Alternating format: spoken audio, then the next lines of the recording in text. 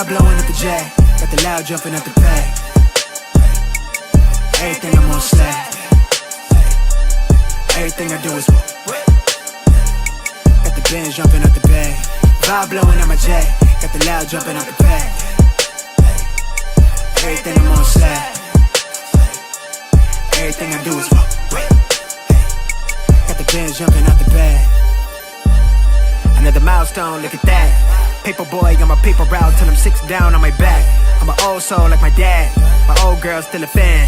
And yo girl at the live show, so don't act like I ain't the man. I'm kicking my feet up, get frank like Aretha. I'm calm but I'm teed up, just flip me a stack. The re-up just doubled up off of the muscle, I stuck to the task. They see me, I'm trouble, I'm bubbling up till it's stuck. And they want me to stay where I'm at. I'm good everywhere that I'm stepping, my presence is crucial. You know that this shit I don't trend. On a big wave, I'm controlling the tide. Snake eyes when you rolling the dice. So with the stakes inside, I could never take another nigga advice. They can't reach the sky, I'm aiming up high. Just wanna know what it's like. Y'all know what it's like, I come from outside of this.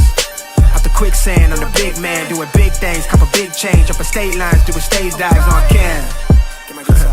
It ain't no limit to my vision. Check the temp, I'm on fire with it. Got the bands jumping out the bag, Prosecco on ice. I'm nobody nice. Go run up a check, demand my respect. I'm doing the most, I never quit. They want me to quit. I'm good as it come, I'm good as it gets. Vibe blowing up the J, got the loud jumping out the pay. Everything I'm on slap. Everything I do is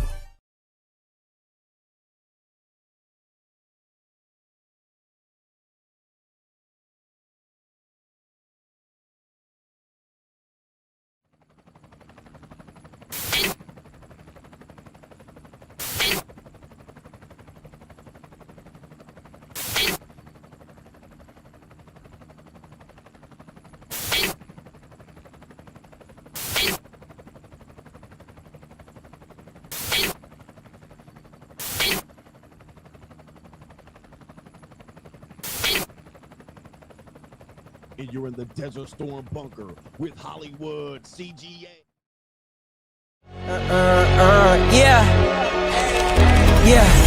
Legends ain't born, they built from the grind. From benches to banners, we sharpen the mind. We sharpen the sword and promise and swore that we going hard and leaving it all on the floor. Hey, yeah, we going hard and leaving it all on the floor.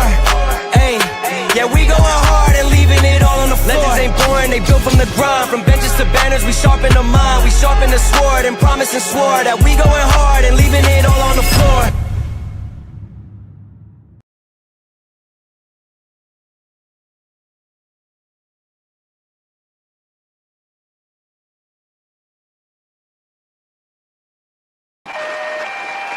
What's going on, everybody? It is Coach Greg Adams back in here with another YouTube live stream. Shout out to the Coach Gang. And that's you. For being in here, being involved, and being active on this YouTube channel. And welcome back to the internationally known and the recognized symbol of YouTube excellence and edutainment. It is the Boss Up Show, part of the Free Agent Lifestyle podcast here on the Free Agent Lifestyle channel. You in here with the Bruce Wayne of this ish, the King of Kings, the King of Content, and the Speaker of Truth, yours truly, the notorious one, a.k.a. Mr. Coachellini, better known as the prognosticator, Coach Stradamus. And you're in the Desert Storm bunker with Hollywood CGA, also known as EWF. That is every woman's fantasy in the whole fucking show. I'm the CEO Nigero of Fixes Binds LLC, the unbinder, the undebatable, the undisputed best entertainment here on YouTube. You can call me Senor Gregorio Graybeard. The ladies love to call me Mr. Third Leg Greg. Also the man with one trabajo. That is the ecclesiastical Mitch Slapper. You're looking at the anointed one. Acknowledge me. The founding father of the After Pill, the junior college sociologist, the Morpheus of the mating matrix, the chocolatey Confucius, the Black Moses, the deliverer, also known as the man that walks ecclesiastically in the spirit of Elijah. I'm the man with more nicknames than anyone in the game. But in case you forget those names, just call me the Immortal. New world order. Poppy Malo, Hentai CGA, Greg Fu Young, Greg DiBiase, the Lord of the Lings. Or you could call me Mr. James Bond, the benevolent monarch, CGA, see God Allah. And you're looking at the reigning, defending 14-time demonetized champion of YouTube. Let's get back into it. We got a great show for you lined up today. We got a famous YouTuber's Latina's girlfriend shows how that famous YouTube has priced you out of dating. All right, we're going to talk about what they're doing over on the Instagram channel that they have. Shout out to the content creator that we're going to talk about. No shade to the guy. He is a Coach Gang member, and he ain't a hater, man. He's a really good dude, and he's got his girlfriend creating some content.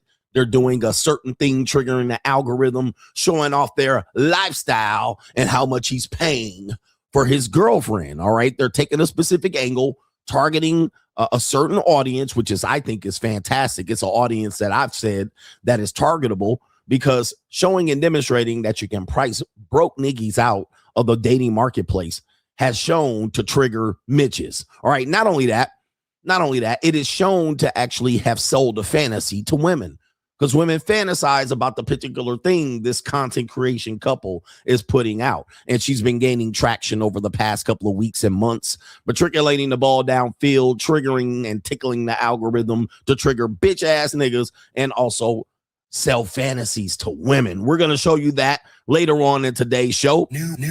Content creation. It's the right type of triggering. It's the right type of triggering. A lot of people try to trigger the algorithm trying to use hate, all right, to trigger. And we see people doing that. And I guess, you know, the incels of the manosphere, they think this is a proper way to do things, but it's old school content creation. It's old school tactics that don't pan out to equal anything financially for yourself. Those days are gone, you know, triggering the algorithm, espousing hate. It just doesn't work anymore. You know, Andrew Tate kinged that out and got everybody, but you even see him tap dancing, and maybe one of these days we'll do some Andrew Tate news. He's going through it legally again. And quite frankly, I think they're treating him unfairly. I'm not an Andrew Tate fan. I'm not jocking him, but I think he's getting some treatment in this one. But of course, several victims have claimed that he's mistreated them, and as such, he has to go through what he has to go through. But at the end of the day, the old trigger the algorithm by espousing hate, it just doesn't sell. It doesn't work anymore. And in fact, these platforms have done a great job of cleaning up the mess of people who think they're going to get famous off of hate. Okay. New. All right. They changed the algorithm, and Gary Vee talked about it. It is the interest media. It's no longer social media. And they've done a great job of presenting certain pieces of content in front of you, whether you like it or motherfucking not. All right. They are putting certain content in front of you that maybe you might be interested in, and they're taking content that you are sure to be interested in and maybe not showing it, particularly if you follow certain content creators and you want to see more of their content and you wanted to see their hate content. Guess what? You ain't going to see it. There's no guarantee that you'll see it. In fact, I've talked about this with my Money Mindset group. My last two most viral videos, 75% of the people who saw that video, they were non-followers. All right. They were non-followers. These were people who did not follow me. So I want you to think about that going forward, which means in effect, you have to have a different content creation strategy going up. And we're going to show you that, talk about that on the Money Mindset coming up this weekend. Anyway, we got a great show for you. Also, we also have, it's an evil world we live in. We also have begging women, begging not only their boyfriends and potential mates. We're going to talk about who they also beg. We have Merc girls on Straggle and Sniggle Theater, and potentially much, much more. But to contribute to today's show, $, the notorious CGA on the Cash App, Venmo, Coach Greg Adams TV, PayPal, paypal.me/Coach Greg Adams. And that is near the top of the description box on the Free Agent Lifestyle channel. And you can super chat by clicking the link on the top of the live chat New world order on the Free Agent Lifestyle channel. Yes, somebody talk about content creators getting deplatforming, demonetized left and right. There was a time that type of content was good. It was good because people were truth telling and telling the truth. But now we've entered into, even myself, the entertainment era of CGA.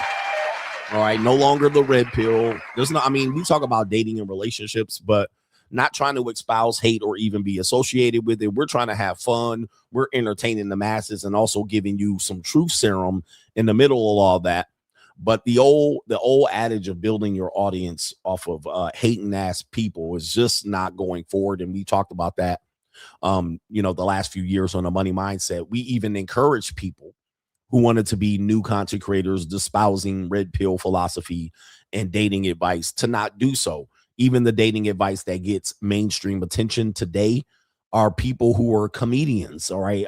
Comedians, and not to be taken seriously. They're really just touching the tip of the iceberg of dating and relationships. They're not really going into the in-depth level of relationships. So it's an interesting transition. But recently somebody shared that a male content creator, it was a white guy. He got demonetized a few months ago. I think he said in October. I checked out his channel, and it looks like he had gained traction in a short period of time, just under two years, maybe about 3 years. And he was talking about recently that he was not generating any income from his channel, which he could have got on the Money Mindset, and we could have told him how to do that. But, grifting, it would have cost him $50. But I said in the comment that they shared on Locals, I said, well, those platforms are only going to let that shit go on for a little bit. If you're a content creator thinking that y'all about to get paid into infinity from the platforms by espousing red pill philosophy, red pill talking points, they simply just going to decapitate you at some particular point. And he was upset that he had hired some family members and he can no longer pay them. And there's a way he can continue this. I'm not going to tell him how to do it. He can contact me. He can continue it because he has momentum. He's built up a nice, solid community of watchers. Typically white guys that espouse those type of dating relationship tactics are going to get a very big audience. And he was doing very well, but he got demonetized. And it looks like he came to the conclusion that he was never going to get monetized again because it takes about 4 or 6 months to review if you're going to get monetized again. And it sounds like he didn't get his monetization back, and he's quite upset about that. And I can understand that. So you guys got to understand that that's what it is. All right. That's what it is. It is what it is. And you can ask Giz, but that's the direction these platforms are going. They're no longer going to monetize that type of content going forward. And just to be honest with you, as a content creator that has been associated with giving this type of advice and talking about these topics, here's the reality. Nobody's saying nothing new anyway. People are just jacking old talking points. Right, Jack. Right? People are just jacking old talking points. You have content creators claiming they're just going to pick up and move to Thailand. Their channels are dying. Right? Their channels are dying because it's hard to monetize that type of content. It's hard to monetize that type of content. So it's they're moving on. You know what I mean? You can't depend on the CPM and the algorithm to push that type of content through, and thus your views are going to decline steadily. And if you depended on these platforms for income, yeah, you know what I mean? And you just thought you was going to, give your spin on things and not give credit. Well, I always told you that's going to be a short route. All right, that's going to be a short route. So it is what it is. He says, I had to, somebody, you get that email from YouTube. All right. And YouTube don't play. YouTube don't play. So you better figure the shit out real good. YouTube and any of these platforms ain't playing no more. So even for myself, you got to have multiple plans and multiple income streams to figure this out. So not shading the guy, but it's happening to a lot of people. The red pill tropes are dead.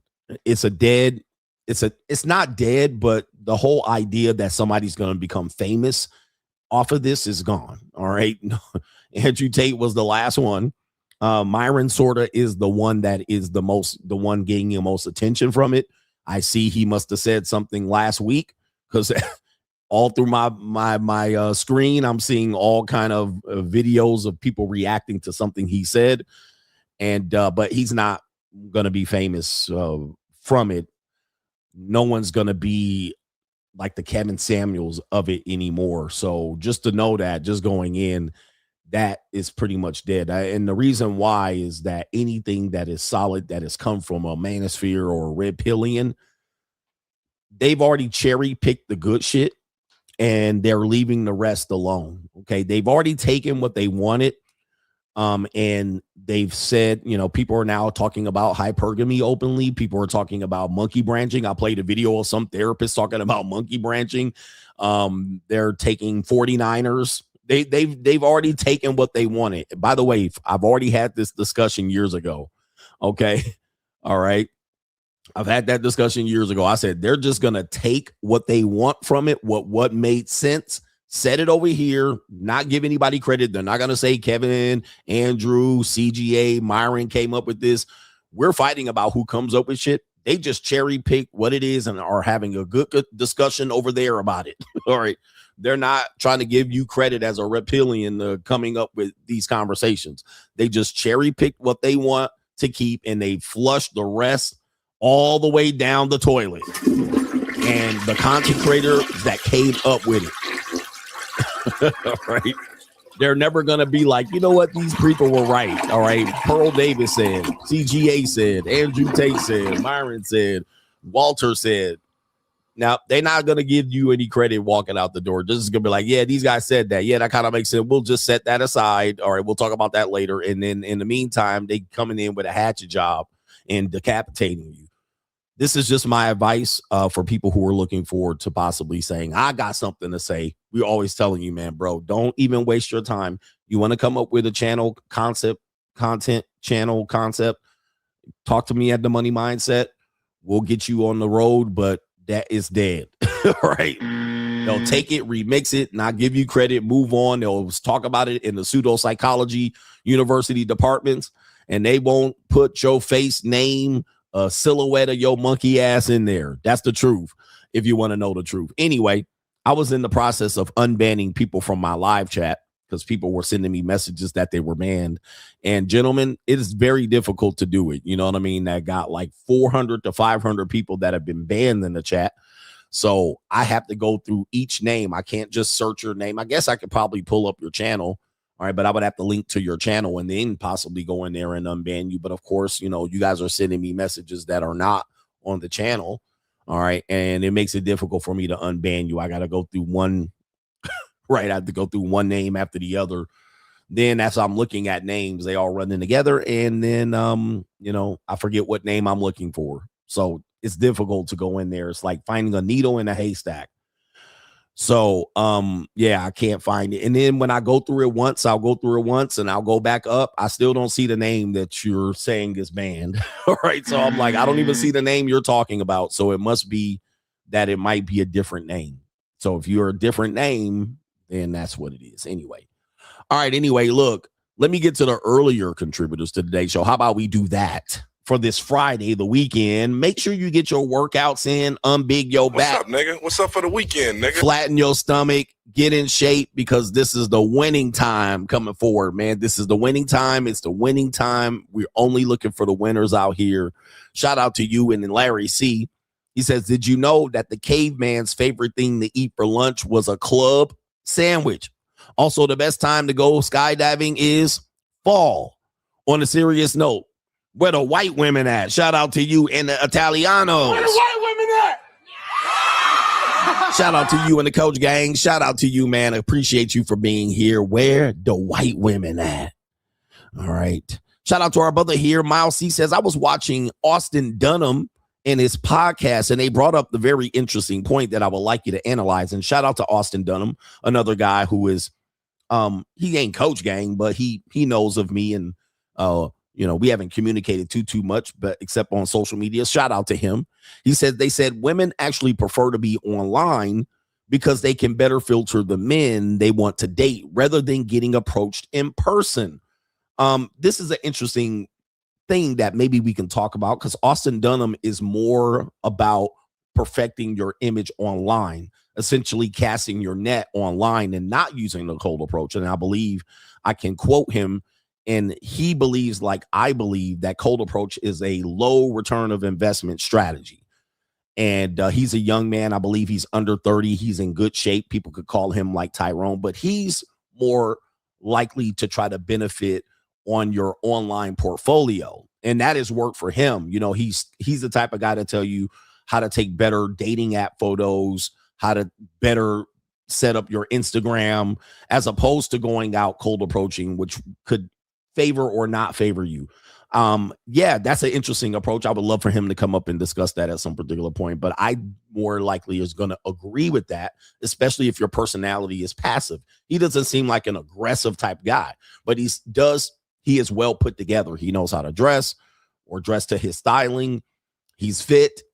He has a financial lifestyle that does all the talking, right? And he says, talk less. I also think that women who get cold approached, by nature of the cold approach, it's a low statistical chance that you're going to get success, especially if you're a bottom feeding ass person. As such, some women will still try to get access to your social media via Instagram or Snapchat to still vet you. All right. And that might be a way that they get out. So certainly women do vet me. They do find my social media after the fact, because I don't lead with my social media. But they do find my social media after the fact, and they do have to find a way to figure out if they want to continue to associate with me. All right. And because they see what they see on social media. Imagine what these player haters saw recently on social media. That's what the girls see when they find my social media. They see me with all of these other women. All right. And they be like, oh, all right. They like, oh, this guy is serious. Oh, there's competition here. Oh, this guy ain't playing. Oh, he got plenty of young bit. Okay. So imagine what the girls see when they see my social media and they finally find it. I've had some girls that I've dealt with for a long period of time. They finally find my social media. They like, oh, shit. Okay. But it does quite change their approach in dealing with me. All right. It gives them a lot of information. Certainly their information, it changes their approach, because they're hoping that there's less competition, where when they show up on my social media, there's a lot more competition than they might have perceived. And they're like, oh shit. All right. So their whole game in terms of trying to run the okie doke on me it definitely changes. All right. I had one young lady, she's from Las Vegas, a 5'2" white girl, and she was trying to do the old okie doke on me. And then she found my social media and she was like, ooh, oof. And she was like, but she still tried to run her little game, but she had to change her game up a lot more. Shout out to Ian Williams, says salute to Hollywood CGA. Shout out to you. Yes, indeed. He says, what's up for the weekend? What y'all got going on this weekend? What's up, nigga? What's up for the weekend, nigga? What you got going on for the weekend out here? All right. Are y'all doing something? Y'all had a good weekend last weekend, popping fireworks. Niggas going missing off of boats. I really feel bad for the parents. I'm not trying to get involved in that case too much, but I do feel bad about the parents. You know, I have a son their age. This kid seems like he was going good places. And, you know, to lose a son like that, it's very, very difficult. I did see an interview with the parents. It's tragic, man. And I hope they get the justice and answers that they rightly deserve, even if the answers aren't what they're wanting. You know what I mean? I want them to get the right answers and the conclusion to this. And I don't want it to drag off too long. I also don't want the public to get too much into it because they're out here speculating and passing on misinformation to trigger you based on their own prejudices and biases. But just take it easy. We'll get the answers. And even if you get an answer, I hope you accept the answer, even if it's an answer you don't like. Shout out to our brother David Torrance, says, thanks for the entertainment. Your mind is amazing. Shout out to you. We out here. My mind trying to get amazing. Plus, I don't give a F. So, you know, I be saying what's on my mind half the time. All right. So that's what it is out here. And I'm probably saying something you want to say, but you can't say it. Press 1 in the chat if that's you. All right. If you're a type of person that watches me and that's you, and you're like, that's exactly what I think, but I can't say it. You got family members, coworkers, friends. They won't accept your opinion. And you like, that's what I want to say. Or how many of you actually hear me and go, I've been wanting to say something like that. I just didn't know how to say it. Okay. I just didn't know how to phrase it. If that's you, press 1 in the chat. You corporate that's you. lemmings sitting at work, listening to these effing normies. Shout out to No Government Name SD, says, every time I see a guy married to a 200-pounder, I hear your voice saying, that's your prize for hard work. Look at that. Free agent lifestyle for life. Thanks, coach. That's your prize. You done worked hard to get to the top the top 30% of men, and all you ended up with was marrying a fat woman. Shout out to the fat women out here. There's some fat women that watches me that I be out here poking on. All right, ain't nothing wrong with poking on a fat woman. People have to understand, people think I don't like overweight women. I don't mind overweight women. You know what I mean? I likes me an overweight woman half the time. I like to be poking on some big old fat juicy cakes. You know what I mean? Like, ain't nothing wrong with it. Ain't nothing wrong with a little bit of love, baby. Ain't nothing wrong. Ain't nothing wrong with a little bit of cushion for the pushing, a little bit of cute in the face and thick in the waist, slump busters, knock knee, cockeyed. All right. I love a knock knee woman to come to the crib. You know what I mean? I'll be outside. Who be outside looking at knock knees? Okay. Ladies be like, what's a knock knee? All right. I love the type of, I'll be outside looking. These women be out here in the summertime with their shorts on, and they got them legs that be out here all cushioned, cuddled up together, and the legs rubbing on each other all day long, sweating in between. And then they get to the knees and you see they legs just go out in the A or an upside down V. Okay. And they feet be turned over on their sandals. Shout out to them girls out there, them big knock knee girls out here. Where my knock knee girls? Normally girls' legs go straight up and down, you know what I mean? And some girls got a little gap between their legs, you know what I mean? Right where the punani is, they got that little gap. You can see right through the a-hole right there. All right. But some of them girls be out there knock knee. Yeah, they body collapsing, you know what I mean? You got to realize how strong the body is for them to be out there running around with an extra 200 pounds on their frame. The body just trying to hold the shit up. You know what I mean? All right. Shout out to them. The body just trying to hold up before they collapse in and shit. It's collapsing inward on them. Knees all coming out. Shout out to my knock knee gals. Where my knock knee gals at? Our BMWs, badly made women. Shout out to them out here. We love y'all, man. Hey, look, they got some juicy stuff in there, man. They got that wet, the juicy stuff, the gushy. It be feeling good. That leg fat be all up in there wrapped around you, and you just be jibbing, and all that leg fat be wrapped around. Shout out to my good. Press 1 in the chat if you got the knock knee. If the knock knee commission is in here, they got that gushy stuff. Ain't nothing wrong with them. We just saying, in broad daylight and shit, we just can't be out there just parading your ass around town. I can't afford to be parading you around town because people be noticing me, man. Let me tell you a quick story here. We gonna get to the show. Trust me. This is the main event. I can't be parading you around because people recognize me in public, bro. People recognize me. So I'm at the strip club with this little hyena that I had in from Phoenix, Arizona. She didn't came down and visited CGA. She trying to put a bid in to be the queen, the diosa, the reina. And I was like, I'll give you an audition and shit. You done paid your way. And, I'm out there, everybody cutting their eyes, broke niggas out here watching me, niggas that think they got baddies watching me. I had one of the baddest bees out here from Arizona. And I'm out here walking her around. We doing this and we doing that. I saw Todd Shaw, Too Short, up in the, I can't say where. I don't want to give up his spot. Running his mouth, trying to do the crispy mouthpiece. I had one of the baddest bees running around here, a 5-foot Latina. And so she's like, I want to go to the strip club. And I was like, let me take you to the strip club. She all on my arm. We all in valet. We go to the strip club. We stop at the Rhino to go see what was going on at 3:30 in the morning to see what the hoes is doing. All right. So we went out there, hoes on the stage, lazily trying to get money over there. They trying to get in my lap. But when I go to the club with a baddie, the strippers, they don't want to come give me a lap dance. And then the ugly ones come over there and talk. So we watching two sisters on the stage, right?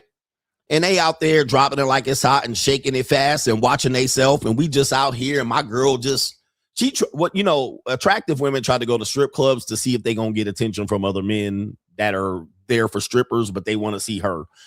very common egotistical move by girls. Oh, they really want me.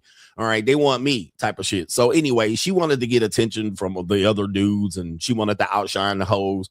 And she out there trying to, I gave her some money. I gave her some ones to go get to the strippers on the stage, and we just chilling.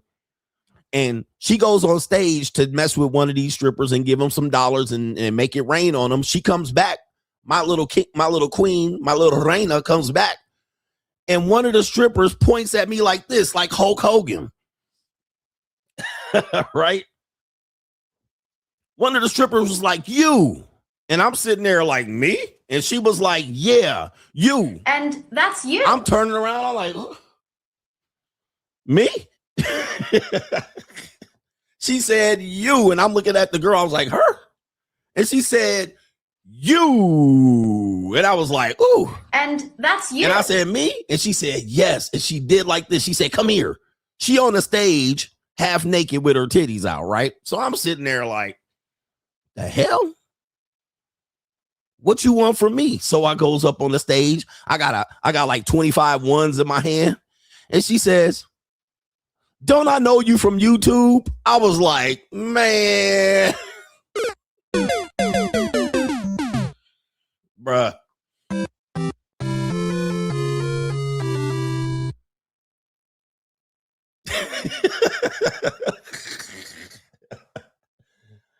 I said, I can't go nowhere. I can't go nowhere, gentlemen. Okay. I'm being watched everywhere I go. I can't go to Thailand. They watching me up there putting ping pong balls up Tyler. Girl, I'm the notorious infamous one. I told you I'm infamous.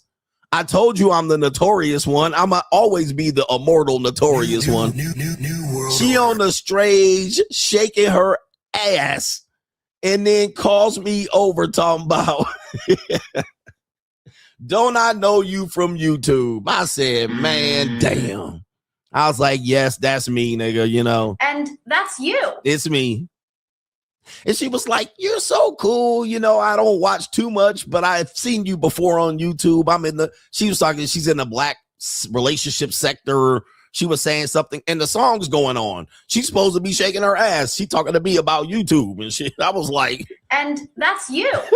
I was like, golly.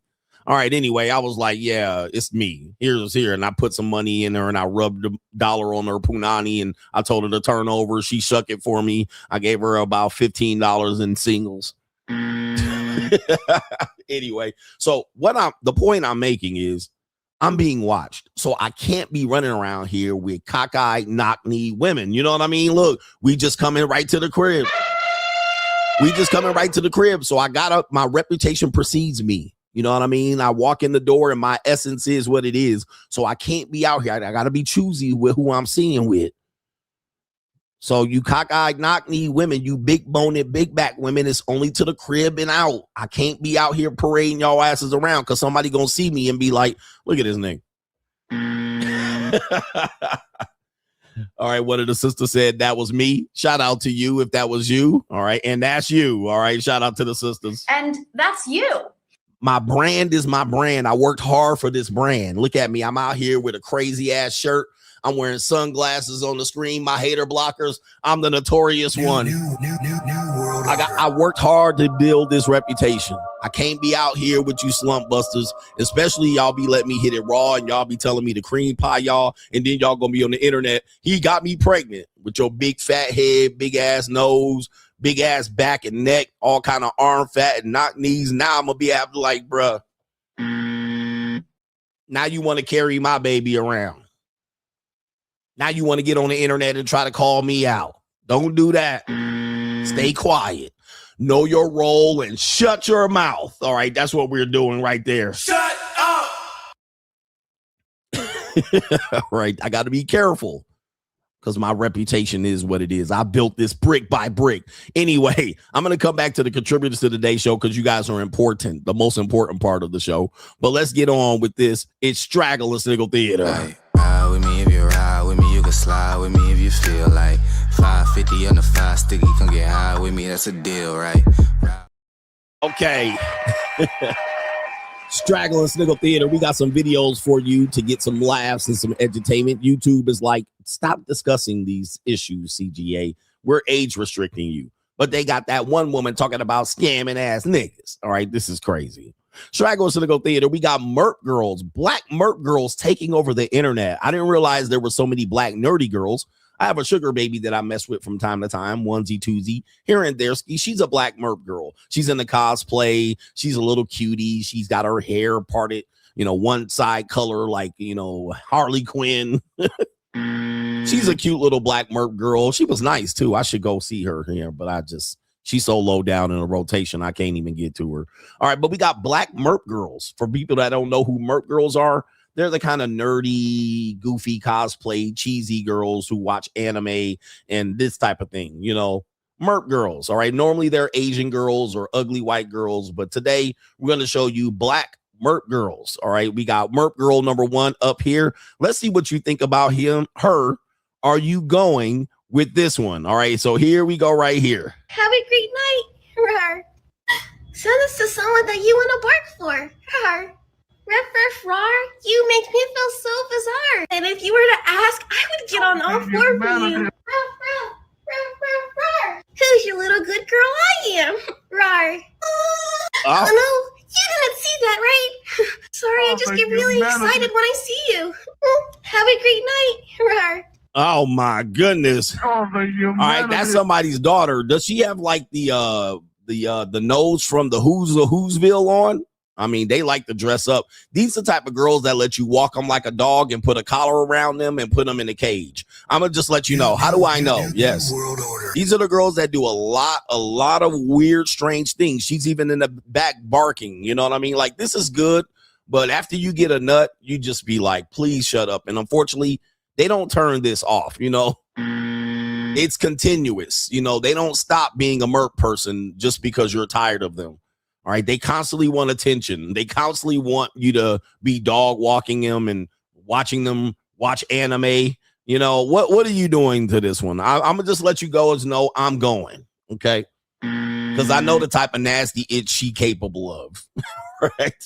I'm going, but I'm going to just tell you, man, she might even get choked out a couple times, but she might like it too. That's the problem. They liked it too. 2 hands. How do I know this? Right, I know. We got Straggle Sniggle Theater. We have another merp girl who is actually doing something very interesting to capture your attention. Let's see if you guys can pick up the interesting skill that she's doing while she's telling you this story. And the story that you're hearing, let me know if you actually hear the story she's saying. All right, merp girl number 2. Here we go. All right, here we go right here. So somebody hit DDG's car. Naturally, he follows them. And he calls the cops because they hit his car and they drive off as if they didn't hit his car. So you would think the comments would be like, oh yeah, I hope you get the motherfucker. No. The comments are like, this is a rich man, by the way. Why are we buying $400,000 cars? Why don't you just buy a new car? I fear you guys have the game fucking twisted. I fear you do. Because we just looking at the booty. We're looking at the breast. We're looking at her neck. We're looking at her feet. We're looking at her. No, I ain't looking at no feet. Man, ain't nobody looking at no feet. You don't looking at feet? I'm looking at feet. All right, who going? All right, this is pretty interesting. I mean, I'm trying to figure out how she's doing this. The comment section going litty on this particular post. All right, I don't even know what she's talking about. I don't even know what the conversation is about, but are you meaning to tell me because he's rich, because he can buy a new car, somebody can hit his car and he should just let it go because he's rich? Oh no. No. I don't care if I was fucking Beyonce rich. Beyonce put a ring on it rich. You hit my fucking car, whether it's a $10,000 car, whether it's a $400,000 car. Right. It's not important, but this is an interesting. I'm going to see if she has an OnlyFans for sure. Oh, who the hell was that? All right. I'm going to see if she has an OnlyFans for sure. Let's go ahead and click for research purposes only. Let's see if she has an OnlyFans. She doesn't have much of a Instagram following either. She only has 8, 9, 10, 11 videos. All right. Only 11 videos on her. Yeah, I tell you, man, who's going on that one? All right. Damn, you should see this white woman. That's the next video. All right, but who's going on that one? Press 1 in the chat if you're going. All right, I figured she would have a OnlyFans. Maybe this is her backup account. All right, but shout out to her. Good luck to her in her pursuits, whatever she's trying to do here. But she definitely stopped and caught people's attention. Interesting. All right, interesting. What do we got here? We got Straggle and Sniggle Theater. We have a gentleman that says, a black guy that says he needs help finding a particular type of woman. What type of woman? It's a black guy. It's a black guy. He wants help finding a particular type of woman. And he's saying, this is a skit, he's saying that he can't find them in his area, but he's talking to one on this website right here. What type of woman do you think Unc needs help with? All right, there you go right there. Unc asked for help finding fat white women. Okay. All right. I mean, this is a skit. He's playing the Unc right there. He needs help finding fat white woman. I mean, he's got one right here. All right. So there's one online. I guess this is the Monkey app. So let's hear what he has to say here. Find just one in your local area. Ain't no fat white women in my local area, or else I wouldn't be asking you. Why not? Why is there no fat? Because everybody in my local area exercise. That's the problem. It's too many gyms around me. I need there to be more McDonald's or something. Oh, okay. Why do you like fat people? Why do I like fat white women? Yeah, why do you? It's the smell. Back in the day, I was poor, and so we ate hot dogs all the time. And fat white women smell like hot dog water. So it reminds me of my childhood. Is this the real answer? Yes, sir, it is. I went to therapy for this, and that's what I came up with. Dang, that's crazy. Yes, sir. Are you looking for a fat white woman to marry? No, I have a wife. All right, they never want to. Skinny black dude, big white girl. Skinny black dude, big white girl. Listen. Skinny black dude, white girl. Skinny black dude, big white girl. They never want to. They will tell you fat white women or fat women are their preference, but they'll never marry them. Yeah, that brother's starving. All right, they'll never marry them. They just want to feel that gushy stuff. That's all they want to do. All right, even if she blonde hair and blue eye, they're like, marry? No, thank you. Yeah, that brother's starving. All right, but smash? Yes, smash. I don't want to marry no fat white women. They're not part of my culture. Oh, so you're looking for someone to cheat on your wife with? I don't cheat on my wife. I have fun with other people. You see, you got to change the words that you use, sister. Sister. Yep, she don't know what to say. And where's her lips? Skinny black dude, big white girl. Skinny black dude, big white girl. Skinny black dude, white girl. Skinny black dude, big white girl. Yep, there he is. Yeah, that brother's starving. All right, she want to go. She want to go do monkey stuff with him. She want to go over there and do monkey double backflips. She looks skinny from here. I'm going to just tell you, bro. But look, at the shape of that noggin, I'm going to tell you, there's some muffin top down there. I've been with my share of these white women, man. More than you can count on several hands.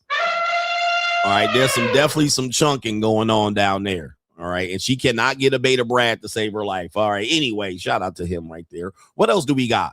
Straggle and Sniggle Theater, and we say this all with humor here. Straggle and Sniggle Theater, we have a guy out here that says that, well, he likes hoes. All right, he likes hoes. We all know that men like hoes. But here's the thing. He's mad at you guys for trying to ruin his opportunity with said hoes. All right. So you know what I'm saying? Like, you know what I mean? Like, what'll happen is, and we've all talked about this, we actually fear this. It's like when we're with a woman and we go to Baltimore, we go to PG County and we go cuff one of the women that you knew were in these streets, right? In these streets. And then when I cuff her, go to the crib, pick her up, roll out the red carpet for her, take her to motherfucking Zaxby's for chicken fingers and Texas toast. Y'all want to tell me that she a 304. Don't mess with her, coach. She a 304. Everybody on the block had her type ish. Then you say I'm simping for her, but he has an actual message for the type of guys in this situation. So let's take you to the video right here. He said, look, this is what he said. He says, when you date a chick that's been around in these streets. Okay, here we go. I'm letting y'all know I'm dating her now. I know she been around the block a couple times. A couple of guys and hit her. It's my turn. Just show me some respect. Let me do my thing now. I'm letting y'all know I'm dating her now. Let's I know go. she been around the block a couple times. A couple of guys in hit her. It's my turn. Oh. Just show me some respect. Let me do my thing now. Oh, okay. Oh, I see. Okay. Oh, you know, I actually feel I understand what he's saying here. I understand. He said, I know it looks like I'm doing too much for this woman, but it's just my turn. Let me just look. You had the controller. Y'all all did what y'all did. Y'all simp too. But don't try to ruin my fun. It's just my turn. Don't come in here try to tell me what I shouldn't be doing. Let me have my chance. Oh my goodness. He said, I get it, bro. It's gonna be the next man's turn. Don't come over here ruining my shit. Hey, look, I can get with that. I can get with that. Look, I'm just let me do me. I got to do what I got to do to get what everybody else done got. Let me get in. Don't be trying to call me a simp and you doing all this and you doing too much and you tricking and you overpaying. He's like, yeah, whatever. At the end of the day, it's my ups. It's my at bat. It's my at bat. Yeah, I got to do what I got to do to get to the booty cheeks and let me just have my fun. I love that, man. Shout out to him. I'm letting y'all know I'm dating her now. Yeah. I know she been around the block a couple times. A couple of guys in hit her. Yeah. It's my turn. It's my turn. Shout out to him. You know, now that you talk about it like this, now that you put it this way, it makes sense. That makes sense. I can respect that. Don't be trying to ruin it for him. Man, you out here with the goddamn town bicycle. Bro, you don't think I know that? You don't think I know that? All right, shout out to this guy right there. He actually making sense the way he approached that. That's the practical approach. And Straggle Sniggle Theater, we actually have to end it on our most favorite song here. We did not get a copyright, so it is our time now to celebrate the weekend with the famous new hit, Mr. Tigger. All right, let's take you to it since it's that time of the week. Let's rock out with our socks out and act like we got girls in front of us with our you know what out. Let's play the hit single, Mr. Tigger. Give me the phone and it'll be over. Mr. Tigger! Mr. Tigger, get off of her now! Mr. Tigger! Mr. Tigger! Mr. Tigger! Let's go. It's the weekend. Y'all worked hard all weekend, fellas. You worked hard all weekend. You deserve a break today. Let's get it. Get on the dance floor. Let's go. Get it in.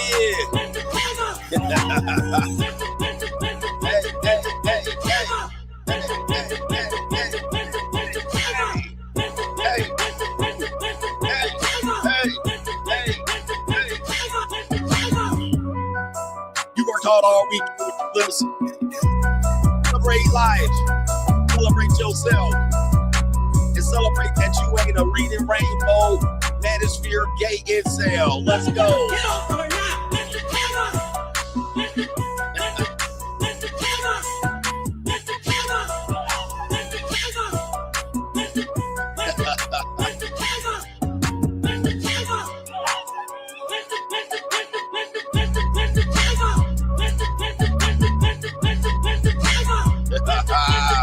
Let's go. Yeah, Mr. Tigger. One more time. Run it back. Let's go. Mr. Tigger, get off of her now! Mr. Tigger! One more. Celebrate the weekend. Let's go. Come on.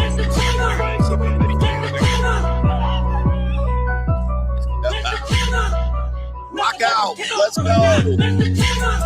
Rock out with your socks out. Like you in front of a woman with your out. Let's go. Let's go.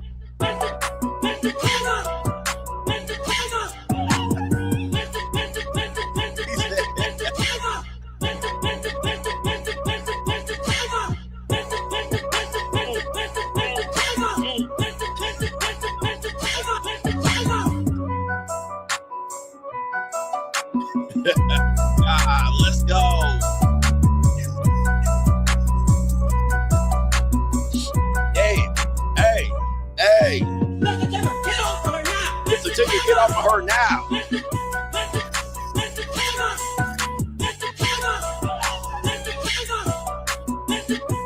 go. That's the one right there.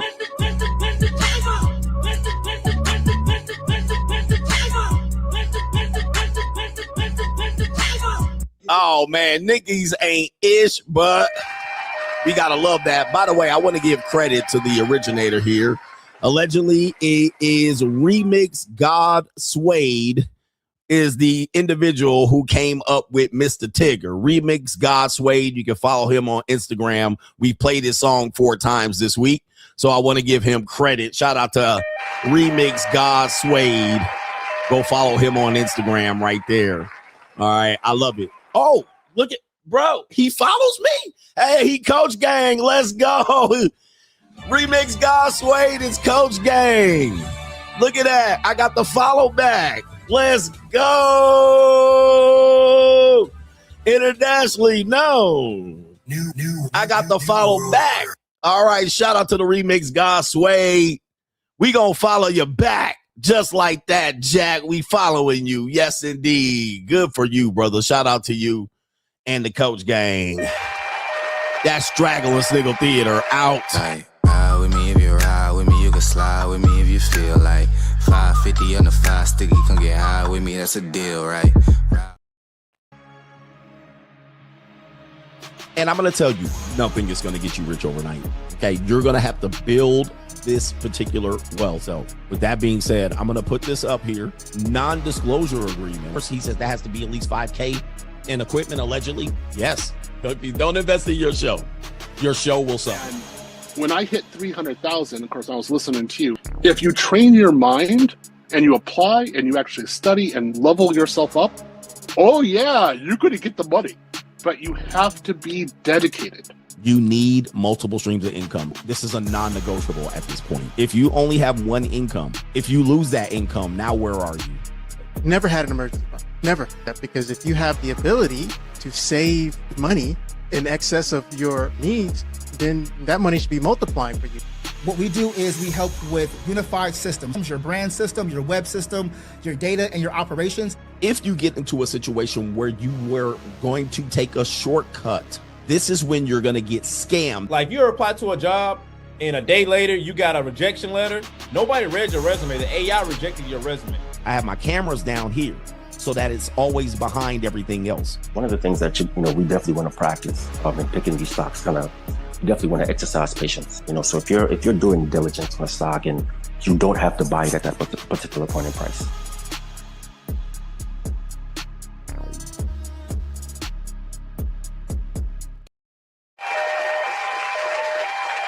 Shout out to Jay McGee says, what's up? It's Friday. It's payday. Hit me with the Kaylee. Oh, Kaylee, where you been in my life? Hi, my name is Kaylee. I'm a blonde. I have no tits. I make boys fall in love with me. They always throwing fits. I like being single. No, I've never been cuffed. These boys want a relationship, but I'm just trying to. Shout out to Peter P. He says you were right. P is for Paul. Shout out to Peter P. is in the building. Appreciate you, man. And the other McGee brother, Daniel McGee, is in the building. We got our brothers, Daniel and Jay in the building. One of these niggas flies an airplane. I think it's Daniel, or it might be Jay. Shout out to Catfish has chipping in for the pizza party. We in the building. Pizza party on y'all. Meat Missile. Paul says, happy weekend, coach. Just closed another flip property. Fed it. He says, feed it in my CG. Shout out to you, GC. I'm not sure what that means. I'm going to give you the what that means on that one, but What that mean? He says 2.5 month turnaround should clear 100K. Boss up, man. I love the aggressive property flippers out here. Y'all gonna have to teach us a course, but you got to be on the game. I know some people who flip properties and they do very, very well, but you're gonna have to know how to work the system. Don't get your ass out there and you don't know what goes on out there. But shout out to my property flippers out there. Only a 2.5 month turnaround. You gotta love it. 100K should clear. And that's a co-sponsorship. Shout out to you, brother. That is Meat Missile. Hey, man, you want to turn that as fast as you can. He turned it around. He did the rehab and flipped it. I hope he did a little bit of rehab. He rehabbed it and flipped it. 2.5 months. Flipped it. and an extra 100K in profit. Let's go. I want to be a house flipper. Like that would be my next career, but you got to have a stomach. I'm going to just let you know, you got to have the stomach. Do you have the stomach? You got to have a stomach. That shit is not for the queasy stomachs. You got to look at money completely different. You can't look at money like a normie and flip houses, bro. You got to have a stomach. Okay. And you got to have your shit in order. You got to have Mexicans on tap ready to do. Not Mexicans. All right. The Mexicans are like, why us? You got to have organization, organized chaos. You got to be able to look at something and the property sit on the marketplace 5 months, and you got to have a stomach. Do you have the stomach? Who got the stomach? Anybody a house flipper out here? He said house flippers are scammers, just like car salesmen. How you scamming? They literally fronting money, right? They front money. They putting up $250.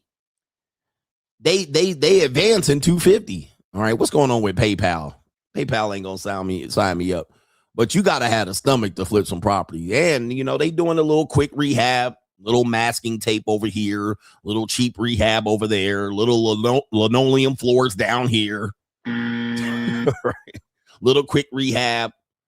Yeah, half-ass repairs, masking. Not our brother Meat Missile, though. Not him, pause. He's doing right rehab. He's going right in for the goddamn granite countertops. He's not masking anything. He's doing right and proper rehabs. He's not hiding crack foundations. He said cardboard and duct tape. Not our guy. He's not using cardboard and duct tape. Anyway, I don't know what he's doing, but look, man, let him ride. He's actually fixing them properties up right and exact. All right, what's going on with PayPal? Damn, hit me with PayPal tripping. All right, anyway. They're accusing you of cardboard and duct tape, brother. Stand up for yourself in the chat. All right, he getting 100K. He getting 100K for that shit. Look, man. Look, it's all love. Our guy is an honest flipper. He is not using cardboard and duct tape. All right, anyway, but you want to definitely have somebody. What's going on here? You definitely want to have somebody, an inspector, go over your property with a fine-tooth comb if it's a flip. Just as a precaution for people who are buying. Shout out to MF and Jones. Just said, just a heads up, Coach, by the time you read this, I'm already asleep. I just got off of work and it's my weekend. He said, this is my second week doing something. I can't view the message because PayPal bugging me the hell out. All right, but go to sleep. Shout out to MF and Jones. Get some good sleep out here. I know you've been working hard. All right, anyway, shout out to y'all. House flippers catching an L today. What are we doing? Let me see if I can refresh the screen one more. I think we got some Cash App love. It is Jessica. Jessica Good is in the building. She said, shout out to my man, my amigo, my padre, my papi, Esco Esquilin. Watching you together. Shout out to you, Jessica and Papi Esco. Shout out to you. All right, I don't even know if they're Mexican. Esco sounds Mexican to me, but shout out to you, Padre. Papi Malo is in the building. Shout out to you and Jessica. Do y'all fuck in between? Like, are y'all fucking in between segments? What are y'all doing when you're watching me for 5 hours and y'all be like, all right, let's fuck? I'm pretty sure y'all be touching y'all stuff. You can't just be watching me for 5 hours just looking at the screen. Just depends on how long y'all relationship is. Like, if y'all have a new relationship and you just be sitting there and her feet is out, she in her booty shorts, she just dropped that neck just out of nowhere. You know what I mean? Like, yeah, get here. All right. Yeah, oh, that shit is funny. You know what I mean? As her head pops up, get back down there, Jessica. All right. All of a sudden, you be like, just flip over real quick. All right, grab the pillow, bite the sheets, bite the pillow. Just get one in real quick, just like, all right, get one in. Yep, and then and then you fall asleep. And she watching me still like, get him, daddy. All right. She watching me like, yeah, let's put this nigga to sleep. Get him, daddy. All right. Is that how y'all do it or what? I don't know. Fill me in on it. Tell us a little bit. Maybe we can make it a story and all that. But I can't just see y'all watching me for 5 hours, like laughing and sniggling. All right. Anyway, shout out to y'all watching me on your day off. I don't know where you're watching me from, but we're glad to have both of you. Somebody need a job out here. One of y'all need a job. Okay. Anyway. What are we doing here? YouTube doesn't like when I talk like this, by the way. Shout out to our brother here. It is James E. Cornett, our brother, our Las Vegas brother. He says, watch King Keto's video, RIP to Connor Murphy. He took him under his wing 8 years ago. They made so much money together. Things were going great. Connor trying. I don't even know what that is. What is Ayahuasca? It caused him to lose his mind, and that's what led to his demise. He's a cautionary tale on saying no to drugs, man. Shout out to you, man. No drugs. No drugs, man. I don't understand. I've never understood drugs. All right. People used to try to offer me drugs. I said, I don't want drugs. I am drugs. I'm enough drugs by myself. I mean, anytime I've thought about taking drugs, it's just been an instant no. I've seen people, I had a relative, an aunt that died taking drugs, like died in front of her kids. Rest in peace to my aunt. All right. But that was many, many years ago. She took a hit of some drugs and it was bad and died instantly. And her kids found her in that condition. I just don't understand drugs. I don't need to be psyched out and high or low in that situation. So especially the people who try to offer me drugs. Like, they're never people who are really concerned about me as a person. It's always a stranger or somebody I don't know very well. Here, try this. Like, so I can't even see how your lifestyle is and how you fucked your life up trying to give me something. So it's never somebody I care about or who cares about me offering drugs. It's usually some party, a stranger, somebody I don't know very well, which means, in effect, take that into consideration when you are out here considering doing these type of things. Even people will tell you it's natural and shit. And I'm like, so what? Right? There's a lot of things that are God made or made naturally that is not good for you. So I don't participate. I don't partake. There was even a rumor somebody that you guys know and care for very dearly had been experimenting as recent as of his death. And I would say, based on lifestyle choices, I could see it, niggas trying to stay up late, right? You need to do what you can to stay up late. You got to be careful. You got to be careful with this. You say no to drugs. Say no to drugs. That's our message for today. He said rattlesnakes are natural too. Yeah. No, thank you. No, thank you. I'll just drink sugar. I don't know. He said venom is natural. Licking toads. Yeah, it's gotta be. And I have to say, man, I don't need to go crazy like that. I don't need to go crazy. I don't need to do all of that shit. This is terrible. It's terrible. And then I've never seen people actually do better long term from these things. Short term, sure. All right, you get high, you get to stay up, you might get some extra energy boost, you might have fun. You know what I mean? Like, I see it. But long term, I do see negative things. Once they keep doing it long term, you do see that your money gonna drain out. It never is a good story after the fact. It's never like a great story. Like, man, if it wasn't for the Ayahuasca, if it wasn't for this, I wouldn't have became the person I became. I'm gonna say no. That's a no for me, dog. Anyway, we got some more conversations to have here. We got a fun assignment. Here. This should be fun. Remember, it's Fun Friday. We're not taking life too seriously today. If you're in your red pill rage, please leave the stream. We're not here for no incel red pill rage content today. We're going to have fun based on geography. You guys know we like geography over here. And so this is our fun assignment of the day. All right, we're going to take a vote. This is where you contribute to today's show. We have this proposed video here. I guess this is a diagram. They have crossed intersectionally here. They have cut off and made the United States into 4 geographical regions. All right, 4 geographical regions, A, B, C, and D. You guys can see this on your screen. And if you're listening and can't look at the screen, the A region is the Pacific Northwest and many of the flyover states, populated heavily by white people.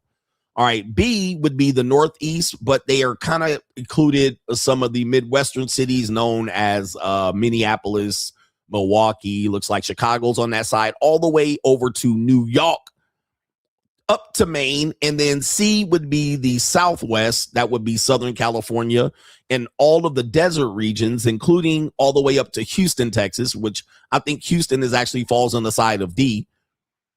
And D would be Houston, Texas, all the way east into what we call the Atlantic coast in the South. All right. And the deep, deep, dirty South.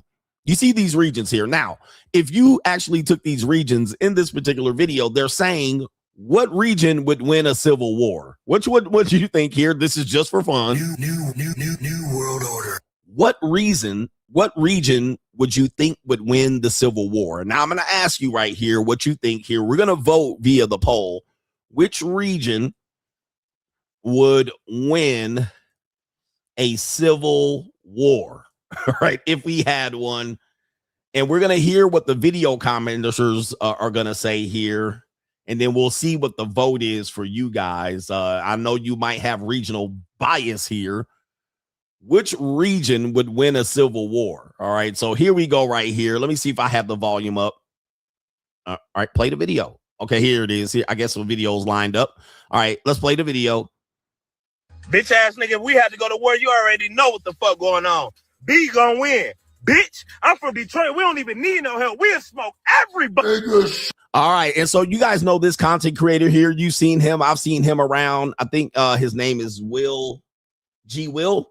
All right, I've seen him around. He's got some funny shit going on here. But the guy previously said that B would win. Okay. B would win the Civil War. That would include Minneapolis, all the way east, including Detroit, Chicago, Des Moines, Iowa, Milwaukee, Columbus, Ohio, Cincinnati, and Cleveland, Pittsburgh and Philly, New York City, all the way up to Boston and Maine. He says B would win. What do you think?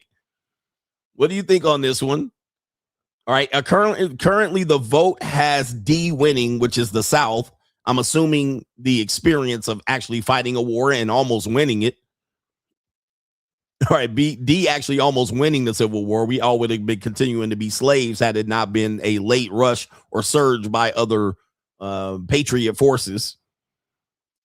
D is running away with it. Now, the guy that is going to react to this video, he has another way to look at this, and let's see how he looks at it. Let's see how he looks at it here.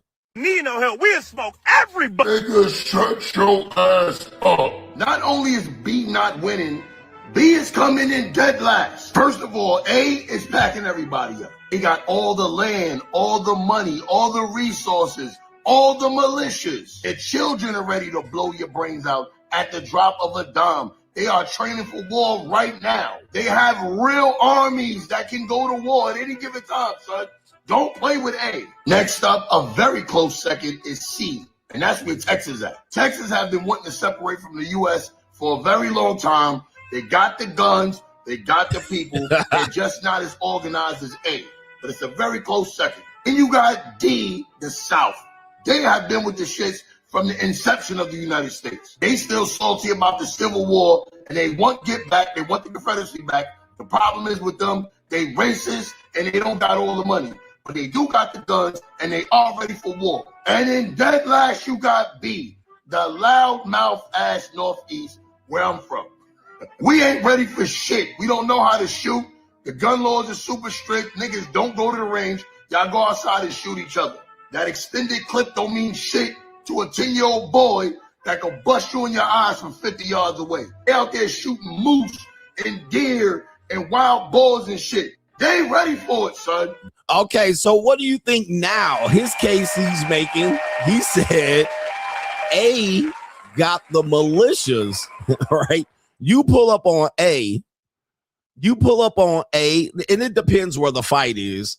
But A has the winters, and then they also have the kids like this. All right, this is what the A has. I gotta be careful, but this is what the A's kids be growing up like. You know what I mean, Sean? Word up. All right, so this might tip the scale here in terms of what A has trained their kids up. Also, he said that the C region, which includes most of West Texas, West Texas is where the real killers are. Amarillo, Lubbock, San Antone, all the way down to Corpus Christi, all the way up into Austin and whatnot in Dallas. Who knows? I don't know. That's an interesting thing there. I don't know. I don't know what to think about that. When I see his point, I see the other people's point. I don't know, man. The other people depends on resources too much.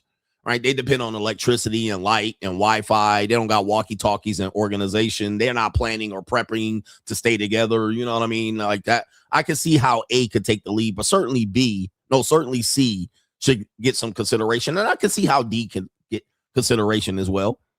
All right. That's an interesting one. Right here, D is the one who won over here on the show today. D, pause, is the winner in this particular episode. City boy! City boy! Not the City Boys. All right. Not the City Boys. Somebody said B's coming. He said B's coming in dead last. Everybody in the Northeast in the middle. I'm from Detroit. Dead last. All right. I'm from Chicago. So B's coming in dead last. All right. Shooting your gun sideways. Niggas can't breathe because they vaping. I don't know, man. I don't know. That's an interesting one. Perhaps we may see this play out in one of your lifetimes, not mine. Let's go. We got FU boss up real quick. Let's matriculate the ball downfield. Boss up, nigga. Who believes people should be humble when they're successful? Who believes people should be humble when they become successful? Well, I've heard this before. Coach, man, I used to like Coach Greg Adams, but he became successful and he's arrogant, type shit. He should be more humble. In fact, I was rising up. People say, don't forget where you came from, CGA. Stay humble. We hear this a lot of times, and we don't hear it mostly from successful people, right? Successful people are never telling other successful people to be humble. It's normally unsuccessful people telling successful people to be humble. Right? You know what I mean? You never hear people at the top going, you know what? Make sure you just stay humble. Never look out for yourself first and give back to the community. It's never that. It's always people that are leaving you. And as you're leaving the barrel, the crabs are telling you, we see you leaving, just stay humble. All right. So we have a guy that actually believes that, no, if you make it in life, you don't have to be humble. We have Vietnamese Ricky Tan that has a message for us, telling you to not be humble when you become successful and make it in life. When people be trying to tell people to be humble, hell no, this shit don't work like that. If you done made it to the top, if you done went through all the trials and tribulations to get where you at, you done struggled, you done fought, you done went through hell and back, I say don't be humble. Okay, if you got stabbed in the back, if your friends did you dirty, if a bitch done did you dirty, if a guy done did you dirty, you know what I'm saying? You done rose up to the occasion, you done put everything to the goddamn side and put yourself first in the ground first before everybody else, and you done made it to the goddamn top, you done accomplished all your goals, I say don't be humble. Why the fuck would you be humble? If you done went through all that shit to get to where you at, why the fuck would you be humble? That shit makes no goddamn sense. Okay, you not about to tell me how the fuck I'm finna act. Okay, when I done went through hell and back, you feel me? So stop that. I hate when people be trying. All right, shout out to him. We didn't know. For the people listening on the podcast, he's indeed looks Asian. He got the flat head in the back and everything. Slant eyes. He got the little crusty mustache. He definitely Asian. All right, shout out to him. All right, he's Asian. He's not from Memphis. This is not a Houston guy talking there. He's definitely Asian. All right. He said, don't be humble when you done fought your way to the top. People that stabbed you in the back, they was scrambling and scraping for shit. They was telling you to not make it. They was telling you to give up. They was throwing up all kind of roadblocks. All of that. They said, no. Once you make it out and you climb that ladder and you get to the peak of the mountaintop, do not become humble. All right. What city do you think he's from? All right. That definitely is a Oakland long. Oakland long. All right. That's how they talk in Oakland. They be hanging out. And as 2 Live Crew says, I'm always strapped when I'm hanging out. All right. But me too. I believe he's right. I agree with him. I'm like, bro, when you actually do what people don't want you to do and you just keep pushing and pushing and pushing, just staying humble don't mean it. That's crazy. That's crazy work. Like, why? I don't get it. And then we got one crime and law CGA, and we'll go check on the super chats. If not, we'll go over to It's the Evil World We Live In. Actually, that should be in It's the Evil World We Live In. And we'll put it on crime and law CGA. Fuck it. Crime and law CGA. We don't need the whole damn intro. It's only one story, and it's an update. We had a lot of crime this week, so we do have to take a break, and tell y'all it's just criminals out here. Okay, criminals. Crime and law CGA. We have an update on the man who we saw his Pookie rotation. We talked about him yesterday. He was the guy that allegedly his girlfriend or wife went out of town, and Mr. Do-Rag, Captain Do-Rag, was pulling in scab-peeling skeezers left and right. Remember this video? We talked about this. All right, crack fiends and meth addicts, and look at this, skinny Tata Alicias and Bonnie Queens. His rotation was crazy. Let's go ahead and take the volume down. That's him. Do-Rag bringing in definitely corner store slags. Look, they lighten up crack pipes right there. Allegedly, he coming in. This is his rotation. And we talked about these I get it for free niggas coming in here telling you they get it for free on the free ski. But you see what type of biatches they be out here with. All right. Nasty women that ain't took a shower all day. Yeah, there they are right there. Slags. All right, there's the little weed joint that he about to go pop off. Slags. Do-Rag, do-rag ass nigga. Look, I get it for free ass nigga. Greyhound bus stop 304s. Lot lizards, slump busters. Look at him. I get it for free ass nigga right here with the crusty beard. Look. Coach, man, you a trick. These the dudes that call me a trick. These the dudes on the internet that be saying I'm a trick. You ain't got to pay. It's for on the free ski. These guys right here. Where's this bum ass? Look, scratching his head. And upstairs coming up, gordita, whole torta. Let's go. He look. Slum busters and knock. Look at this. And who's this is look, he don't even want to kiss her. They bring me food. They buy food for me. All right, my girls bring me food on a plate that I don't got to pay for. And look at that. Wowzers. Goodness gracious. Look. Oh, the humanity. Look at this, bruh. This woman has got to be 60 or 55 years old. This dude got to be 60. Yeah, that brother's starving. I get it for free, coach. I never had to pay. Punani free. All right. What kind of food she bring? She brought that right from her house after feeding her grandkids. And she don't even look like she got teeth in her mouth. Look at the profile. And them braids is cooked. Them braids are cooked. Oh my goodness. Look at the look at the hump on her back of her neck. Yeah, that brother's starving. Oh man, this the girl that she pushed the taco truck in through Houston. She pushes the taco truck through Houston, not the hand truck, not the whole old roach coach. Like, this is what I'm talking about. These niggas. Well, apparently he has found out that he's been made here, and he is upset that I've been talking shit about him on the internet, and people have been trashing his mate selection on the internet. Apparently, we have surveillance video of him taking proper action to make sure he doesn't get caught again. Let's take you to the video right here. Let's see what we got. He noticed that there's a ring camera exposing the hump. And oh no. Oh, it's the neighbor's ring camera. Flashback. Wait a minute, sir. Hold on for a second. Wait. What the hell? Oh my God. No way.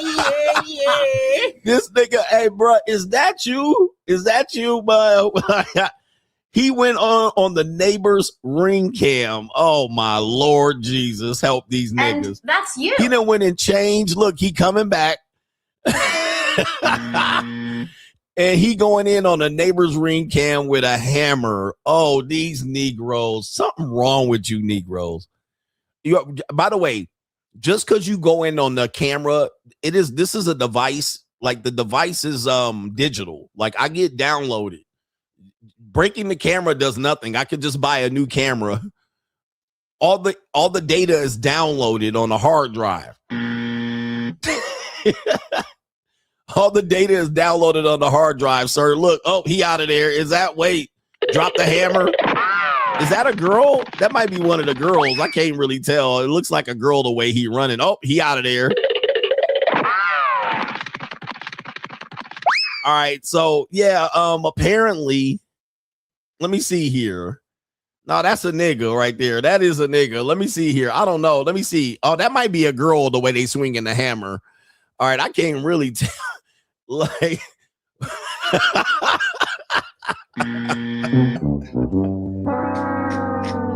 yeah, that might be one of the females in that situation. Wowzers. Unbelievable. And y'all live around these low frequency, low IQ niggas. You guys live in one of these low frequency. That might be him with his bitch ass. All right, look at this. Like, what in the world? Then came up the stairs. I can't really tell. I do see some braids in the back. All right, but that might be the dookie rag. Look at that hit. That might be the female hit right there, but unbelievable. Unbelievable, man. Yeah, one of the females got caught by one of they niggies. All right, so let me see. That's a very skinny girl. So let's say it was a girl. It might be one of these girls, the culprit right here. This one, right? This one's a very skinny girl right there. I don't know. Okay, that was one of the girls. It's not. It might be this crack dope fiend girl right here, but I don't think she's that tall. There was definitely a tall, leaner one. Oh, man. That's crazy work. It ain't this drag right there. Like, what is going on? This is the black community y'all want me to defend. Coach, man, them your people. Those are not my people. I stand on that, bruh. These are not my people. These are the lower rung of society. I have zero connection to these niggas. All right. And by the way, just so you guys know, let's put this back on the screen. Yeah. The real problem is niggerism. That's the real problem. That's always the real problem. As a matter of fact, speaking of the real problem is niggerism. The real problem is niggerism. That's the real Since problem. we're doing good matriculating the ball downfield, let's go check in on Pastor Manning to see what kind of information he got for us today. Pastor Manning, do you have a message for our group today? Because our group is definitely always listening. And I want to give you some shine here on Crime and Law CGA. Give us a message, Pastor Manning. Who had the slightest inclination to vote for Mondami. There's something wrong with you. There's something wrong with you. You sick. Mondami had a celebration down in City Hall of all the immigrants, all the Muslims, all the immigrants down there. No niggas. Here's a man that hates the Constitution and that which makes us Americans. He's a Muslim, for crying out loud. He's a jihadist at core. His wife is a lesbo jihadist, Hamas supporter, intifada believer. Humanity. Here you nigga talking about Mondami gonna give us a free bus ride. Hell, it doesn't matter if they're handing out free sandwiches in hell. I ain't going. Nigga, are you crazy? You get a free bus ride. Don't get a free bus. Get your ass a job. Get a job, nigga. Go to work. Free bus ride.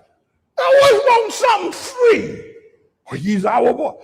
All you got to say to get a nigga is say, we got free food. And that nigga talking, we have free grocery stores. You should have seen the niggas jumping up and down. Won't work, don't got a job, can't hold a job, ain't got no money, don't have no security. But Mondami gonna give us a free food. Damn! I don't need you to give me no free food. I buy my own. There's something wrong with black folks. This got Moses in trouble. You think I shopped him? Sell out any nigga who had the slightest inclination to vote for Mondami. There's something wrong with you. Hey, let's go out here. Shout out to Pastor Manning out here. Y'all not ready. He said niggas always want something for free, and they will sell themselves out for something as long as it's free. He said, I don't want nothing for free. I'd rather pay for my own food. Get a job, nigga. Go to work. Yeah.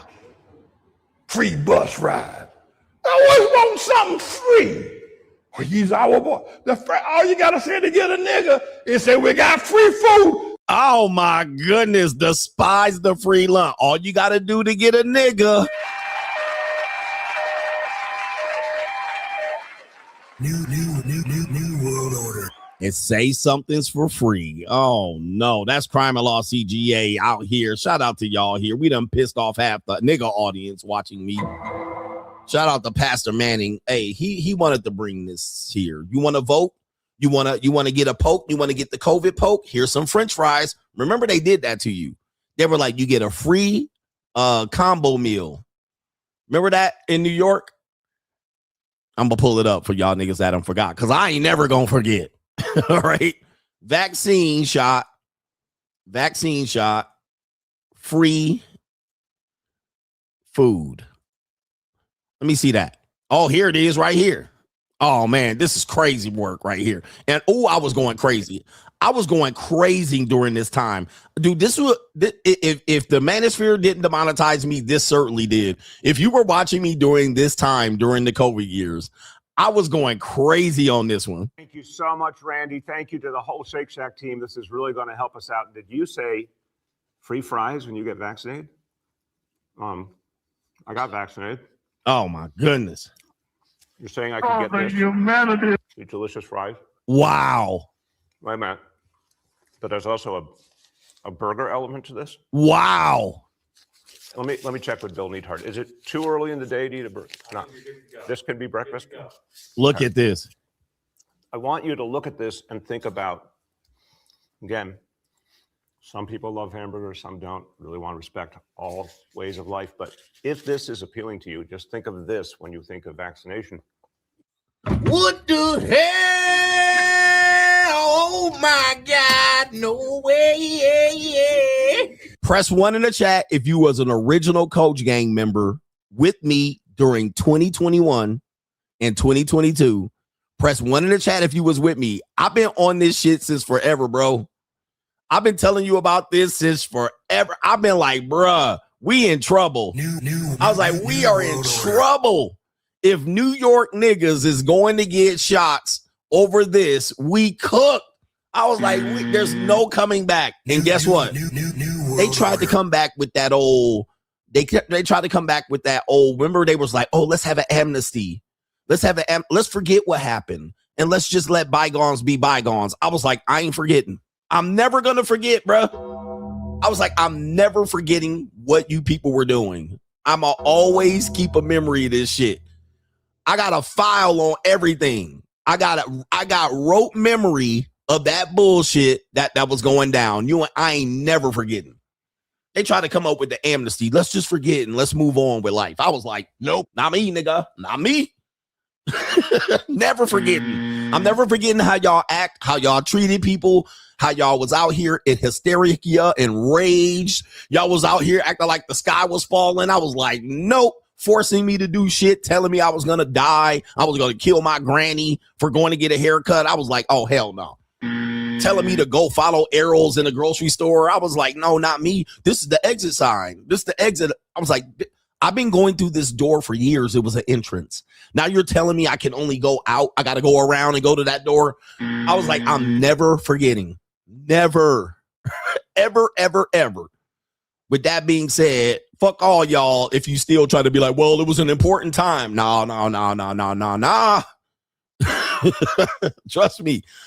I'm never forgetting this bullshit. This nigga out here eating sandwiches talking about, think of this when you get the poke. Hell no. Don't you want delicious fries? Man, fuck that. I'm never forgetting. Never had me ruin my fucking business for this shit. You're saying I could get this? These delicious fries? Wait a minute. But there's also a burger element to this? Bruh.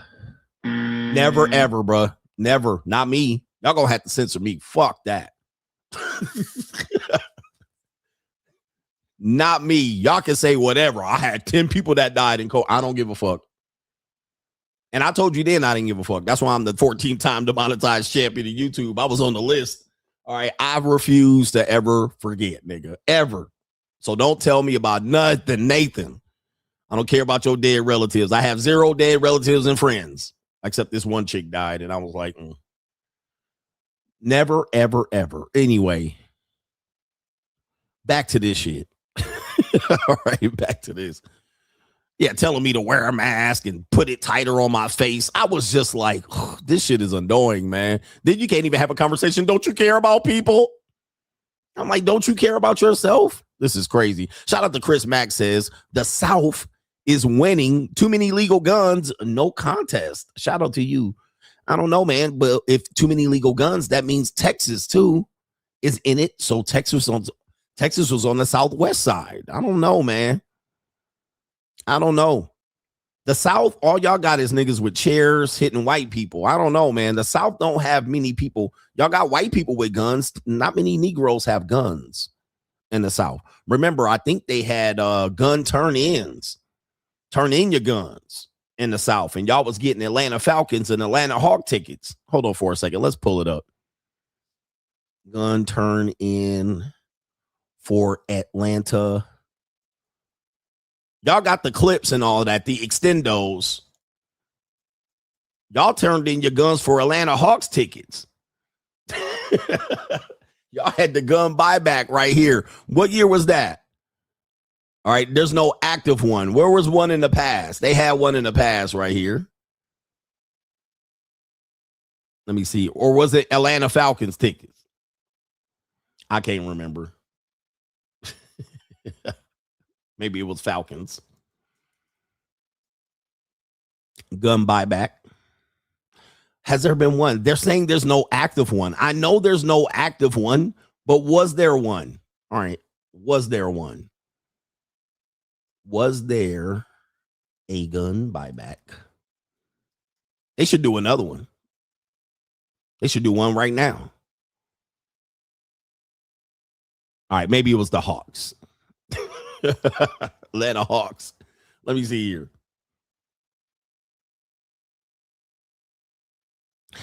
Historically, Atlanta has done gun buybacks. $50 for handguns, $100 for long guns. Atlanta. So Atlanta, y'all getting the L. Y'all didn't turn jaws back in for basketball tickets. Can't find it. Looking for it though. Atlanta Police Department offers gun buybacks, $50 for handguns, $100 for long guns. Yep, they did try to get y'all to turn y'all's in. So I don't know, man. Wyoming and Colorado and Idaho, they didn't do that. He said $50. $50 is crazy, ain't it? But most of these guys didn't buy. They didn't buy the gun anyway. But they brought. It looks like they bought 160 handguns and 142 long guns. So people bought them back. All right, they went and brought Pookie's guns back in there. Chris Mack, I don't know, the South. Shout out to Chris Mack with the co-sponsorship. Appreciate you, sir. I'm never doing well. It was Louisiana.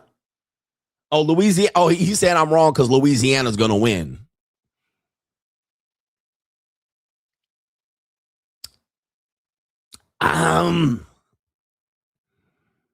I just don't know. I lived in Louisiana, so Big Boy says he's still blocked. You must have missed a part of the show where I said, yep, I'll look for you. He said, but why is it that when I make good decisions my whole life, now I am a successful black man making 6 figures, everyone says you are lucky. He says, I just say I listened to my parents and made good decisions. I truly believe the crabs in the bucket theory. Keep teaching. I agree. Luck is an interesting thing. The more good decisions you make, the more prepared you are, the more luck you have. The more bad decisions you make, it tends to set you back. And the more changing your decisions, not having a plan, lack of preparation, you're less lucky. And of course, luck does play a part in things, but not that much. You do have to understand that much of the work that people have done to be successful often goes overlooked, or it is something seen as something that you don't have to do to become successful at it. So you'll do certain things and people say, well, you don't even have to do all that. All you have to do is, and they'll just lead you astray. Most people take the shortcut and they don't achieve the luck. And of course, when you make all sacrifices, nobody sees you out here partying and going to the club. You've entered more banks than clubs and parties. They don't see that part. They refuse to believe that that plays a part in it. You know, you make good decisions like moving up and away from black people. Okay.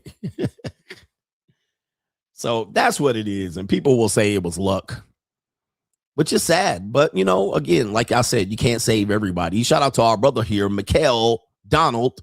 He says, apologize, I'm broke this week. I got bi-weekly pay right now. And I got to keep some money on for my Dodge Charger my coworker gave me.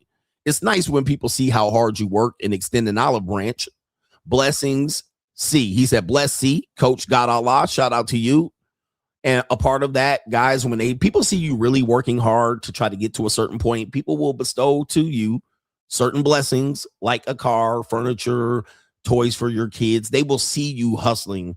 And those little things make a difference in your life because now you don't have to stress over those things. And actually, you can apply money back to the business, back to what it takes for you to become successful. So that is the way people give back. People do that. People gave back to me in a time when I was of need, and they gave me furniture or access to furniture, and I never had to pay for it. Or they gave me bikes that kids didn't use, or video game systems that, you know, they got the new one, and they gave us the old one, and we didn't even have an old or a new one. All right. And so now I was a hero, and my kids had some things, and now I could be less really triggered about not having things. Yeah, so these are vital people in your lives. And sometimes I do that to myself, the people who work for me. Obviously, you don't do it to strangers. Typically, people who do work for me, like, you know, maids and this type of thing, they come to my house and I'll be like, look, these are bikes that my kid have. You guys, if you guys have a car, you can take them and give them to your kids. Even if you don't have kids, you might not have, you might have family members that have kids. Here you go. All right. And they are so happy. Like, I'm happy to take that stuff. They take it, go home, and they might sell it. They might do whatever they can, but I'm pretty sure it came into great need. But you only do it for people that have done stuff for you. All right. And you see them working hard and you see them trying, and you can make a difference in life. You don't just go back and just give people things that you don't know. Like, I don't give homeless people money. All right. I have a zero tolerance to giving homeless people money or buying candy bars for flag football teams and all of that shit. I never do that. And when I say never, I'm not saying I have never done it, but I've made it a policy over the last decade to never do it. Okay. At all. I don't give a fuck what you say. I don't care if you take Cash App. It's just our football team. We not a scam. We different. I'm going to use the money for good. I just need some food. Never. It's always a no. Always a no. I don't give a fuck. Oh, well, you got it. You can spare. It's easy to get back. What if that's Jesus dressed as a homeless person? I don't care. I'm going to hell then. All right. I'm going to hell because I don't believe in those things. Why would God test me like that? It's unnecessary. But I never feel bad about it either. I'll tell you, I was walking down Fremont Street and I was with this girl. And she was flabbergasted. Two little black kids came up to me and they didn't get within motherfucking 5 feet. Cause I saw them niggas. It's always some kid with a tank top with a shirt over his shoulder.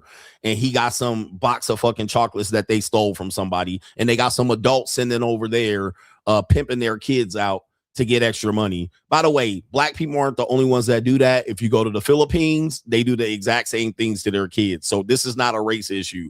And I say the same thing to them. In the Philippines, they do the same thing. Kids just come up to you. They ain't even selling you nothing. They just come out going, give me money. All right. So I be shushing them kids away. But I was with this black girl down on Fremont. That's downtown Las Vegas. And them nigga kids came up to me with that raise money for my football team. I was like, fuck out of my way. And she was like, oh my God. Right. She was flabbergasted. She said, I can't believe you did that. I told them kids, fuck out of my way. Now here, that's the look. If you're going to pimp your kids, they deserve that type of reaction. I ain't playing. Get the fuck out of here. I don't want to hear none of that shit. And she was like, whoa, they're kids, for God's sake. I was like, that's their parents' fault for sending their kids out here scamming us. Fuck out of my way. I don't care if you're 13 or 14. All right. All right. You could have let them down politely. No, they scammers. I ain't letting them down politely, and fuck they football team. Nigga, my kid ain't on the team. Get out of here, nigga. Let them niggas become criminals and get shot by the police. So, dude, she was floored. She was like, wow, damn. Guess what? I still was crushing them lungs. I still smashed. I still fucked. So it didn't stop her from opening her legs. She probably got more moist than wet watching me do that shit. So I was like, fuck out of my face. All right. Anyway, that's the way you got to cut people off, because, you know, then them niggas stab you in the back. But that's how you got to cut them off, because they'll give you their sob story. Oh, but this time it's real. We're not scammers. Right. But she probably was like, this nigga a real G ass nigga. I was like, fuck out of my face. I ain't got time to listen to this bullshit. I'm here enjoying my time, and you out here ruining it. Coming up trying to sell me some damn candy that I know you stole for $2, $3, $5. Anyway, I have a zero tolerance policy of giving away free money. Ladies, if you want some money from me, I'm going to tell you, you're going to have to do one thing. If you want me to hand over money, guys, if you want money from me, send a woman. Now, send a woman willing to open her legs like a football goalpost. Money will get exchanged. I don't have a problem giving money then. All right. Money will be given. All right. All right. But other than that, if I'm not getting nothing back, there's a zero chance I'm giving out any money. All right. She going to have to put hands on knees, hands on hips, going to have to hands on hips. All right. I'll part way with a couple of dollars. All right. Here, let me go on my pocket. Let me go on my pocket. You didn't did good. All right. She going to be like, I'm going to go spend it with me and my boyfriend. Whatever. Have at it. Both of y'all niggas go get a motherfucking crispy bucket of chicken on me. Have at it. You can do whatever the fuck y'all want, nigga. Y'all can go buy crack. Y'all can go buy weed. You can go to the weed dispensary, whatever y'all niggas do. Have at it on me, nigga. Go get a Happy Meal or whatever the fuck you want. Go get a 2 for Tuesday, 2 for 2 at Fridays or Applebee's. I can give a fuck less what y'all niggas do with it. Nigga, you paying for another nigga to eat. Oh, well. All right. He was smart by sending his girl here. Go get a 2 for Tuesday. 2 for Tuesday at TGI Fridays, nigga, whatever you want to do.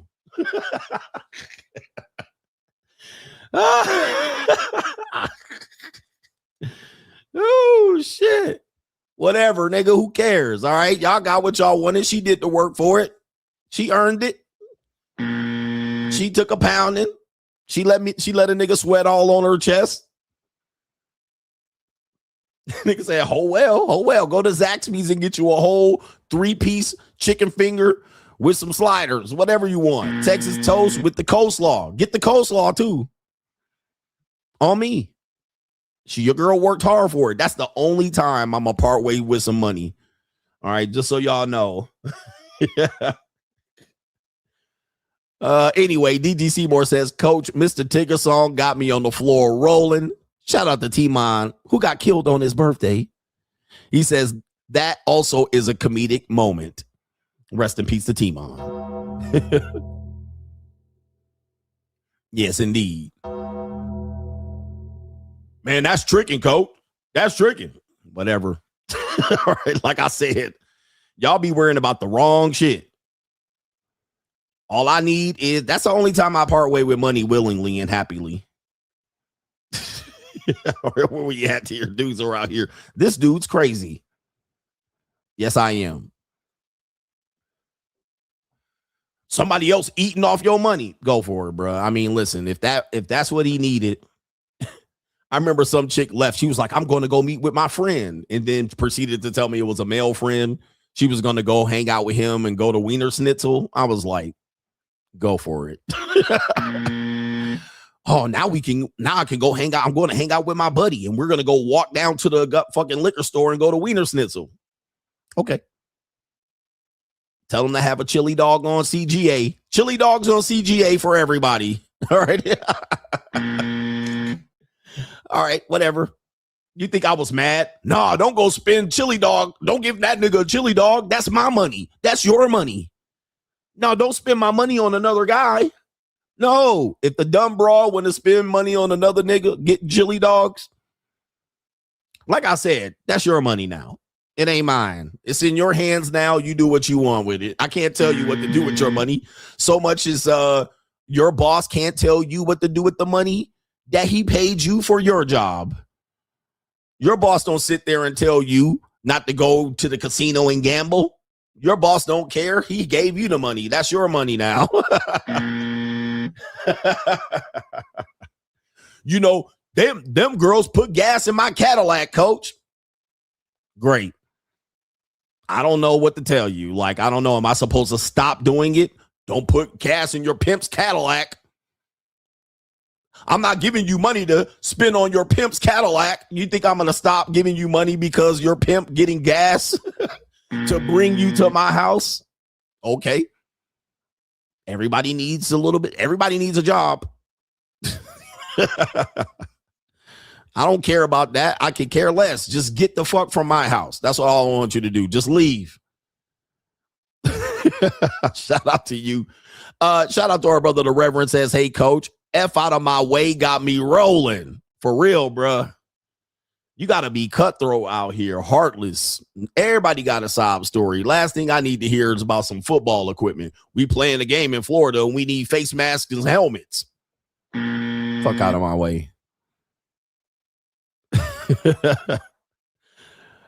Shout out to our brother David says the same 39-year-old woman, black woman who needs a hotel room and the money for it because she got kicked out of her apartment, also told me that she's going to hustle up the money by selling oil, and said the problem with people in the world today is that they don't handle people in need with care. What say you? Quick opinion here. You might reject this opinion. Like I said, I don't care. Here's the problem with this. Sorry, we're going to talk about this here coming up soon. When people are in need, you cannot interview them to see how they got in need. Typically, they come up to you in an emergency, or they're in a situation where you're doing something else and they distract you and they hit you with the okie doke. Hey, let me tell you my quick story. I ran out of gas and my credit card was left over here. Let me just tell you real quick. I just need $10. Well, I don't get a chance to investigate them. I don't get a chance to ask them any questions or vet them. Now, why are you on this side of town? Where do you live? Okay, perhaps maybe you can get an Uber or we can get you a taxi. Why do I have to give you cash money? And then once you start vetting them, you're going to see they're going to start getting impatient with you. They realize that you're not going to come off the money. They might even get frustrated and start cussing you out. What did you do? You were with the pookie boyfriend and your family wrote you off and kicked you out of the house. Like, give me the story. Tell me why. I'm going to need, like, you can't just go ask for grant money and not write a grant proposal.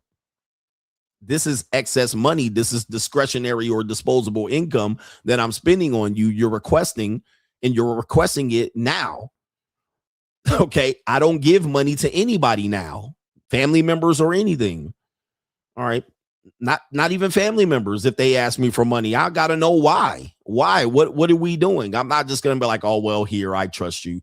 And in a sense, I've had even women that are at the JUCO in this situation. She'll call me up in an emergency. She'll call me up in distress, or she'll have a distressful situation. And then she'll later say, oh, I know how to fix it. And of course, it's money.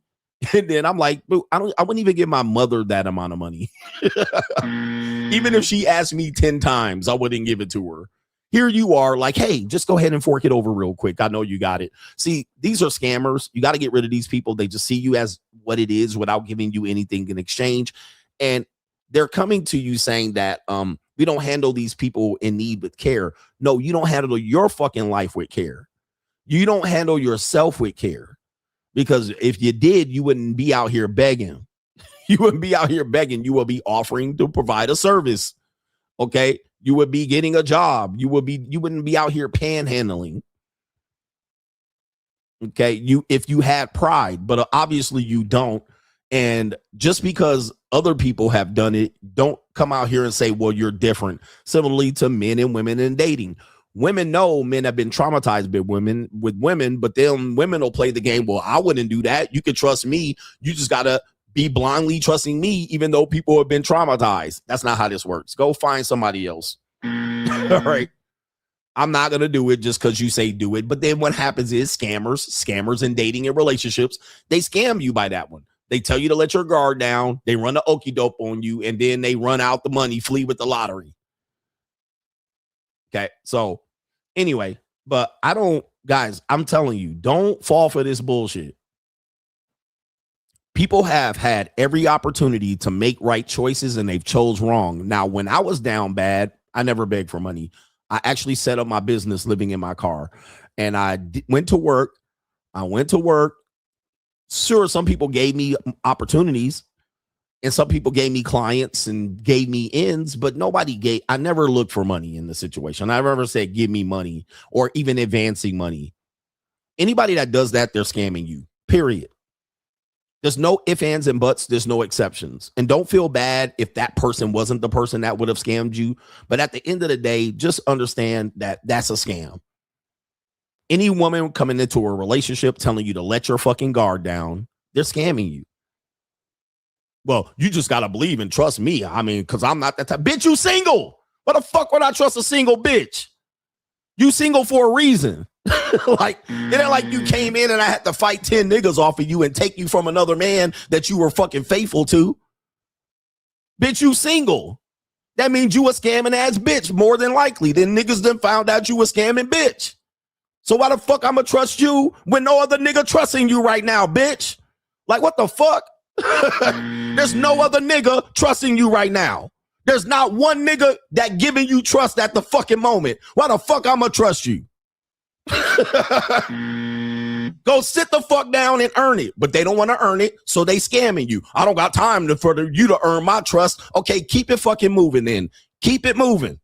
It ain't that hard, nigga. Bitches be divorcing niggas telling you to trust them. Fuck out of my face. Go somewhere, bitch. It ain't that fucking hard, niggas, but y'all be over here. Maybe I should trust her. Okie doke again, dumbass niggas. No, bitch, I don't trust you. Give me a reason to trust you. Well, I'm not the type of bitch to give you my location. Okay, keep it fucking moving. Keep it marching. Go on with your funky ass. Well, you got a relationship about trust. And I don't trust you, bitch. So guess what? We don't have a relationship. Fuck out of here. Don't try to get me to fucking let my guard down when you know you single and untrustworthy, you goofy broad. But anyway, try to make me feel bad. Well, you just been traumatized. Like I said, bitch, you can keep it moving. Don't be my psychotherapist. You can keep it moving. I'm not trusting your goofy ass. So what the fuck do you want? I told you to leave and you're here trying to be my psychoanalysis. Get the fuck on. I don't need no psychotherapy out the end of this shit. Keep it fucking moving. All right, find another target, bitch. Like, not that hard, nigga.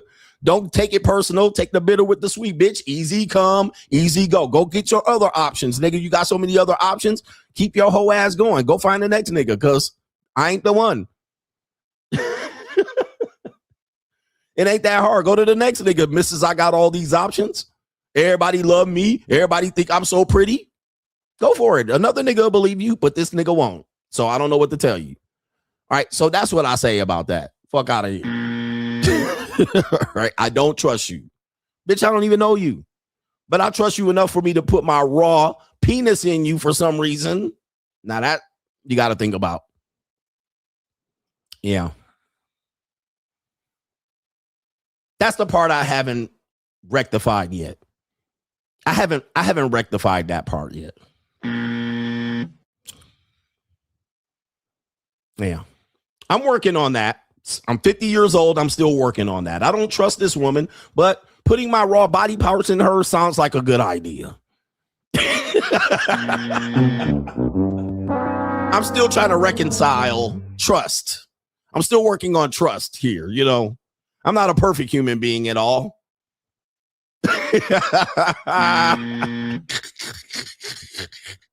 All right, shit. This should be played at high volume, preferably in a residential area. Anyway, you know, I never claimed to be a perfect man. I'm not Martin Luther King. I told you that I got problems out here. You know. This should be played at high volume, preferably in a residential area. Anyway. Tupac said, temptation's gone. I know you've been searching for someone to make you happy and get the job done. If you're needing a man with money. A lot of niggas think it's easy to settle down with a woman that'll please me. And every time I don't want it, but I gotta do it. Temptation's got it ready to release the Sit down with conversate like you know me, take my hand, cause even thugs get lonely, understand. Even the hardest of my homies pay attention. All right. Catch you teller on the telephone reminiscing. I want to freak you in the movies at the talk. All right, anyway, I know you've been searching for someone. You know, I'm in Las Vegas. I just got to not look out for white Cadillacs. But anyway, let's get back to the show because y'all tripping. We have, what segment is this? All right, it's an evil world we live in. Okay, we got an evil world we live in coming up. Main event coming up, matriculating the ball downfield. We got the main event coming up here. What do we got here? We had, it's the evil world we live in. Herpes people are talking on the internet. Press 1 in the chat. Sorry, plus 5 in the chat if you have herpes. It's an evil world we live in. Apparently, people with herpes are trying to date. All right. I don't know if you guys know, 50% of black women have herpes. I know you're going to say no, but according to the CDC, the New World Order, 50% of black women have herpes. Herpes virus number 2. All right. 70% of all people in America carries herpes simplex virus number 1. That is the cold sore herpes. But the HSV2, 50% of black women have herpes. All right. Now, this is just an guesstimation. CDC stands on it. They stand it on their square. When it comes to the regular general population, exception, I guess black people included, 25% of women in general have herpes. All right. I know y'all going to say this. I said this before. Y'all going to say it's the white man statistics and this and that. But it is going to be the case. So you do have to be careful. Now, that doesn't mean that they have symptoms and outbreaks, which this woman is going to talk about. Okay. Let me see here. We'll pull this up. This is according to the CDC right here. Now, the black people, you want the CDC to help you or not? I don't know what to tell you. But HSV2 amongst black Americans, particularly women, historically prevalent estimates approaches near 50% in certain adult groups. And the estimate here is 14 to 49.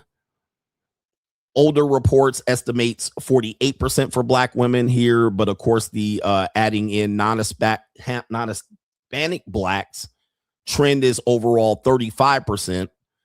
Over 80% of people with HSV2 are unaware they have it, which is most of the likely the case is people don't know they have it, and they're combining the people who do get tested. Black women tend to get tested more than black men, so that's why their numbers tend to skew high and test high. All right, black men tend to not get tested as much. You know, you niggas need to go get tested. And then when you go down into this, it says right here, HSV2 infections can increase individuals being susceptible to acquiring HIV, especially when it goes untreated. You don't get your treatment, you don't get your testing. Eventually, these infections increases your chance of getting HIV. Now, with that being said, there are people just figure this out. If I say 1 in 2, that means every 2 people you meet, 1 person might have it. If we want to go with 4, every 4 person you meet, 1 has it statistically. So, and they may be unaware that they have it. There's women out here that don't get tested. All right. I know a woman that is very promiscuous and she says she's never got tested. So, which is crazy. You're like, damn. I mean, her body counts is in the double centuries and she's never got a test. So it's interesting. It's interesting. So you got to be careful who you put in your raw body parts in, because there's people out here that will put your life in danger. Danger. Danger. But this woman has this to say. She's dating. And she says, having the herp derp doesn't mean I'm burning down there. Oh, my goodness. Oh, the humanity. Man, you got to be careful here. She's going to explain this. And this is our STD. This is and she's a pretty sister too, pretty natural sister. This is what she says. I think the biggest misconception when having herpes is that you're constantly burning, or you constantly have like these sores 24/7, or you're like sickly. And a lot of people be like, oh, they got that shit. They burning. And it's like, when you first get herpes, you have a outbreak. The first outbreak is the worst outbreak. Now, some people get an outbreak and some people don't get an outbreak. That is why some people know that they have it and they spread it. Some people don't know that they have it and they spread it. That's for a different video. But you get your first outbreak and it's like sores from the rooter to the tutor all down there. It's just like, I tell people my stuff looked like a monster. Like, okay, her stuff looked like a monster. So she has an outbreak. You usually have to test for this by blood. This is our sexual education. All right, by the time, anytime I talk about this, YouTube gives me, they don't like when I talk about this. I don't know why. All right, they give me like an age restriction or something like this. But she said she had 1 outbreak and it was outrageous. All right, crazy. I wish I would have taken pictures of my first outbreak, because when I tell you, you could not believe, like, the way I'm explaining it to you, it don't even... Anyways. And this is a regular, normal, average sister. She doesn't look like a strag. She definitely on the cute spectrum. She can see she's getting older. A slight older, dark circles under her eyes and whatnot. Pretty sister. This could be somebody's daughter, but yep, she got that shit looking like Nestle Crunch down there. All right, or Almond Joy. She looking like Almond Joy. All right, but so watch out. You never know who you pulling up. This cold approach can't vet this. Cold approach can't vet this. After time goes on, the doctors normally prescribe you like valcyclovir or acyclovir, and you take that to suppress the outbreak in your body. Who cares what she's talking about? But it's important to vet. And here's another thing here. Cold approach can't vet this. And many times, I'm going to tell you, man, many times that a woman rejects you, and I want you to think about this, based on the statistics that you heard, there are some times that a woman rejects you, and one of the reasons she rejects you is she got that Almond Joy between her legs. She got that Nutter Butter. She got that fucking Nestle Crunch going on. Like, you don't think, a lot of men don't process rejection the way I process it. I process it as, that's a win, right? Because she might be trying to shoo me away. She might be trying to shoo me away from the danger. All right, statistically, this is more likely the case than you getting a yes on the cold approach, right? Statistically, cold approach only works 3-4% of the time. A woman has 1 in 4 chance of having the herp derp. Black women have a 1 in 2 chance statistically of having it. So there's a more likely the chance that she got that and she's like, nah, I don't want to give you that life. I don't want to give you that life. Okay, you never know. I always clue that in when a woman does reject me, I'm like, maybe she got something and I don't want it. Okay. Or she got a lifestyle that I don't want. And she doing me a favor. Shoe, fly, shoe. All right. So who cares what she's talking about? We're just showing you some examples, but we have a white woman, which had a white woman tell me she had that herb dirt. Where the white women at? White women, 1 in 4. 1 in 4 HSV2. HSV2, know the difference. So we have a white woman out here telling you what it's like to date with HSV2. All right. So we got an Allie, a Tessa, a Lisa, a Heather, right? We got one of these out here. Date the smarty, she says. I believe that's what she's talking about here. Let's see what she says here. When I was out there dating with the herpes virus, something really interesting would happen every time I was on a date with a doctor and I told them that I had it. They would never flinch, like not even a little bit. In fact, most of them would look at me and say, okay, so why are you telling me, like, as if it's a big deal? They would, of course, always be thankful that I mentioned it, and they were never concerned. Because I think, and well, I know, they understood how common the herpes simplex virus actually is, and they understand how it behaves in the body. If someone is educated, informed, and emotionally mature, they're not going to panic about herpes. So when you're out there dating, instead of wondering before every date, will they accept me when I tell them this? Start asking, are they someone who understands reality, or are they operating out of fear? Because the more educated someone is and the more emotionally intelligent, the less this herpes disclosure is going to matter. So yes, go find yourself a smarty. What the hell? Oh my God, no. Oh man, gosh, Lee. Hey, I bro, mean, that's come on easy now, for you to dog. say because you got it. Come on, man. She said the doctors don't flinch. They go in and still smash it raw. By the way, condoms do not prevent this particular transmission because it is just skin to skin contact. It is a transmitted disease sexually, but you can get it without even having intercourse. I got to be careful. YouTube doesn't like this conversation, but you don't even have to stick it in because most of the time the exposure is going to be in the outside region of the area where you insert. So you're going to have it on the legs, on the thighs, maybe on the pubic region. And once you lay there skin to skin, you're getting the transmission, whether you enter her body raw or not. Okay. So she's saying that the doctors don't care. All right. Well, here's the thing. There are people, I'm not a doctor. I cannot say, but she mentioned doctors. So with that being said, that there's a chance that you don't get it on every interaction. So just because you're intimate with that person and they are a carrier doesn't guarantee that you will get it. Okay, so you can be intimate with them and they have it. They can test positive for it. They are not an outbreak. And you might not get it, but you're rolling the dice. I'm going to tell you, man, that is a roll of the dice. Like you're taking the dice and just throwing them down there, especially if she said, I got it. And she says, well, it's not dormant. It's just there's no outbreak. And so they test positive for it and you still go in. Okay. You have taken the dice. I mean, you playing craps in the Houston bowling alley with what's that dude's name? Takeoff, the Migos, and the whatever the nigga's name is, the guy that runs Houston, Texas. You were low in the dice, bruh. Rolling. She discloses it. You go in, and by the way, you can wear a condom and there's no protection for HPV. What's the dude's name? Jay Prince. Yeah, Jay Prince. You going to the bowling alley with Jay Prince Jr. and the Migos.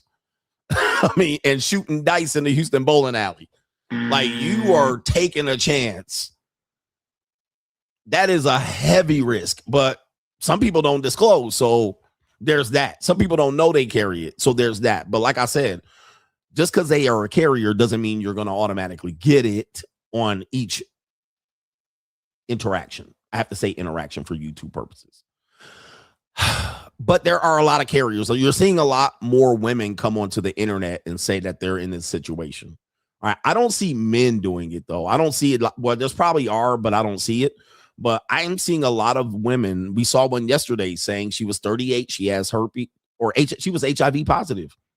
And she was like, I'm a lovely woman and I can provide my man a lifestyle. And my Lord. be careful, man. There's very, very significant risks and dangers with this particular intimacy. Now we have, speaking of men saying it, we have this guy here who is an actor claiming that he has the herpes as well, but I don't think it's the herpes we all think about. This is Shia LaBeouf saying that he was intimate with women and he did not disclose. He says he admits cheating on every single woman he was ever with and never once told any of his partners that he gets cold sores. He says, I was a dishonest person, that I was wearing a mask. I don't think we need to hear this guy. This guy seems tortured by some spirit, because anytime I see him, he is like, I don't know, is he depressed, or maybe Satan lives in him, or he's tortured and haunted by ghosts and demons. Anytime I see him, he's going through some issues. He claims to be Catholic, but he'll jump up here and espouse Judaism. I don't know what he's doing. This guy's on drugs or something. I don't know what's going on with this guy. All right. I don't know what's going on, but he's saying he has cold sores and that he's cheating on every woman, and that thus he hasn't disclosed his sexual transmitted disease issue. All right. Let me play a little bit here. Created the insecurity and the jealousy that put hands on this woman. The man that was involved in that relationship was constantly comparing himself to other people.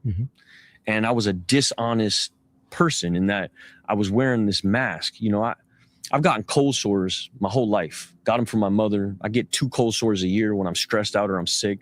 I never told any of my sexual partners about getting cold sores. Never. And that's something, when you talk about like, how do you talk to these people who you done fucked over? Like, there's certain shit you can't clean up. Yeah. You know, you can't make amends for permanent damage like that, you know? And so my daughter now has become this opportunity for me, you know, and every woman. All right, that's enough of this nigga. All right, that's enough. I can't listen to him for too long, because, you know, people say I was incoherent in my debate with Andrew Wilson, but some of his shit is completely incoherent. I don't know where he's going, but of course I don't listen to him the whole podcast, so I don't know what he be talking about. Now, here's the thing about it. He's talking about cold sores, and let's just clear this up. Cold sores, which is part of the HSV-1 herpes virus, is common. It is called the kissing virus. 70% of people, closer to 80% of people, tend to, look at the statistics yourself, statistics, they carry this. All right. So if you do have an outbreak and you tend to have cold sores throughout the year, okay, that means you are a carrier of this. Is it a STI? Technically, yes. Doesn't mean you have HSV-2.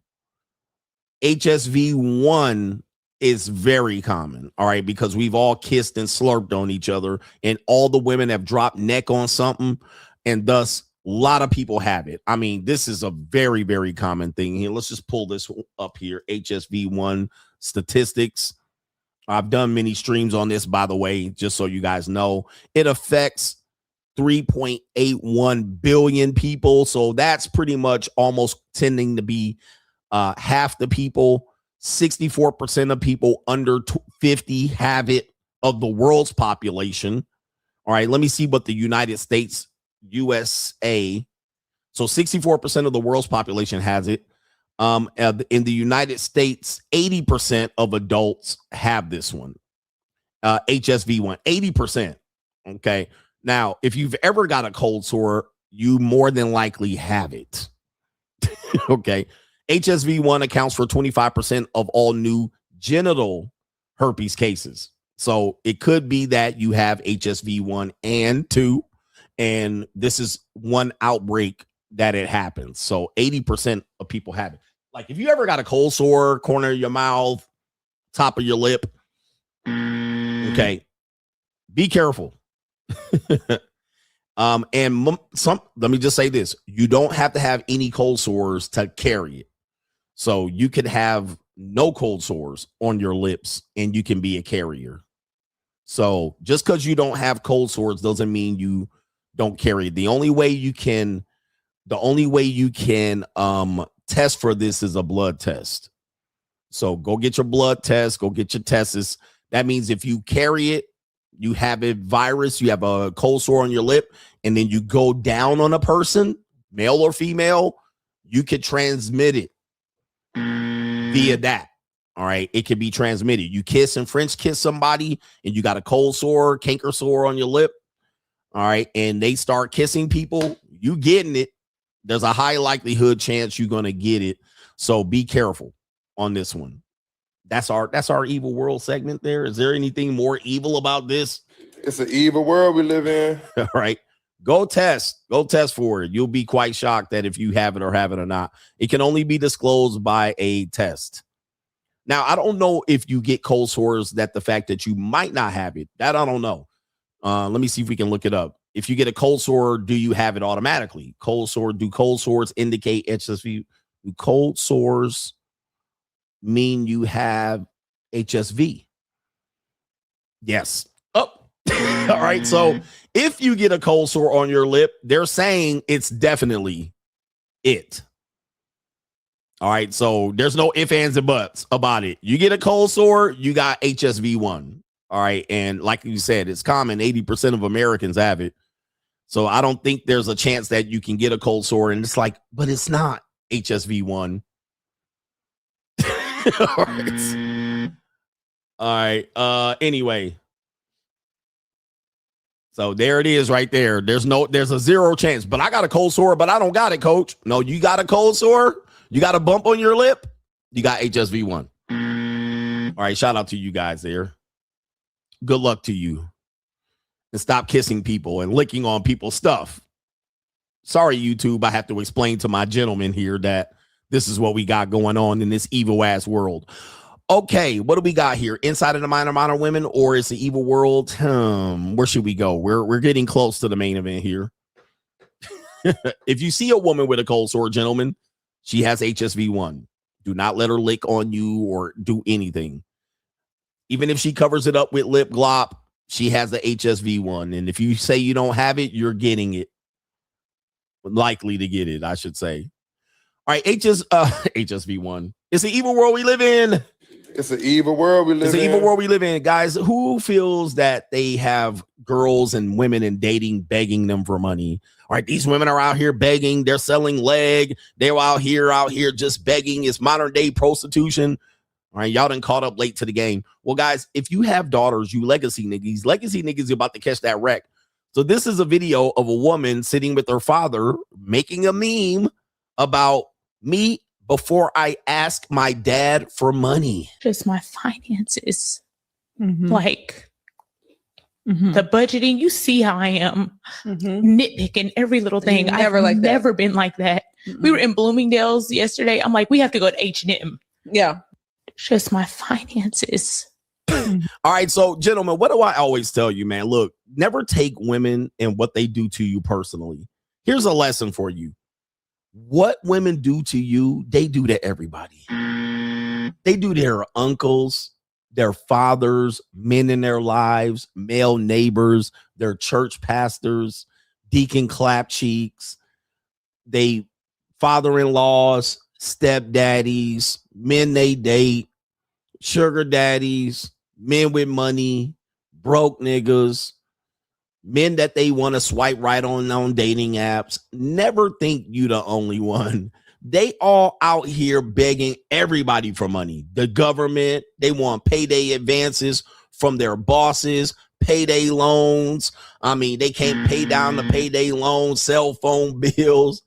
They are the modern panhandlers and always have been of our world, bro. Okay. Never think you the only one they trying to beg money from. Don't remove thy ego, right? Your ego is not your amigo. It's not that they're looking at you as that you're rich. They just always in a bind. I'm in a bind, Nate. This is somebody said their hard code. This is their evolutionary status. This is what women have done to survive the world. Beg everybody they know. They beg their female friends. Go to brunch broke. Order one drink, but eat all the crab legs and the goddamn calamari and shrimp. All right. And then say they didn't eat nothing. All right. This is what they do, bruh. Like, The budgeting, you see how I am nitpicking every little thing. I've never been like that. We were in Bloomingdale's yesterday. I'm like, we have to go to H&M. Yeah. It's just my finances. Yeah, this is my finances. This is them, man. Just understand and accept it. Their fathers know. Everybody knows. They didn't got their uncle. They didn't got. It is what it is, gentlemen. I don't care where it is, who they from, where they at. They always got a struggle story, a bind. I'm in a bind, Nate. They always out here. This is how they have an outlook. They have an outlook like this. We have some more. All right, we have a Pookie out here realizing that the game is messed up. All right, people are catching up to the monetized dating marketplace. So we have Pookie always wins, right?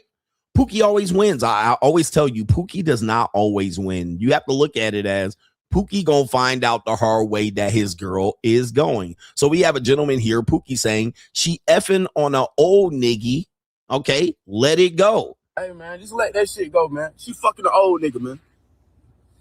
She fucking an old nigga, man, with 4 cars, 2 houses, and he give her $1,000 a week, man. And leave that shit alone, man. And he paying her bills, man. They fucking old niggas, man. They like old niggas, man. What the fuck is going on, man? Old raggedy. They like old niggas, man. Leave that shit alone, B. It ain't nothing else we can do, B. These niggas, and then they doing everything like these old niggas overly tricking. You know what I'm saying? They overly tricking. You know what I'm saying? Nigga like me, I got personality. Personality don't mean nothing to a bitch that's fucking an old nigga.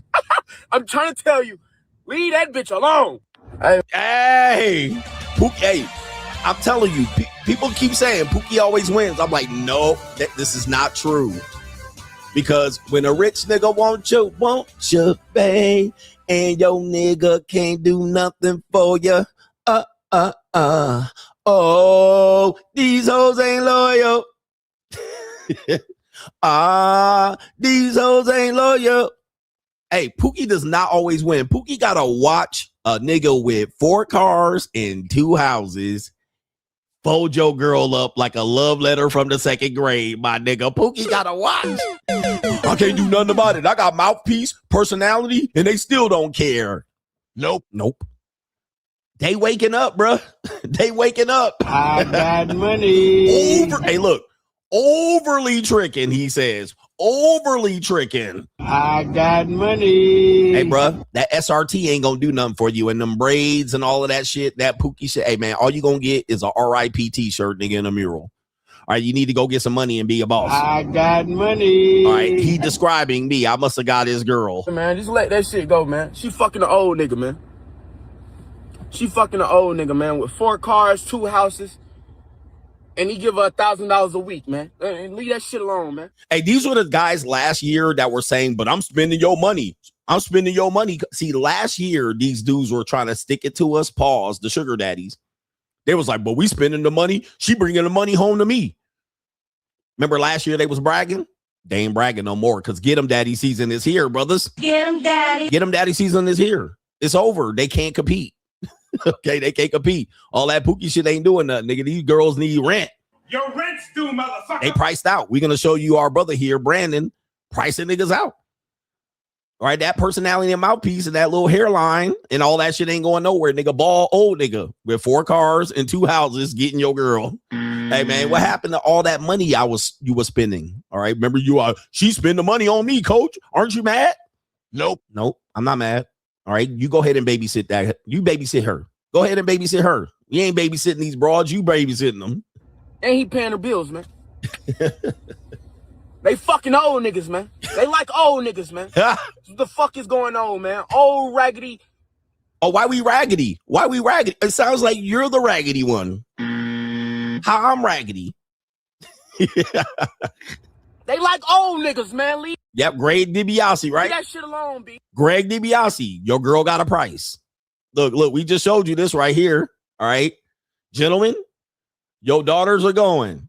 All right, and we're gonna find this out. We got a Major League Baseball player said, "Yep, look, your daughter going." So look, she gonna go to you first, Poppy. Poppy, if you don't pay up, guess who she's gonna ask next? I've been telling y'all this for years. She gonna ask her daddy first. Then when he say no, then she gonna go to her corporate zaddy, ask for a payday advance. No, she gonna go to payday loan. No. And then she gonna see who? Get him, daddy. She coming to me. Okay, daddy. So daddy, you better pay up. And daddy, oh, by the way, father, padre, papi, if you give her the money, she's still coming to me. Okay, daddy. Because whatever she asks you for, she needs double. Your rent's due, motherfucker. So she knows she only going to get $200 from you. She's still $300 short. She's still short $300. She really need $500. She knows she going to get $300 from me. She need $200 from you because I ain't giving her the extra $200. Now, if you give her nothing, she got to see two of us. But people are going to act like this ain't part of the game today. And I'm like, yo, it's part of a game. Let me show you real quick. We got a little Latina crazy chick right here, a Latina crazy chica from Tejas. Let's go ahead and hit the horns for this Mexican you're about to see on the screen.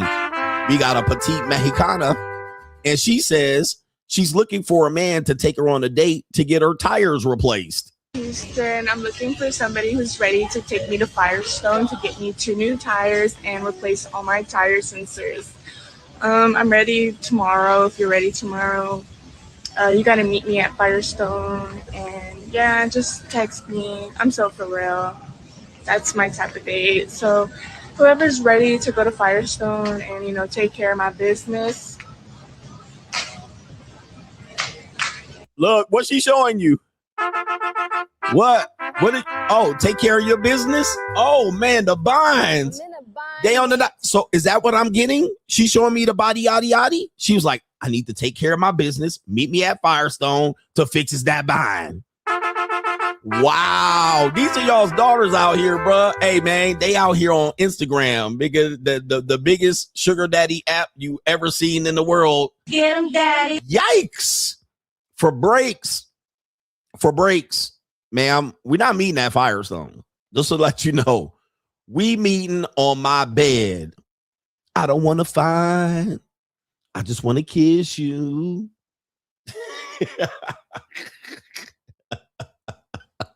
Wowzers. Somebody said this is not real. Man, who thinks this is not real, bro? This is the real deal Holyfield, bro. We already living this over at the JUCO right now. This is real, bro. Hey, anybody that thinks this is not real, y'all don't want to catch up. You guys are fucked up out here, bro. It's happening just like this. This is happening just like this. Them women is getting tossed for breaks. See, here's the thing. This is what we're telling you. A lot of dudes be like, these niggas out here tricking on them, making these girls rich. Let me just tell you, these girls are not getting rich off of this. They're not getting rich. They're literally just getting to their bare necessities. They're covering their bare necessities. They're not getting rich. They're getting bare necessities. Food, breaks. They getting tossed for air conditionings. All right, they air conditioning in their car going out. They getting tossed for air conditioning. They get one dude to buy the shit from Pep Boys, and one she suck them off to fix the air conditioning. I swear to God, bro. I swear to God, you just like, how are you going through life like this? And these are some of y'all's mamas and aunties and cousins. They not getting rich, bro. It ain't even close. They getting rent, half of their rent paid with their roommates. Your rent's due, motherfucker. I mean, just getting through life. It's the most wonderful thing, ladies and gentlemen. This is wonderful. It's wonderful. And the girls you see in real life, you don't know they got time for this. They got time. They doing it. All right, what do we got next? Let's stop for a second here because dudes ain't wrong. You better boss up, nigga. You don't even know. Oh, man. Let's stop for a second because this is getting too heavy. Too much evidence. And shout out to the ladies of the JUCO and Fixes Binds LLC. Any ladies in here getting a bind fix? Let me know. And for the people who don't know, the reason why the dating marketplace is messed up is because this exists. And nobody wants to admit it. They're just saying that it's something over here that we don't have to worry about. The reason why the dating marketplace is skewed is because this exists. You have older men with money, no longer need trophy wives. We no longer need it. All right. You have women that don't have money trying to aim for men who have some money. Also, they want decent relationships. It's not like they just want to give up in sex. They kind of want to feel like this is a friendship, a special friendship. But they also are dating regular guys. And they not wanting to settle down because they getting trick money and they're getting attention from you. But they don't want you to discover they getting trick money. They don't want you to be accounting for them when they get flown out every other weekend. So they're not going to give you a relationship. And then if they give you a relationship, what's going to happen to that trick money? What happens to that pay pig money? What happens to that? Because soon as she got to post you on Instagram as a relationship, there go all her trick money. Okay, look. So it's a hard decision that people have to make. It's a hard decision. I don't know what to tell you. I don't have the solution for you, but it is what it is. And dudes are out here, well, we're going to stop this. You're not stopping it. Shout out to our brother here, Rick from H-Town. Coworker hit me with a quote where all I can do is shake my head. He said, I can't wait to get home to my wife so I can be denied sex. Free agent lifestyle for life. Damn. That's marriage. That's marriage for you. Shout out to City Boy Chad, said all the hoes are in Vegas for NBA Summer League. Yep, one of my girls who was she ain't my sugar baby, she's my little hookup girl. She canceled on me yesterday. She was like, oh, I can't come. So I had to call up plan B. And she says, I can't come tonight. I'm going to a party with my sister. But NBA Summer League is here. I already knew what time it was. I was like, she went to NBA Summer League. Dude. I was like, one of the NBA players hit her up on the site and she got booked. So I was like, yep. All right, NBA Summer League going on. Any girl who active, they getting smashed by the rookies and the sophomores of the NBA. Oh, by the way, not just them. They're also here because the NBA players are here too. The NBA players that are on rosters and the retired NBA players, they're all here too. Like they come and go too. And when they're here staying in the motherfucking win, guess what? All right, I've seen it. I've been in Vegas. I've been out with a girl and I seen the NBA players right there with the hoes. I seen them like in the casino. All right. I saw an NBA nigga come up and I saw him and his hanger on and the manager. And I'm sitting there with a girl and then they waiting for girls to show up. And then the girls show up. And then my friend was like, oh, I know them. And I'm looking at her like, and they talking and yipping and yapping. And all of a sudden they go head up the elevator. I was just like, it's a cold, evil ass world, bro. It's an evil world. But that's how shit goes around here. These dudes don't know shit about Shinola. They out here still hoping. All right, but it was an NBA nigga. Come down. He was all, you know how them NBA niggas walking all awkward. They walk like gorillas. They arms all long down to their kneecaps. And the agent nigga, the manager dude, and a couple of hanger-on niggas came in. And then the girl showed up. And then my girl was like, I know them. And I was like, they gave each other hugs. She sat down back with me. And then the other girls went up. And it was, you know what time it was. When they got upstairs, it was train time. Train. It was train time because the way I was counting, I was like, there's 5 guys, 2 girls.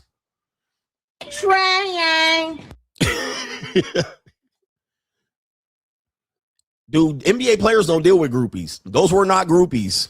Those were, I can't tell y'all. Y'all niggas ain't. Go over to CoachGregAdams.locals.com. Groupies don't get love like that no more. The NBA players don't deal with groupies like that. They don't deal with groupies like that. Groupies are too risky. Groupies are way too risky. All right. To have a random girl come up and be like, hey, take me. Way too risky. Because those are the girls that do the sexual assault. He raped me. I thought I was just going up there to have a drink and get some comfy and cozy time. I thought we were going to go to a nightclub. I thought we were just hanging out and he forced himself upon me. Groupies are way too dangerous. They don't mess with groupies. It's not a guarantee. The groupie could say no. All right. I'm not that type of girl ass bitch after she done drunk up all the drunk and eat up all the food on the restaurant and eat up all the drinks and order all. She in the motherfucking hotel refrigerator getting shit, snatching shit. He getting charges. And then she going to be like, well, I don't want to hook up. I'm not here for that. I don't want to sign the NDA. Groupies are not the shit no more. All right. These are girls. They only NBA players go for guarantee work, bitches that sign NDAs and take $500. That's who they deal with. All right, dudes is late to the game. Groupies do not pull like that no more. Right? Groupies be like, he got me high, he poisoned me, he put something in my drink, I got woozy, I didn't know what happened. They be on the internet clout chasing you, not signing NDA. They don't deal with groupies. Groupies are dead. Girls just hanging out. Look at me. Look at my titties. Look. Nope. It's too risky. Too risky. The next day they get up, they start acting stupid. So nope. They getting the guarantee. Shout out to Rick from H-Town. Said coworker got hit him with the I can't wait to go home and be denied sex. Big Boy says today is my 17th anniversary with my wife. Been together 21 years. The ups and downs, we stuck together. Shout out to you. But I do understand that she can pull the ripcord at any time. I went into marriage knowing this, but we are happy for now. Shout out to you. Keep preaching, coach. Love the message. Shout out to you, brother, man. Shout out to you. Keep it going. Good luck to you. We want to express good luck for you. Yes. Yep. Groupies take pictures while you asleep and put it on the Yep. Shout out to our brother Big Boy. He's one of our successfully married Coach Gang members. A man named G says, also, Coach, once you are exposed to the herp, even if there's no outbreak, your body reacts to the presence of it and it shows up in your panels, but it still says negative. Wow. Woo. Woo. Okay, so it shows up on your panels, but it still says negative. Also, I'm hearing people I don't have herpes, just so you guys know. All right, just so you know. But I've heard that people who have it when you're stressed out, it increases outbreak. So if you're dealing with stress, financial situations, you do have an increased chance of an outbreak. So there's other stuff related to that. Golly. Little S education by CGA. Tony Ocasio says Bruce Lee ignored a huge red flag when he entered the Hollywood occult. When Sharon Tate got deleted by Charles Manson's followers back in '69, Bruce got scared because he knew her and the satanic Baphomet cult would delete him. He was blue-pilled when this happened. Shout out to you. They also claim certain other people were supposed to be at that mansion the night that Sharon Tate got deleted. All right, this is rumor. This is rumor, but they said Quincy Jones was supposed to be there. I believe Bruce Lee was supposed to be there the night that Sharon Tate got deleted by the Charles Manson cult. All right. So, just think about that. These are all rumors, Hollywood rumors that people have said that they were supposed to be there. All right, so watch out for that. The New World Order moves crazy. New World Order. The Steel Curtain says, Coach, these niggas are starting to realize that mouthpiece is played out. He says, let them niggas know big bank take little bank. Shout out to you, man. Goodness, they're finding out, but it's not like I didn't warn them. I warned them. I was like, dude, at some particular point, you're going to have to face the consequence. You're going to have to face the reality. And you're seeing them slowly facing the reality. But the reality is they're still trying to find a way to expose it. We're going to expose it and something's wrong. And I'm like, yeah, but it's too late. It's too late because you didn't acknowledge it when I told you to acknowledge it. Well, you got to do it and nobody got, but you're seeing that people are going, they're going that way. Shout out to you. You got to watch out. Hustle Every Day says, I never had a girlfriend stop me from paying. For real. He says, replace her brakes and beat the brakes off of her. And he says, she's only meeting her bare necessities. Boss up.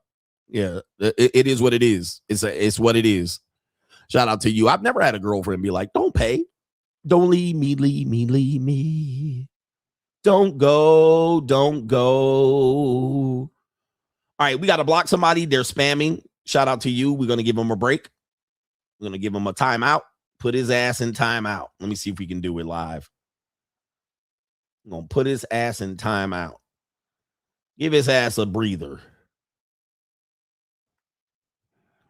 Dion says, got tested. I don't know when or from who I got it. It's HSV2. Shout out to you right there.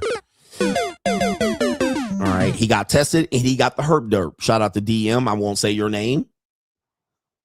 Just like that. All right. Especially when you're having multiple partners, it's hard to trace back. For me, just so you guys know, I do my testing every 3 months faithfully, so that at that point, I know the 30 or 40 women that I've been with.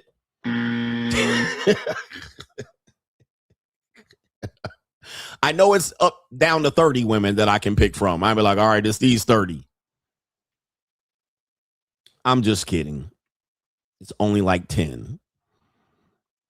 But I also test when I go internationally. So if I'm here locally now, the next international trip that I take, I will take a test before I leave. And then when I come back on entry back to the United States, I will take another test. Not to say that you're going to get the results, because tests, you don't get whatever you have might not show up on any test for months. But at least I know the window. So I'm like, okay, I went to this country. I know the window. Who was I with here? Who was I with before I left? Who was I with that I came back? Then when I come back, I want to make sure that I'm clean and not exposing people to some new motherfucking coronavirus herpes. Okay. Right. You know what I mean? You done been to China. You done came back with the coronavirus herpes. And so I don't want to expose anybody that I'm going to see, because normally when I get back in town, there's people waiting for me when I'm in town. So I got to make sure that I'm not exposing them to anything as well. And then I know where my picks are. I could just be like, who's exposed, who I got exposed to. That way I can, create a timeline and go, where did it come from? Who could possibly have been? Who do I need to talk to? Okay. And that's what I want to do. I just want to make sure that I'm safe and not exposing other people. I don't want to expose anyone else, and I don't want to be exposed to anything else either. I want to make sure everybody's safe and participating in all that stuff. And I want to make sure I can track who got what. It is quite the process, because you got to do the blood test. You got to do the piss test. You got to be clean and make sure your shit ain't leaking and dripping and you ain't got no pus in between your stuff, and you got to make sure you're protecting yourself on who to throw the shield on for and who getting it raw, who you can communicate with. And then you already mad, you can go back to this person and say, well, you got it. And if they deny it, you can be like, well, you was in one of these people. So I test when I leave. I test when I come back, and certainly every 3 months. And I want to create a record, because obviously then if people ask you for your results, I can produce them. Here's my results. Okay, here you go. And you want to be responsible like that. You want to definitely be responsible, especially if you're very, very active. You want to be able to say that. And then if women ask me for my results, I ask them for their results. All right. Because in our culture, women are carriers. Women are exposed more anatomically, and based on their sexual activity, they're more being exposed to the sex to them opens them up to more danger. So statistically, they have it more than men. The way our society works, they're always as if the man is the carrier. You're the one who has it. You're the one with the dirty deals, Nick. You're the one out here with multiple women. Well, with them, they may be with less men, but multiple men, but they're more likely to carry. So you got to know that going in, so that when they start accusing you of potentially being a carrier, you have to know they have a more prevalence of being a carrier. So let me see yours. Don't act like you Mrs. Clean and I'm over here with the dirty deals, Nick. Okay. So if you want to see my results, let me see yours and make sure you're safe. Don't just insinuate that I'm a guy and I'm more likely to carry and infect you. You're more likely to infect me. And guess what? They get quiet as a church mouse pissing on cotton. Okay? I'm going to just let you know. Nothing shuts them up more than asking for their results, which is so crazy to me. They're more likely to be the carrier. They're more likely to get it by sleeping with less people. Men got to sleep with 100 women to get it. Women can sleep with 5 guys, the same 5 guys every woman sleeping with. They'll get it. They'll accuse you of being a carrier as soon as you ask them for their test results because they didn't told you got a dirty dick. As soon as you start telling them, hey, where's you? I don't know what your pussy out here fermenting. They get quiet. I can't find my result. I don't know what the login is. I don't know. I'm safe. I'm super safe. Nobody interested in me, raw. And now I'm like, well, if you don't show me mine, I ain't showing you. If you don't show me yours, I ain't showing you mine. I don't even know why I should then keep showing you and you never show me yours. All right. By the way, Cassie dealt with that with the sex workers. They start asking the sex workers to go raw and asking for his results. And every time they asked Cassie for her results, she never produced them. She made every excuse in the book. Meanwhile, guess what? None of the workers got it. She the one that had it. I want you to think about that. She had it in her mouth. She had it all over her body. Think about that. Out of all the people, they kept asking for the workers, the escorts, the male escorts results. None of them claimed to have got it, but she was the one that had it in her mouth the whole time. Think about it. Think about it. Shout out to Black 1313. Think about that shit. That's how crazy it is. That's why you got to make sure that you get their results if they are out here accusing you with being the dirty one. Shout out to our brother Miles says, CGA lethal cop routine yesterday had me laughing hard that I have in years. All right, out here shooting people as a cop on the first day. He says a great week of shows. CGA, locals and money mindset wins this coming Sunday. We're actually going to do it Monday because I got to do some traveling. But shout out to you, man. I'll be out here having y'all win in life. We want to win, but join us on the Money Mindset and Locals. That's a sponsorship from my brother Iggy. I'm rich, bitch. That's a sponsorship from our brother Iggy. We deal with hard truths over here. We deal with the hard truths that y'all don't want to hear. All right. Shout out to C. Shaw says, oldest ride, longest line. Shout out to you. The oldest ride, longest line. Appreciate you, man. And then we got to matriculate the ball downfield. Give y'all some more evil shit. How much time we got? How much time we got? Okay, we got player hating. Oh, man, we got some more wild, wicked shit, man. So much stuff is happening in the world here. Brandon Carter, if you're watching me, all right, shout out to you. Let me see what segment this is. All right, let's do a little bit more. Let's do a little bit more. We got look at this bitch ass nigga. All right, this is a good segment for this one right here. Okay, here we go. Look at this bitch ass nigga. All right, apparently we caught a video of some niggas from St. Louis fighting over a girl. All right. Men, have you been in this situation where you had a girl, you were young, and you had a girl, maybe you were macking on her, you were running your mouthpiece, you was about to pull, or you had a girlfriend you brought to the party, and some niggas start testing you, slapping you around, bullying you in front of your girl? Check this out. This nigga right on my mom, he deserved that. On my mom, Keep playing with me on my brother, nigga. That's like a hoe, nigga. I'm glad I found my phone. I don't know if I'm sad, lady. Bitch ass nigga. You ain't trying to hear nothing, folks. On tree, folks. Bitch ass nigga. Damn, B.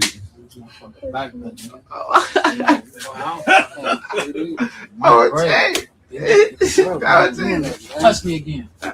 What?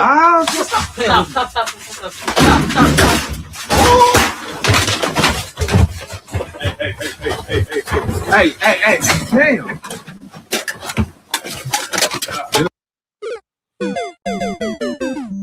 By the way, this sums up the manosphere. This is the manosphere. This is how the manosphere works. One nigga get ahead of another one. Now they got to cut 8 videos on you. They got to tear you down. You start getting hoes, they got to try to embarrass you. You see what I'm talking about? Like these Chief Keef ass niggas. Like this is crazy. Like, I mean, dude, when I was young, dudes would try to do this, not this aggressively, but this is sad, bro. This is some sad shit. Like the dude, he know you got the girl sitting, but he got to come up and slap you. Like, this is crazy. Look at this, man. These niggas are animals, bruh. Animals. Now, this is why, remember that one dude that said, touch me and see what happens? And he stabbed that white boy? Look how fast touch me and see what happens can literally change your life. Listen to this. All right, hold on for a second. Touch me again. Touch me again. Touch me again. What? Stab. You see that? You don't have to get bullied for touch me again and see what happens. Okay? You don't have to get bullied for touch me again and see what happens. What? All right, just like that. That's how a white boy dies. Touch me again. What? There you go. Touch me again. And by the way, let me just say this, not to get too graphic. This woman was going. All right. This woman was going for both. Trying. As you can see clearly here, this woman was really to get rode like a train. Trying. Now, that's the sad part about it. These niggas about to kill each other. And this woman is letting both of them hit right now. Look, he grabbing her ass. Obviously, the other guy, territorial, the shirtless nigga's a jail territorial nigga. He ain't got the girl, so he won her by his own, food insecurity, pussy insecurity ass nigga. She was gonna let both of them hit, bruh. And she's kind of scared of these niggas, so she letting both of them hit. She like dangerous niggas, so Trying. she was gonna let both of them smash. They didn't have to fight over her, but food insecurity, pussy insecurity, nigga, Mr. I'm the alpha, I gotta kill off any male. Y'all could have shared her. Like, you don't have to, bruh. We, like that guy said at the beginning, we're all gonna get a turn, bruh. Just let me have my turn. You'll have her next. This not your girl. This our girl. All right. This our girl. This is sad, bro. Niggas are, man, I tell you, bro, we all sharing. Look at this bitch ass nigga. We all sharing, bro. You gonna get your turn, nigga. Let me get my turn. It'll be next. You can get your ups next. Soon as I'm finished, you can have her. All right, we got a woman here says a black woman don't take no disrespect, but apparently she's a swirler. She's a swirler. So she's got a white boy. All right. There she is right there. Nigga, that's a nice, tightly packed sister. All right. You can see her tightly packed. All right. She got a shoulder. She in shape. And she's over here with this nigga that looked like he played at Villanova. What's his name? What's that Villanova basketball player that rocked the Caesar and shit? What's that nigga name? He played for the Knicks for a little bit. I did a story on him back when he got drafted out of Villanova. All right, but of course it's a redhead. All right, but anyway, we got a black woman here. Yeah, DiVincenzo ass nigga. All right, shout out to what's his name, Dante DiVincenzo. All right, she with a DiVincenzo nigga. And then we got a black woman here, tightly packed, and she's talking to the other black guy who was in shape, built like somebody's bull. And she's saying she don't take no disrespect from black men. All right, I'm interested in this, so let's go ahead and play the video. Let's go ahead and play the video here.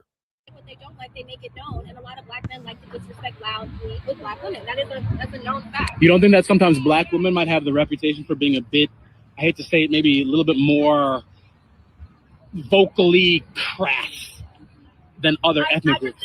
We don't take bullshit. We don't. And white women will take bullshit. I tell them this all the time. White women take bullshit, and they'll take a black man disrespecting them or doing things that aren't good in a relationship. But do you think that black women aren't going to take that bullshit? Like, what's bullshit? I stopped talking to him because he didn't tell me Happy Valentine's Day. That's disrespect. No, it was all good, and he just didn't tell me. And I said, okay. What was so give me your reasoning as to why that happened. I'm not trying to open old things. No, it won't cause no beef. You know that. No, I mean, I woke up in the morning. I didn't necessarily remember that it was Valentine's. Oh, is it that big of a deal? It's not disrespect. Don't like what they don't like. They make. All right. Look at this bitch ass nigga. All right. So this white boy is a hostage to this black woman. All right. This poor white guy, he just wants some chocolate. He just wants some chocolate punani, some cooked cinnamons.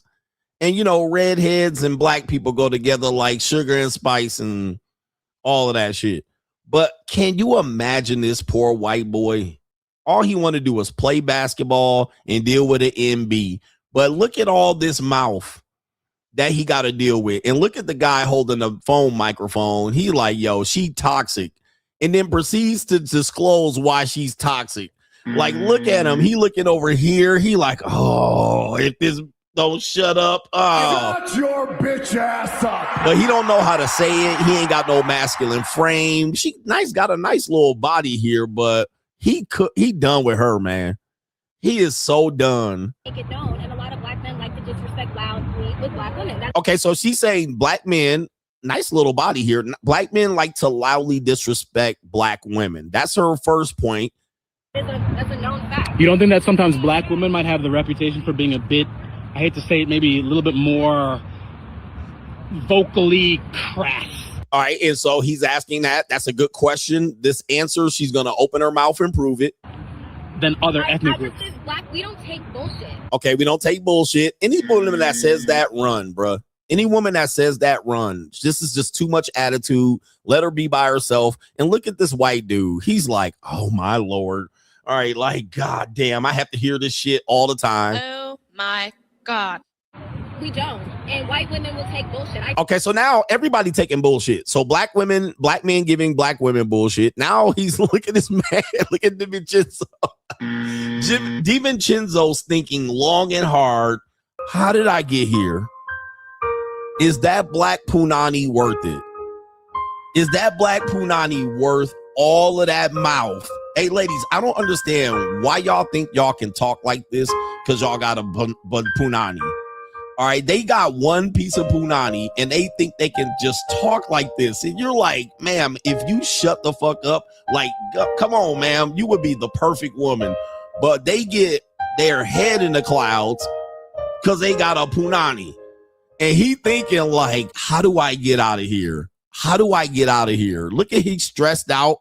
He aging right in front of us. I told him this all the time. I told him this all the time. Look at him scratching his neck. White women take bullshit and they'll take a... He gone, bruh. He is gone. Look at his face. I know he's staring into the sun, but she ain't squinting. Okay. He about to catch sun cancer and all that. Oh my God. He's like, Jesus. Black men disrespecting them or doing things that aren't good in a relationship. Now watch this. Now she's talking about what black men do in a relationship that's disrespectful. Look at him looking. He looking off to the side. Hep. Give me one of them Taylor Swift flat back, flat booty bitches now. He want a flat booty. He want a flat booty now. He like, I can't take it no more. Because now she going to throw him under the bus right here. Do you think that... Black women aren't going to take that bullshit. Like, what's bullshit? I stopped talking to him because he didn't tell me Happy Valentine's Day. That's just... Oh, look at that. That's disrespect. I stopped talking to him because he didn't tell me Happy Valentine's Day.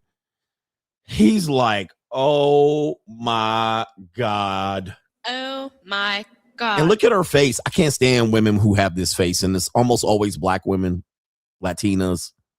They always have this face like, I can't even do it. He didn't say Happy Valentine's. Ugh. I don't deal with women like this, bitch. Like, no way. No way. You cut.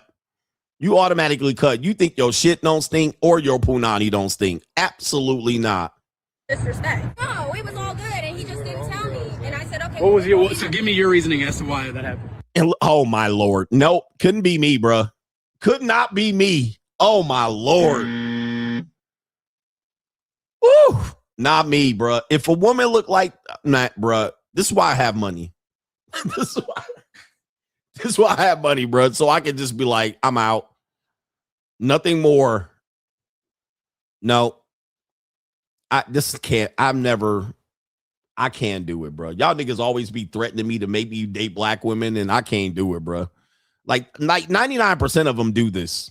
I can't do it. Okay, 95%. I'll give you the benefit of the doubt. Man, brother, it's not me, man. Y'all can have that shit. Look at this bitch. I can't deal with that nigga. Taraji P. Henson bullshit. Not me, man. It couldn't be me. All right, so we got here. I got one more video. These are your daughters. All right, these are your daughters right here, your future daughters of America, going back to the Mexicans. Who haven't caught wreck today? White people? I got white people yesterday, and I got censored by YouTube, so don't at me. But we got your Hispanic chica here talking about she's taken 30 Plan Bs in her life. These are your daughters that y'all keep worrying about, bruh. Coach, man, that's somebody's daughter. This woman says she's already taken 30 Plan Bs in her life. Here we go. Debated on making this video, but these are things that would only happen to me. Starting off with this Plan B box. They DoorDashed me this Plan B with the box on target. So I did the right thing, of course, because I tried everything else. I tried to burn the bottom. I did the civil thing, and I asked my roommate for an axe hammer thingy. So, rage room the baby out of me, chat.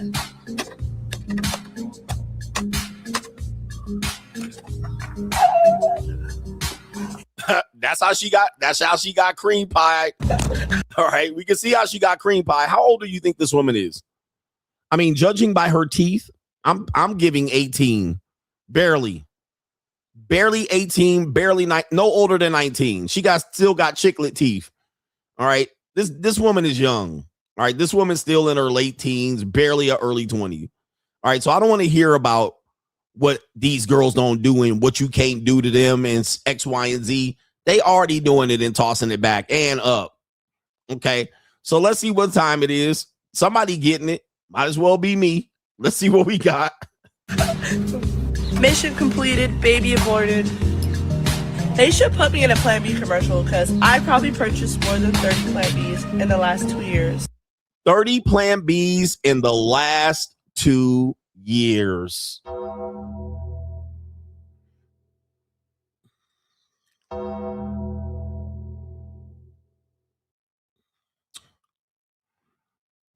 $30 Plan Bs in the last 2 years. These are your future wives of America. These are the women who you want to become submissive. These are the women that you want to do what? Take Kevin Samuel's course on how to be a lady. 30 Plan Bs in the last 2 years.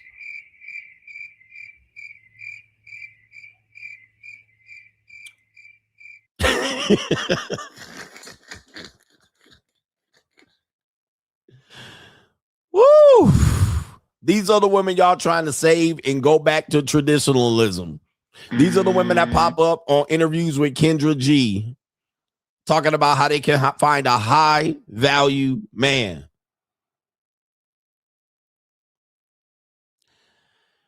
Wow.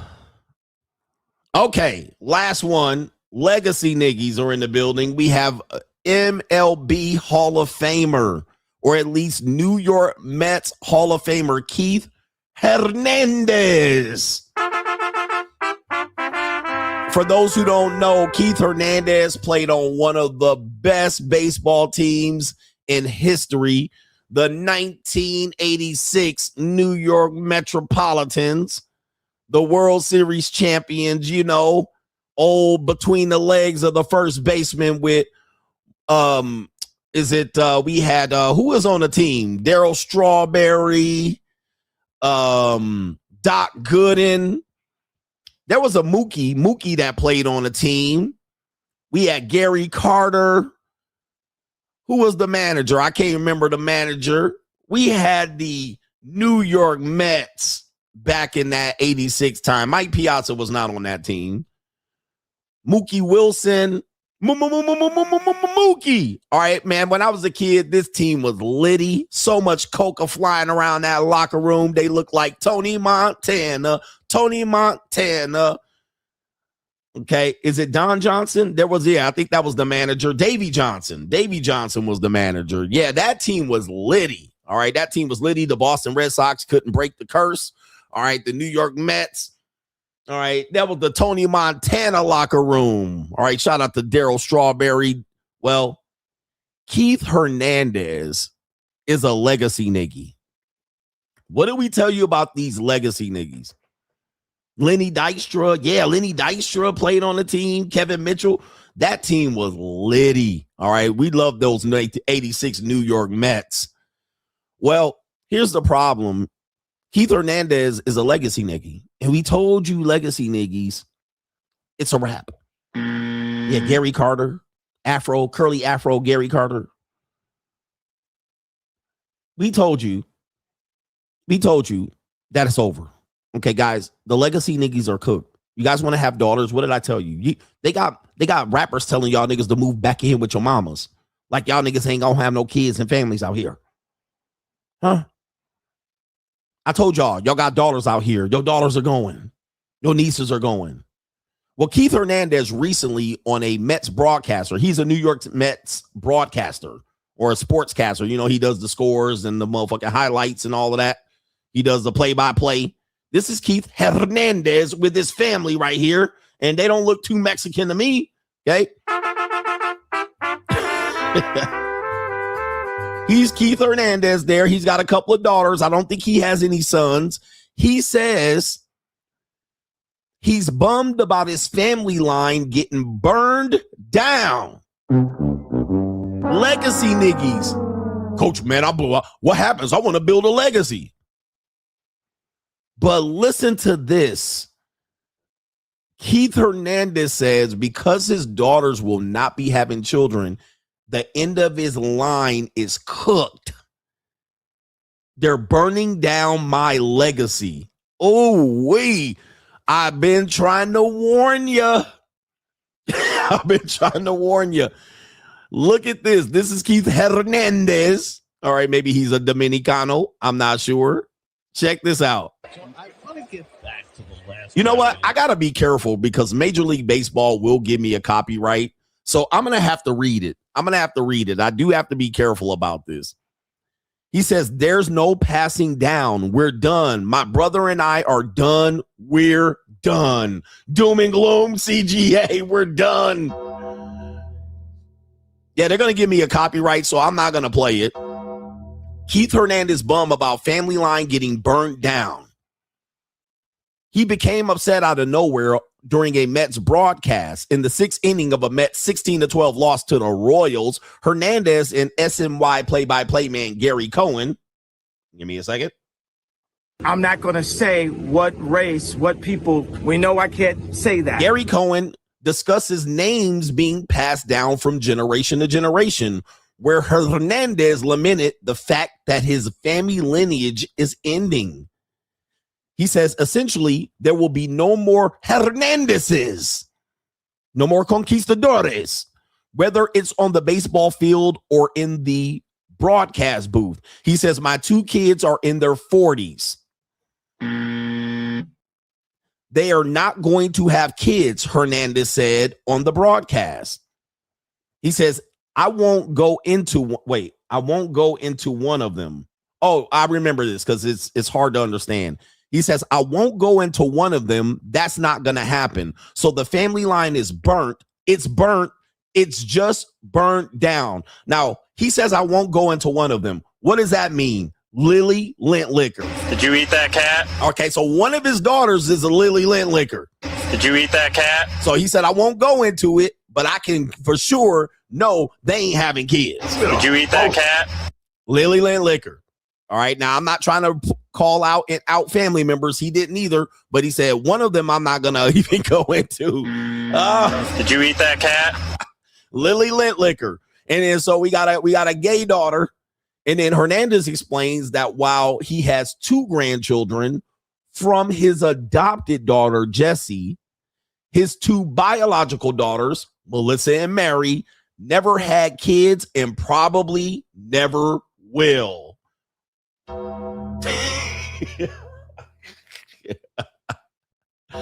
And he said his brother Gary also has two kids who likely won't have children to continue his family line.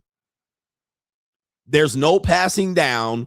We're done. My brother and I are done. We're done, Hernandez says. You can see this here. I'm reading from the article. Legacy niggies cooked. And the daughters are in their 40s. cooked. And there he is right there. Look at him. Oh, no. He said it's over.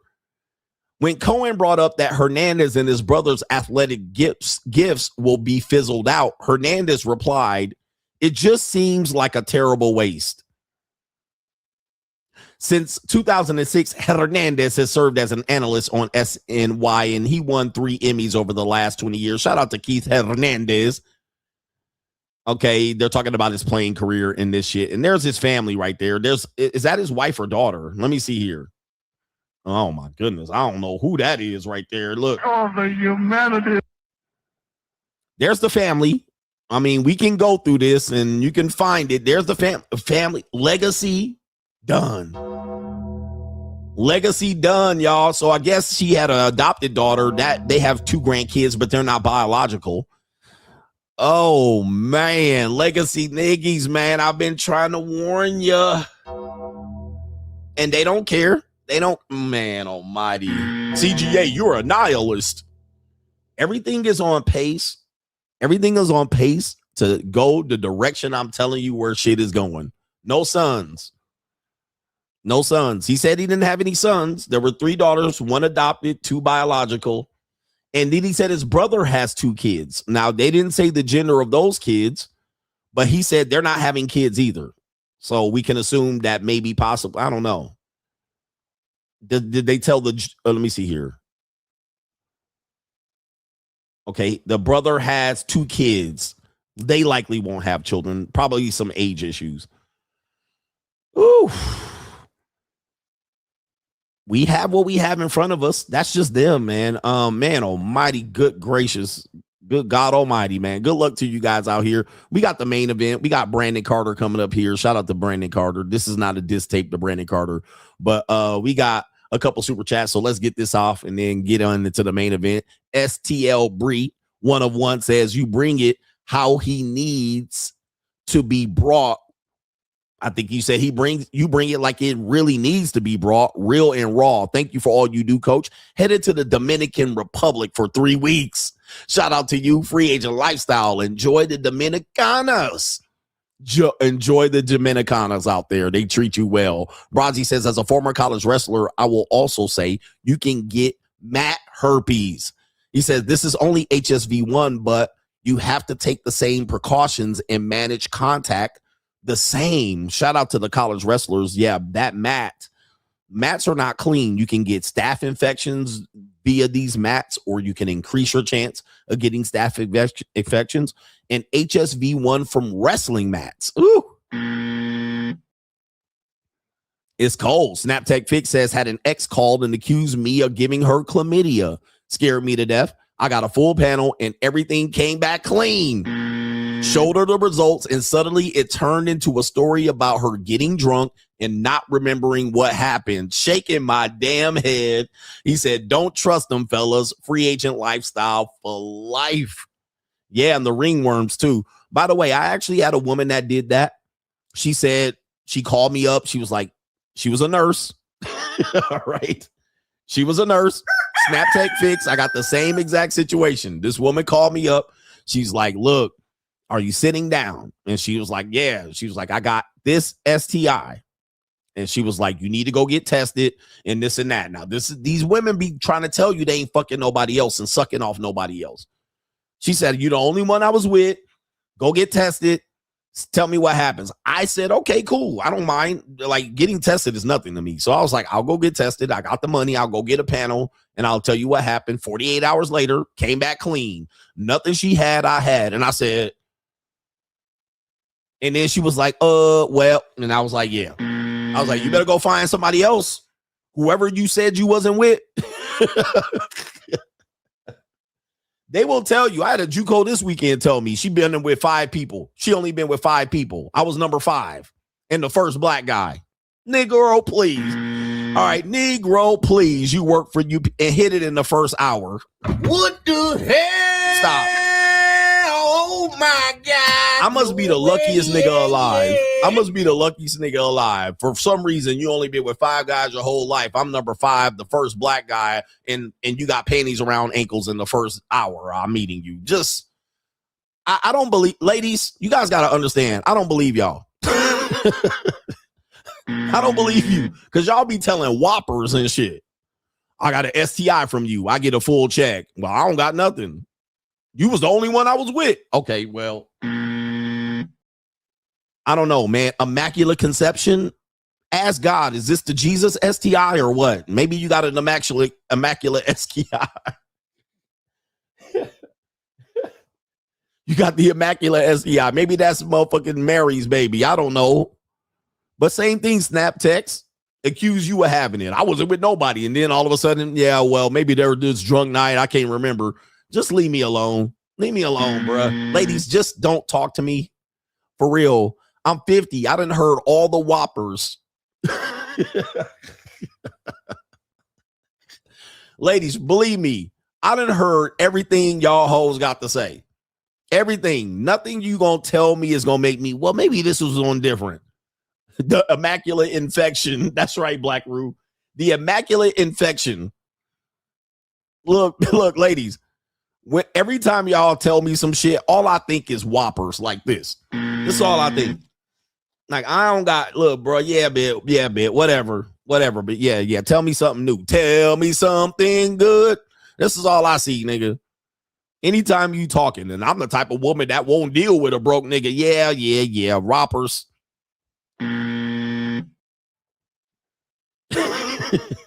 I done had women tell me some vicious lies, accuse me of some shit, and then meanwhile, they be lying they ass off.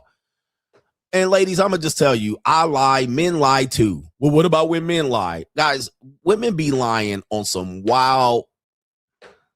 I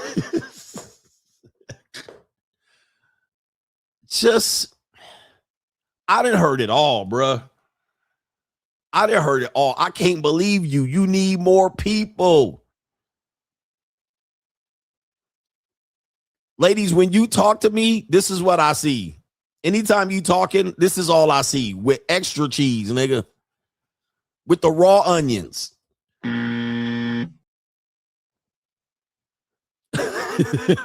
With the raw onions. Make it your way. Have it your way. With the special order, with the checks. With the checks on the box, on the menu. This is what I see, man. Brought to you by Burger King, nigga. All I see and hear is this shit, bro. I don't even know what you talk about. That's all I see. What the hell? I can't listen to nothing you talking about. And it's one time. Yeah, whatever. Not me. I'm one of the one. I don't be lying out here. Yeah.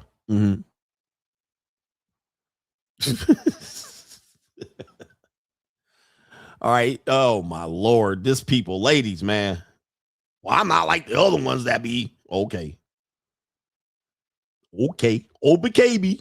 I'm just the dumb nigga that's gonna believe your dumb ass this time. OBKB. Caitlin says, wouldn't women think if a man has to wear a condom while having sex, that man doesn't trust them? That's why, yeah, I don't know what the rest of the thing says, but this is why in the normie dating marketplace, women that don't, like, say for instance, you're a guy. You got to understand, women's psychological works backwards. It doesn't work the way you think, because men and women were different. They might think we work backwards. But let's say I was with a woman, a normie chick, and we went to the bedroom and we started fooling around and petting each other and all of this shit. And soon as we start getting the pants off, without her asking, I go to the condom jar. I'd be like, okay, let me go to my condom box right here. Let me get the condom. And then you put it on. A normie woman will be like, what? You don't trust me? You think I'm a slut? That's what a normie woman would think. You would think she would go, oh, I like a sexually responsible man. And we're not talking about you old skeezers. We're talking about the young girls, not the old skeezers, because y'all didn't figure that out. You would think a young woman would go, oh, he's sexually responsible. I like that. He's looking to protect me and himself. Nah, the normie girl gonna go be like, what you think I am? You see, that's the reverse. That's what I'm saying. They backwards. There would be automatically defensive. They would automatically think that, oh, what you trying to insinuate? What you trying to say? That's the backward psychology, the dark psychology when you deal with women, right? Which you would, now an older woman to be like, good, I'm looking to protect. I was going to ask you if you had one. So for men, you got to understand that, right? Don't you trust me? You think I just be getting around? Why you just immediately whip that out? That's what they would probably respond with or feel like, or they might even bring it up after the fact. You done nutted. And she was like, well, why didn't you immediately go get the condom? Why didn't you just feel? I like it raw. I don't like condoms. But if you didn't and you start going to stick it in, she would be like, well, do you have anything? Are you safe?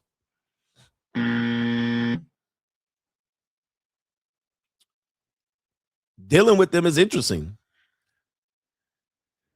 Or she'll ask about it afterwards. Y'all didn't finish pushing and shoving. Then she'll ask, are you safe? I have to tell you I'm not on birth control. But if you went up and asked them beforehand, are you on birth control? Are you safe? Do you have an STI test? You know what? I'm going to just wear the condom. She would just be like, huh? What? Me? What, you think I'm a whore and a skeezer? Now, tell me I ain't lying, bro. That, like, people don't realize they funny acting. Now, these are just the normie chicks. That they are completely reverse psychology. The dark psychology of women is something else. Shout out to our brother Brian. Can I say your name? Brian Williams says something for the collection plate. Shout out to you. He's our major sponsor, not Burger King. We're going to give our brother Brian the King 3 rings for the triple sponsorship. One more.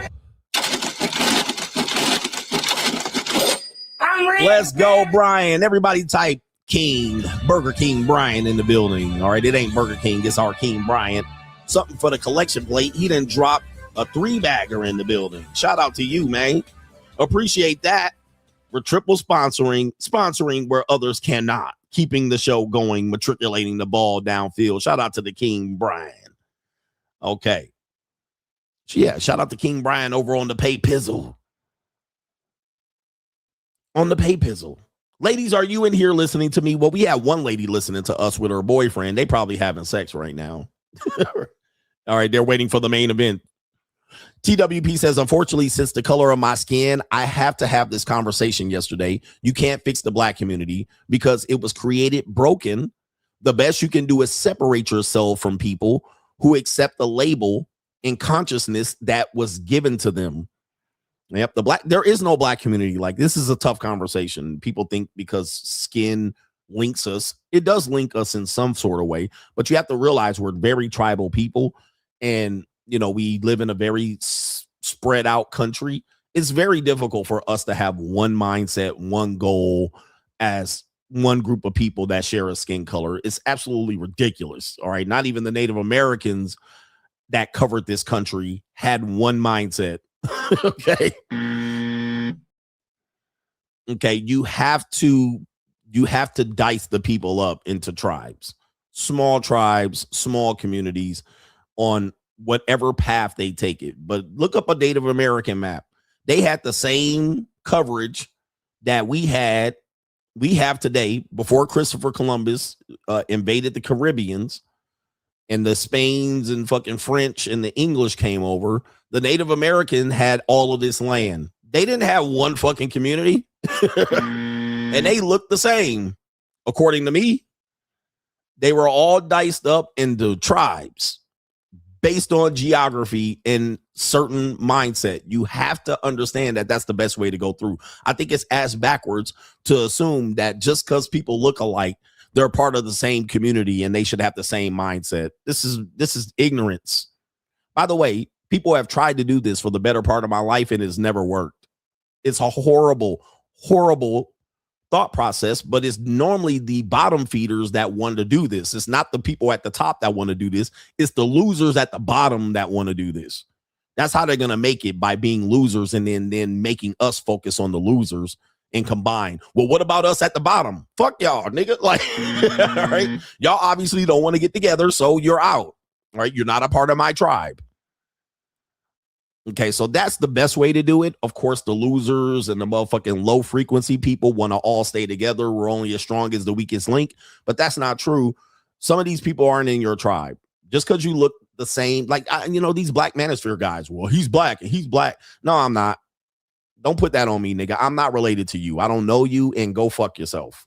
Right? I don't know you. I'm not related to you, nigga. I'll never meet you. Go fuck yourself. You're not a part of me just because I have the same skin color. That is the dumbest mindset. White people don't even do that. White people in America don't even do that. They don't even participate in that level of ignorance. Now, will they pick someone that looks like them over your dumb black ass? Yes. All right. Yes. There's certain comforts that people do. So if they see a person that's white and they see your dumb ass Davante Travarius, they're going to probably go with who they're more likely to be comfortable with. But I'm not in this black community shit. All right. I reject that shit wholeheartedly. Now, just because I reject it and you put it on me, don't mean I have to be like, well, you're right. You can go fucking fly a kite with that shit. I don't identify. I don't identify. You can identify me as that, but I don't identify. Fuck that. You can do that loser shit. But me, on the other hand, I'm trying to win. Shout out to King Porter says he should have got a young woman. He should have got a young woman 10 years ago and had a son or two. The bloodline doesn't continue with girls anyway. It's the boys that carry on the bloodline. Girls are for making alliances. King Porter, you bring this up. Main event coming up. That's actually a good point by King Porter. King Porter, that is a brilliant point. And it's a point that I've heard Angry Man say. It is a point that I've heard people say that men, for some reason, this goes back to the monogamy. For some reason, because we are a monogamous society, we don't allow ourselves to extend our bloodline through poly or continue to build children when we can. Okay, so we don't allow concubines or harems. We actually try to grow old with a bit through monogamy and family. So take this into consideration. If he wanted to extend this bloodline, he could. His wife couldn't. If he wanted to extend his bloodline, he can find a woman to extend that bloodline to. He's able to. He's wealthy enough. He's wealthy enough. He can say, okay, you can't have any more kids, but I will find a woman who can. That doesn't mean he has to divorce her, but he, through the fact that men can produce children at any age, can definitely extend their bloodline. King Porter makes a good point. Men, we give up our bloodline for Christianity and monogamy, right? Religious purposes and some sort of, what we call conventional relationships. And he's saying the bloodline is dead, but no, it's actually not, King Porter. You're right, King Porter. It is not dead. He can continue it if he wanted to. But he chooses not to and stay with this woman who cannot no longer produce. I want you to think about that. That is a brilliant point to inject in this legacy conversation. If he's so concerned about legacy, he can go right down to the Dominican Republic and keep that shit going. How old is him? Keith Hernandez? Keith Hernandez, how old are you? Wow. The power of being a man. Let me see Keith Hernandez's age. He is, they said it in the article. He's in his 60s. What the fuck? They can't find it. 72. He's been married twice. So technically, his bloodline does not have to be over. Cold world. Cold world. He can keep that shit going if he really wanted to, but of course, he'd lose the old broad. All right. That is a brilliant point. JC says, Coach, everyone was talking about one of some look maxing dude that passed away. Was it the Quickler kid. No, it was a guy. We talked about him yesterday. All right. He was a different looks maxing guy. So, wow, think about that. What about that? Uh-oh, the moral police are here. Here they come. Here come the moral police. Well, that wouldn't be fair to the wife. Family is everything, ass nigga. Shout out to Hustle Every Day. Says, sad comment trope. Ninjas start arguing over some punani. But yo, punani insecurity and food insecurity, coach. He said, you wild. Punani insecurity and food insecurity ass niggas. This the last punani and I gotta have it. And he says, yeah, okay, shout out to y'all. Let's get to the main event. Let's do this. Brandon Carter on the way up. Let's do it.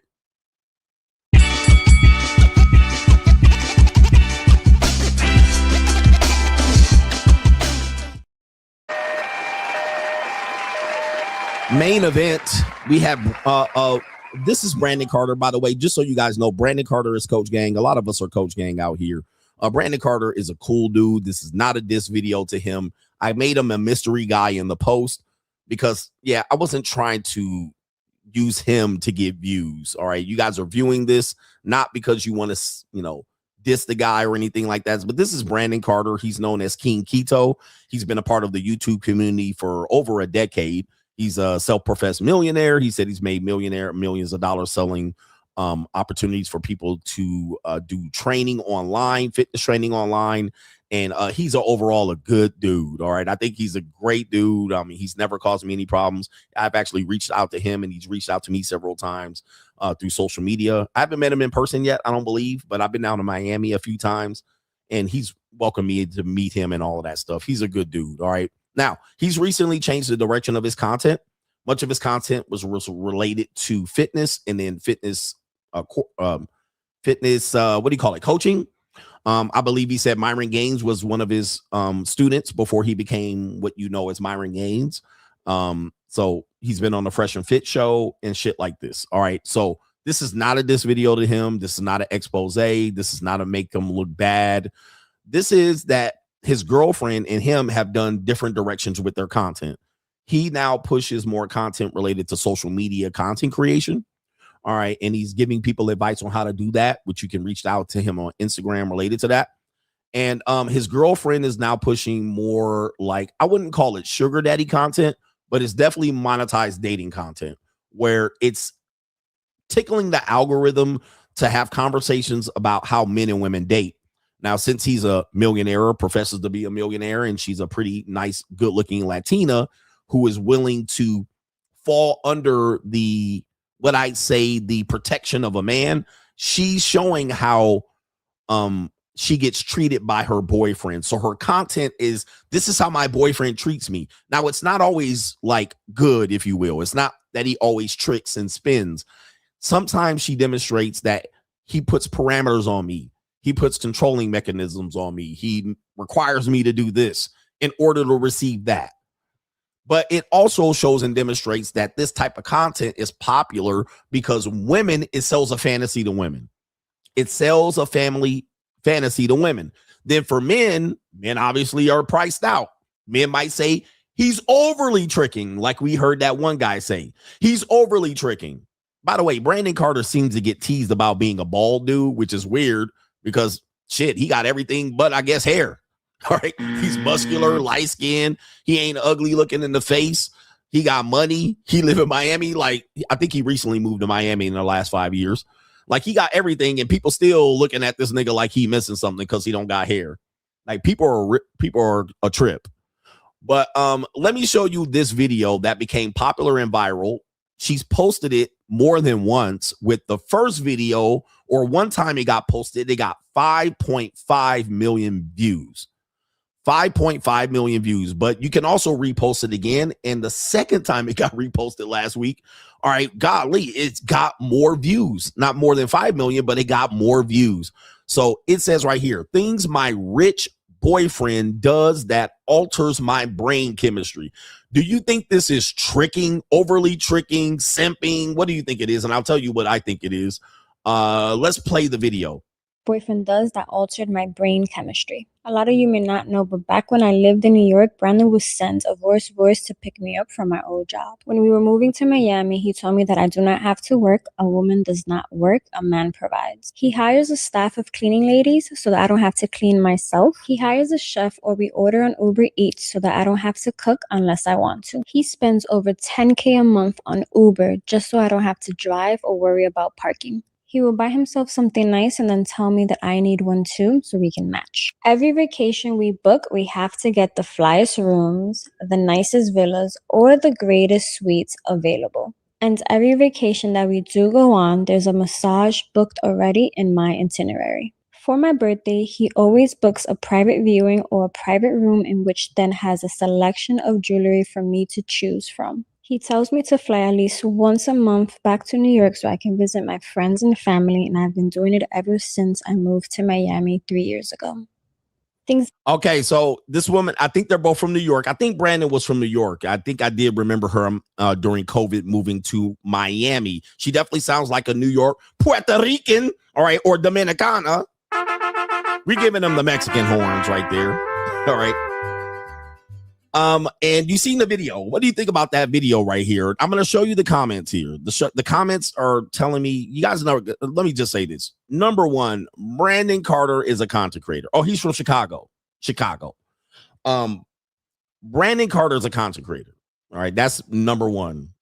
Everything he does is for content. He's not dumb. All right. He going to find a way to make money. And if you want to call him a grifter, go for it. This guy don't fuck around when it comes to strategizing and thinking how to make money. And if you go to his channels, you can see that he's very business minded. He's not just going to waste opportunities to make himself look bad like a trick or a simp. He ain't going to do that. This is for content. This is certainly a strategy. And this is the direction that they're going. He's changed strategies. He's pivoted. Okay. I'm pretty sure he still does the fitness shit, but he's pivoted to actually use his girlfriend to demonstrate this, to get views and likes and all of that stuff. All right. So somebody said he has a dead channel. Yeah. When your channel dies, pivot. Okay. Your career's not over. All right. And I certainly have demonstrated that your career's not over. You can actually just go ahead and just step over here and now keep yourself alive. Okay. So you just don't say, oh shit, I can't do nothing else. And now my YouTube, and then keep putting content out on a dead channel. Now, look at this. If you say his content is dead, hers isn't. Hers is not dead. Okay. This has got millions of views. As a result, let's take a look at the comments on this one. To the men hating, just date your tax bracket. Bye. Okay, so you're seeing the women in here going, yas, yas.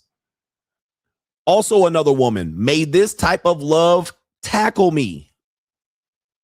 Yas. So this is selling a dream. He realizes this. He's using her and telling her, yeah, baby, let's put this type of content out. You gonna get views. Trigger the broke niggas. Trigger the broke niggas. What did I do? I pivoted towards the sugar daddy content, because who wants to hear another red pill rage video? Girl, stop replying to your hate comments. It's not a good look. Chin up.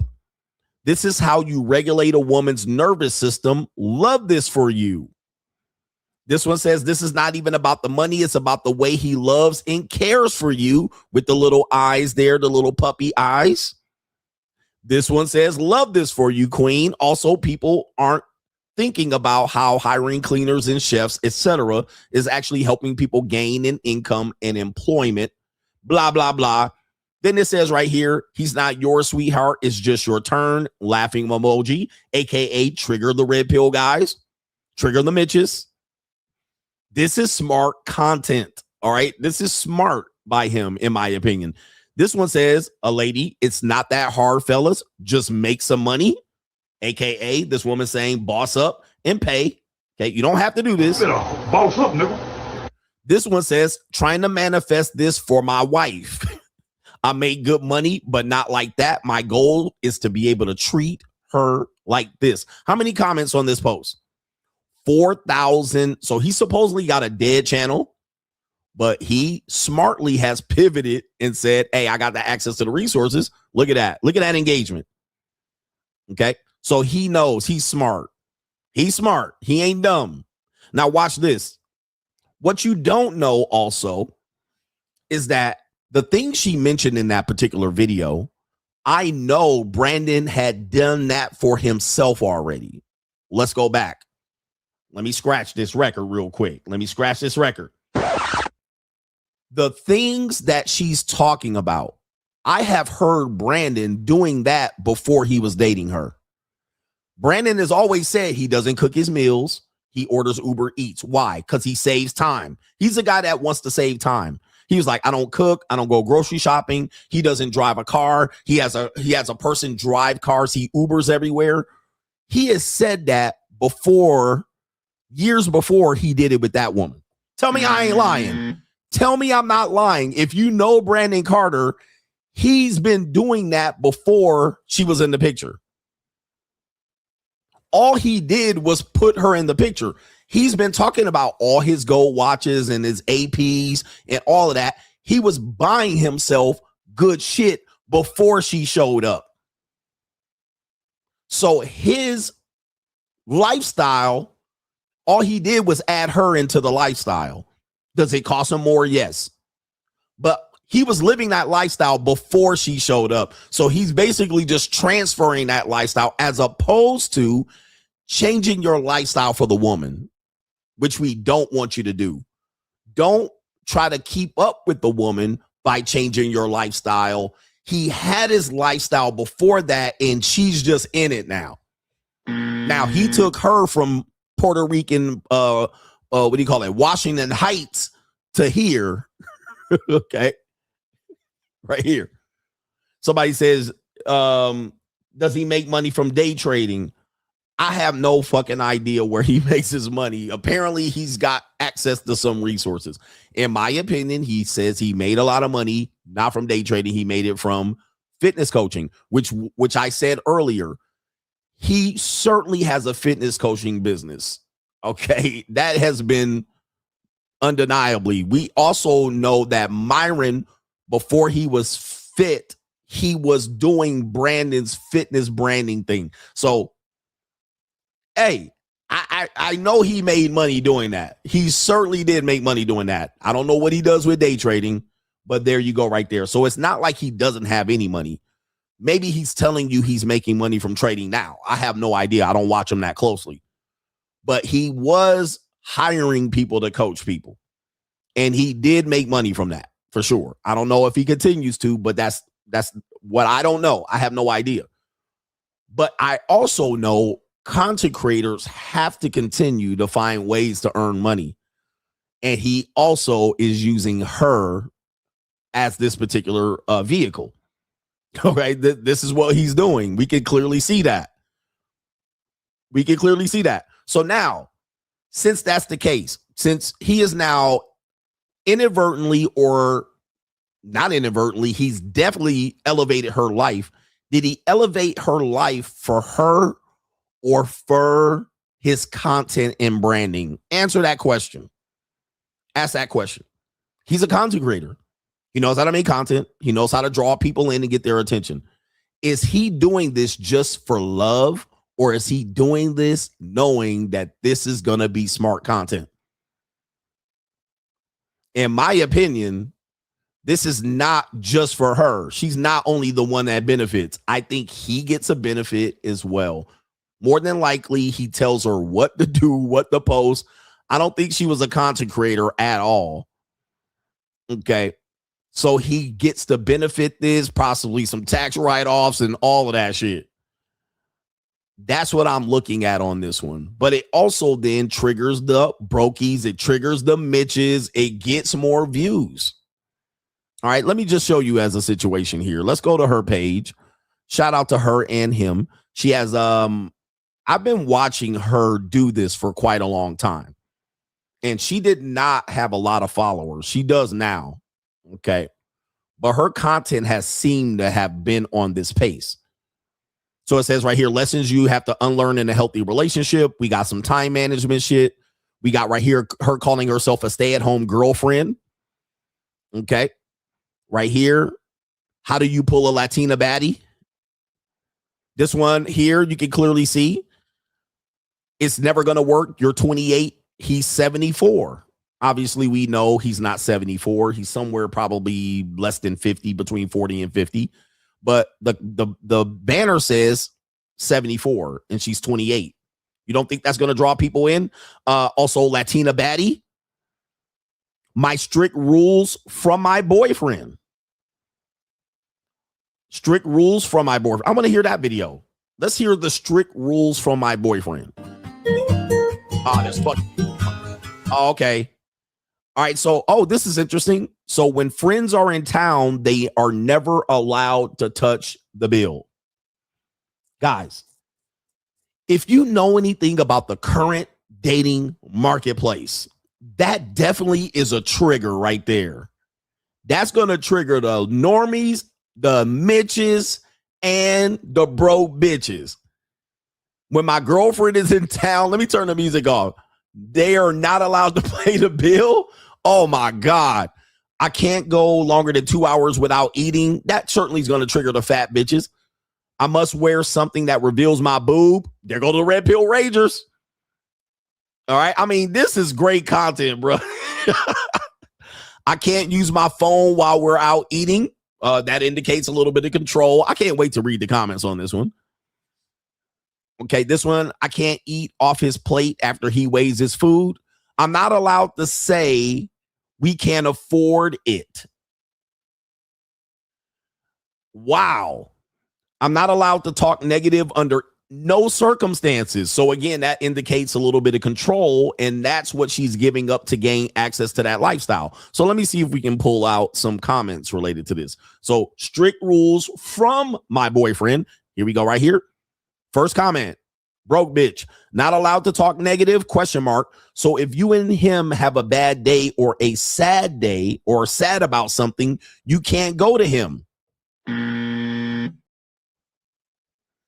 You see that? So now we have the, he's rich, but he's controlling. So what do we got here? I love the don't touch the bill when friends are in town. Such a turn on and such a turn off, because currently my boyfriend is not like that. Selling a fantasy. May this energy find me expeditiously. Does he have a brother? I will submit. You see this?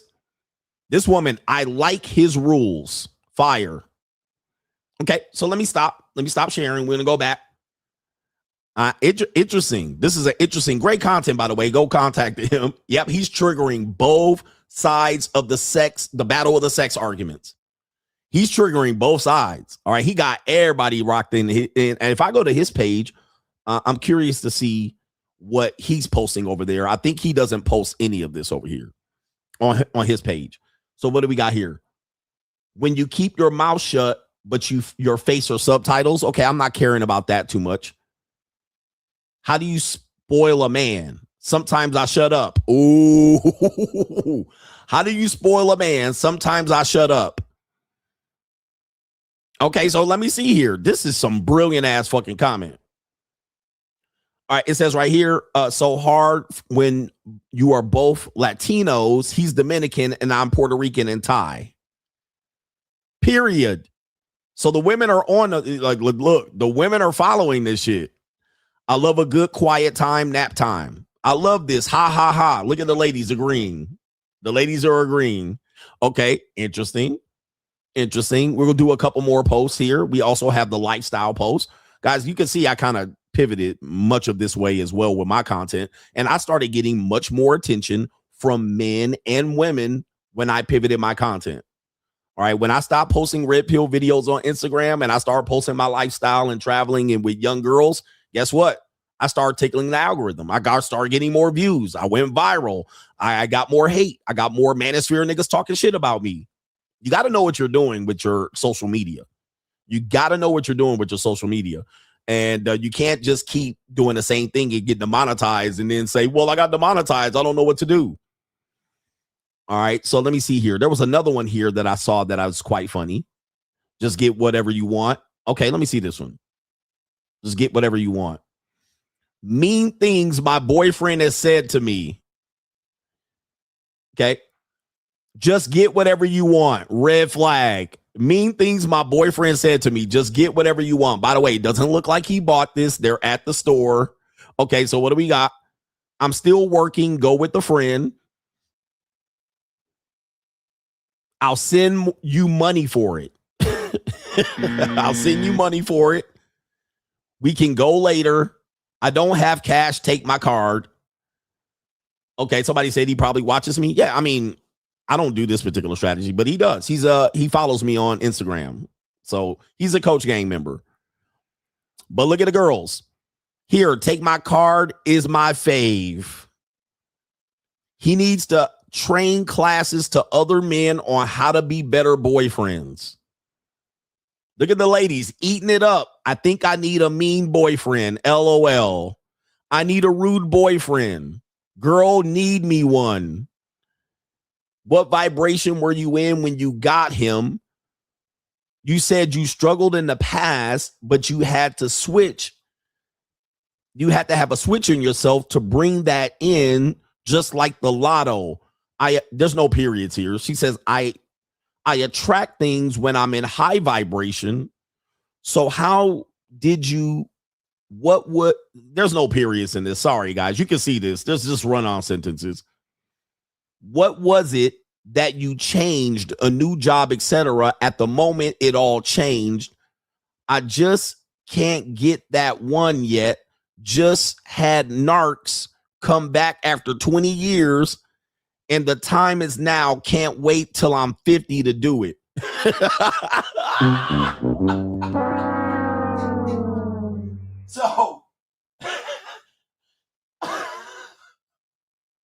So this woman is a whore with narcs and all kind of broke niggas. She think it was just a switch that she switched on to pull this guy. Wow.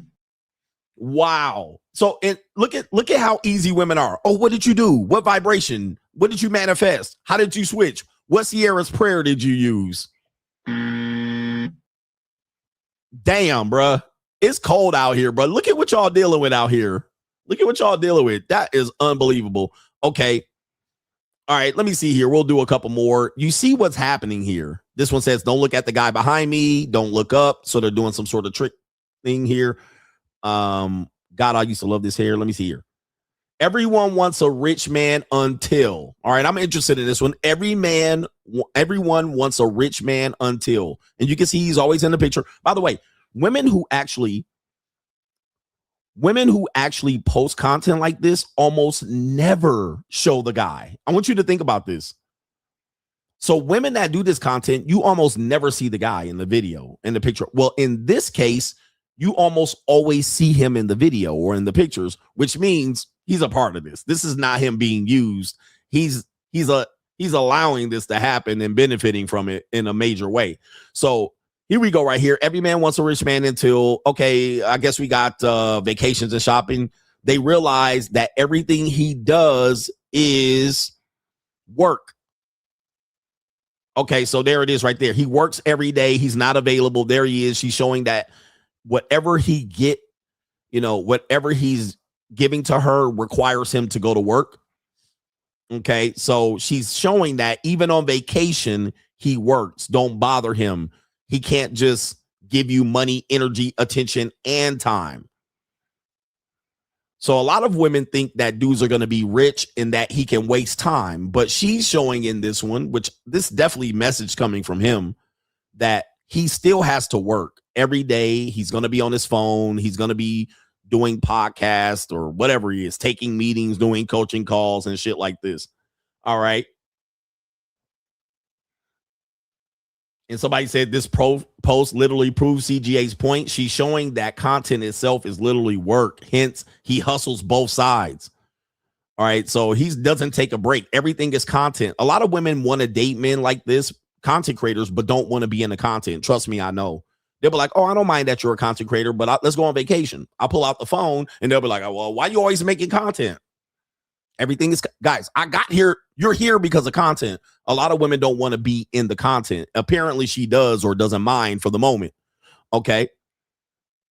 This woman says, yes, please go to work so I don't have to. Woo, this is literally my fiance. Watching this made me feel better about him. Again, another woman that wants a rich guy that has time. This one says, and let that man work. His job is to work and protect and provide. Man, this is genius shit. This is genius shit. They're working both sides of the algorithm here. Yes, I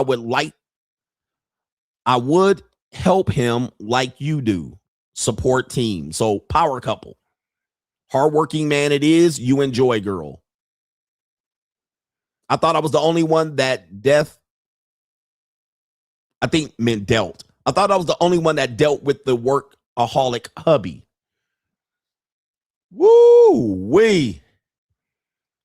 Okay, this is interesting, right? This is an interesting take that you're seeing here. All right, and I think I have one more on this one, and then we can take a quick look at Brandon's Instagram page and see what part she plays in it. You see, she got the nail. She's showing the lifestyle. Women eat this shit up. Pilates. All right, this is a well-organized page. We got Fendi, Prada. We got a Valentine's cake and roses and shit. Like, women eating this up. She's the beneficiary of it. Niggas saying she cheating on him. Bro, all women are cheating in some form or fashion. And if she loses this spot, here's the deal. Guess what? Can she find another guy that's going to do this for her? The answer is no. Can he find another woman that he can do this for? Yes, I'm pretty sure his DMs are fucking filled up of women going, treat me like that, daddy. Okay. She can't find another Brandon. He can find another her. I mean, this is where we're at. Don't be scarce. No scarcity, guys. No scarcity. He can find another this woman. Okay. Let me see here. Girlfriend duties. All right, so here we go. This is an interesting one. Last one. Girlfriend duties they never warned us about. All right, play the video. Boyfriend, babe, have you seen my... Okay. How's the weather outside? Can you make me some food? What should I wear? What time is my meeting? Can you film me? Okay, so yeah. All right, so you're with a social media content creator. She's going to film. Can you clean my office? So she's the maid. So you can see here, she's saying, I do for him type shit. All right, and let's see what the women are saying. Best reel ever. This is so cute. Facts, I love this. But these are the same women telling you that they ain't going to help you do shit. Somebody said that's AI. Oh my God. Really, niggas? Are y'all so dumb? Y'all can't be that dumb, nigga. Like, everybody knows this is AI. All right. But the women will tell you, you going to make the money and they ain't going to help you at all, right? We've heard women say that. Interesting. I'm going to go over to Brandon's page and see what she looks like on his page. All right, we do have access to his page right here. He has about under 1 million followers. All right, under 1 million followers. Quickly here, I got to wrap this shit up. All right, this is his page, under 1 million followers. Here, he's talking about this. If you ever DM him, he's got a good marketing plan here. So what do we got here? All right, there she is. She's right there, pinned right there to the top. And there's her titties right there. Here we go, right here. My boyfriend. Okay, here we go. This book he wrote, and he worked really, really, really hard on it. Yeah, better be nice. So I put together this book of ChatGPT prompts to help you grow your business and get clients online. There's prompts that'll show you what to post and help you figure out content so you'll never have to worry about what you're going to. All right, so listen to this. Now take a look at this. So this is, again, social media. Guys, join the money mindset for real. So he put the Puerto Rican Dominican titties right there in the thumbnail. And then he walked in with the sales spiel. But he got y'all attention with the Puerto Rican titties. Come on, man. This is what we talk about, bruh. He said them peanut butter cans. Shout out to Jason Whitlock. That's not his regular voice, but he bait and switched y'all. Put the Puerto Rican bit in there and got you. Damn. All right, so let me see here. What do we got more of? We got there she is again. Babe, Apparently. Claude just made this whole carousel for me. All I had to do. All right, eye candy. Okay, so you can see she's putting in the work to get what she's getting. Like, she's not just sitting back getting nothing. All right, he definitely playing a part. Somebody had to do it. How did you pull a Latina baddie?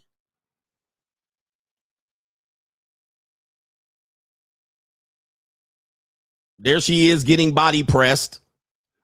What's his most viral video recently? But his views aren't as much as her views.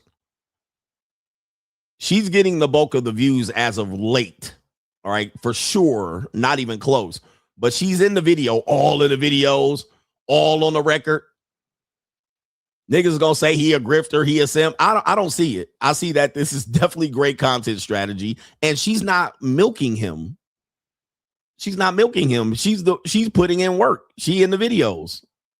Now, if she was not in the videos and doing any work, she would be milking him. I mean, obviously, take a look. Let me see. All right, titties in there. She a nice little baddie too. Nice piece of work. She willing to put that bikini. Somebody gonna call her a pimp. Somebody said he a fake pimp. Titties in the video. Woo, wait. I get better engagement than his. Yeah, when I put my girls in the video, I'm getting better engagement for sure. We don't know why that is with him. And he's got more followers. All right, but my videos definitely getting more clicks than him. Maybe he's doing a lot of it. I have no idea. This is interesting, though. Interesting. Don't look at the guy behind me. Yeah, he's not getting much views here. Interesting enough. Maybe it's not consistent at all. She definitely getting the bulk of them.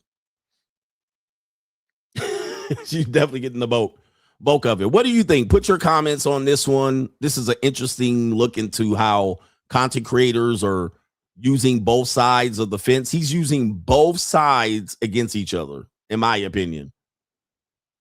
Okay, so he's using the woman. He's using her in the content. She's using the fact that he has a relationship with her, his lifestyle, and hitting both sides. Hitting both sides of it. I think that's an actually interesting content strategy. We'll see if it works out for him long term. Everything is long term.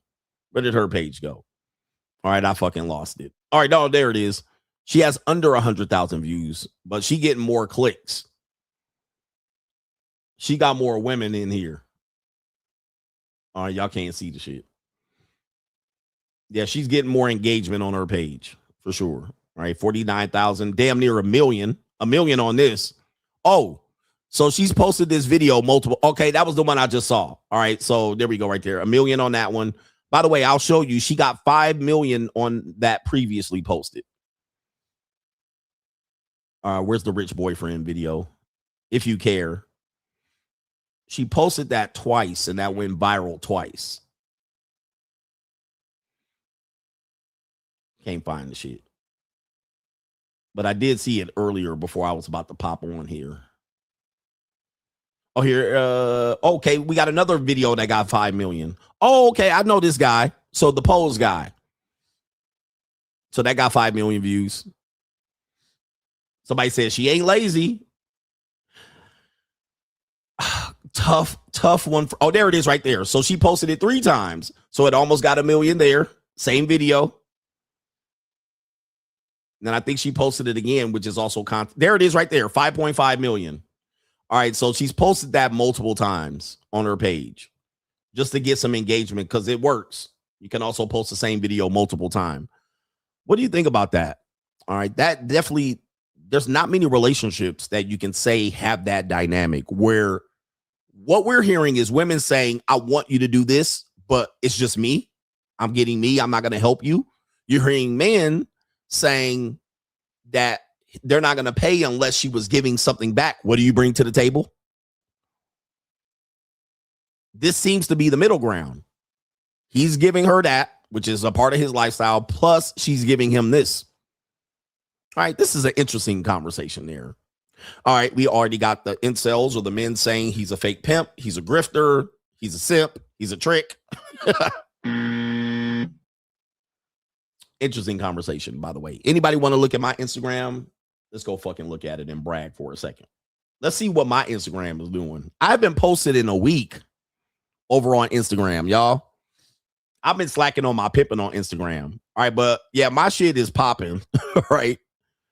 My shit is popping. Sometimes my posts don't do very well, but when they pop, they be popping. All right, my shit be popping. I put bitches in my Instagram. My Instagram for me works when there's different women, not the same woman. All right, so I pivoted my Instagram from Red Pill Rage to this, namely right when I turned 50, because I said, this is my point. Yeah, Facebook, my Facebook started blowing up. I got over 100,000 on Facebook, like in relative short order. One video went viral. I got over 10,000 subscribers and followers from Facebook.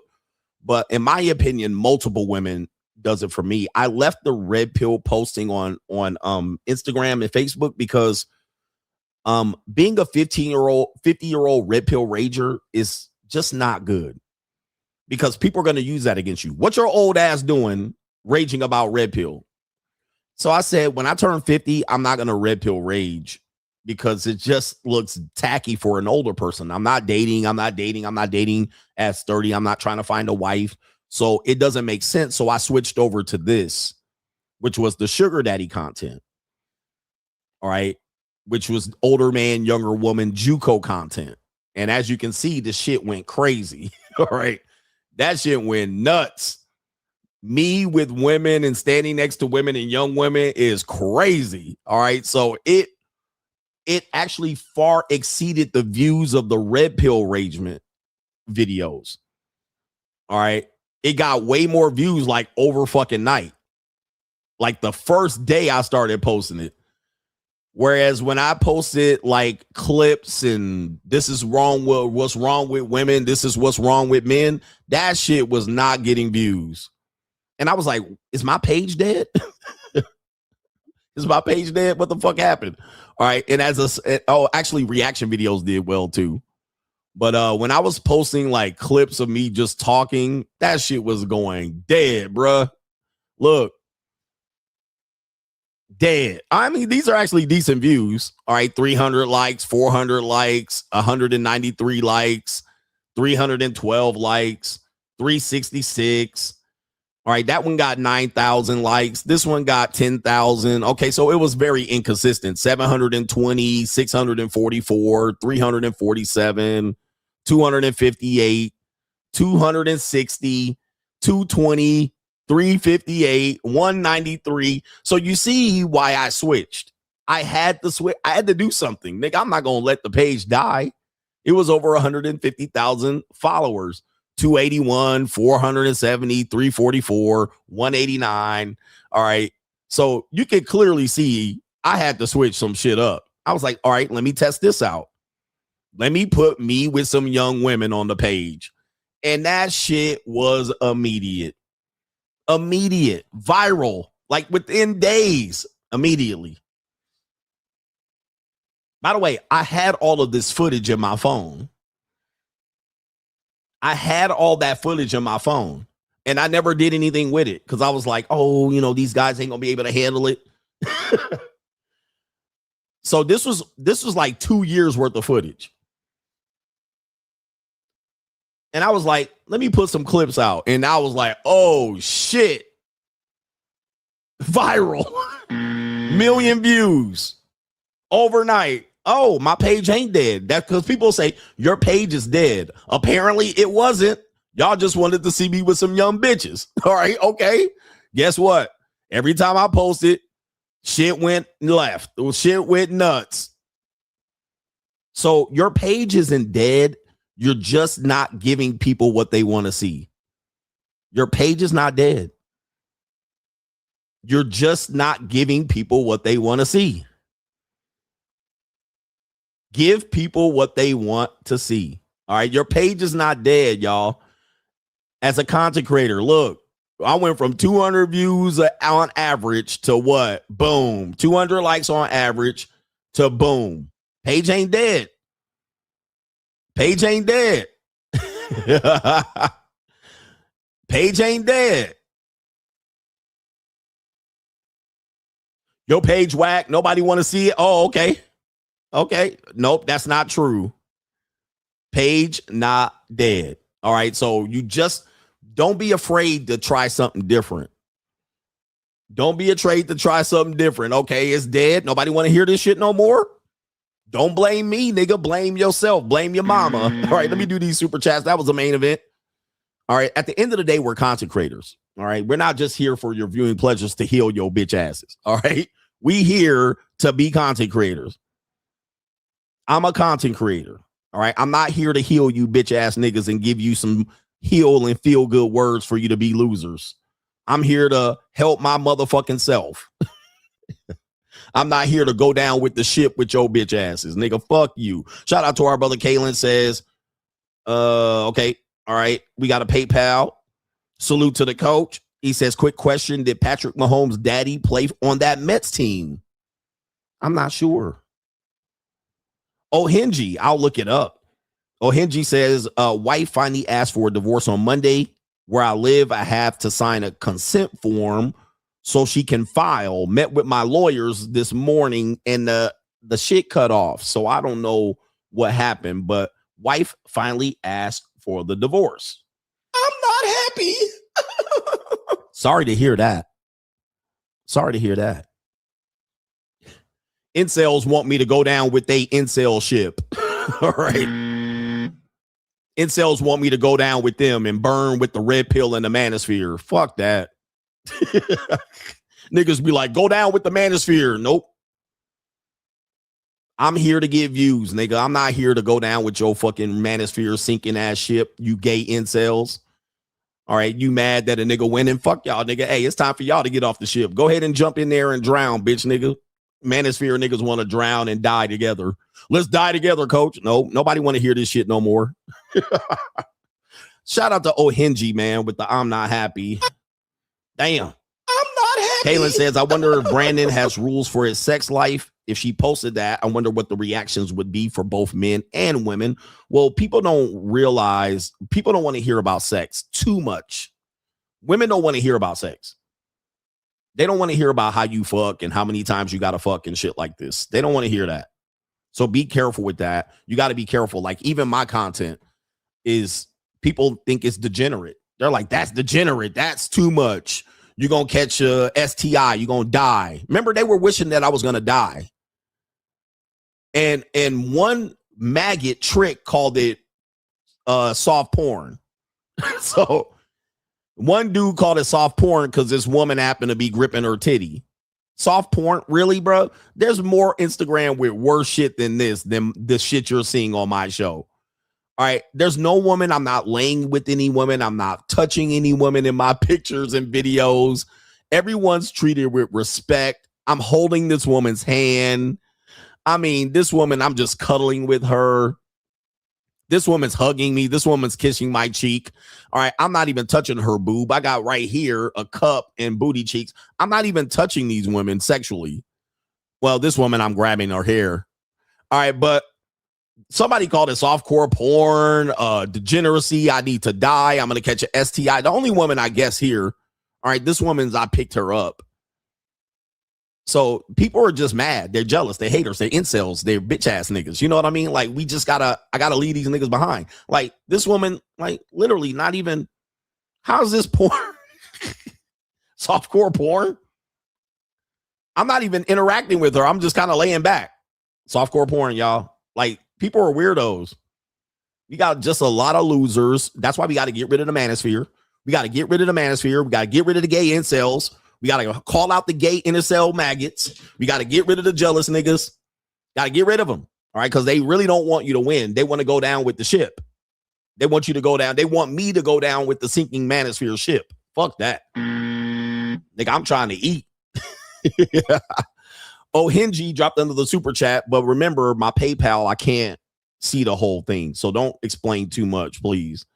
Because I got to look at it on my phone. He says, he says, I was saying that I signed it because I want to get it over with. He says, I'm in the boss up spirit. Salute to UCGA for getting me mentally prepared, Ohenji, for your impending divorce. Shout out to you.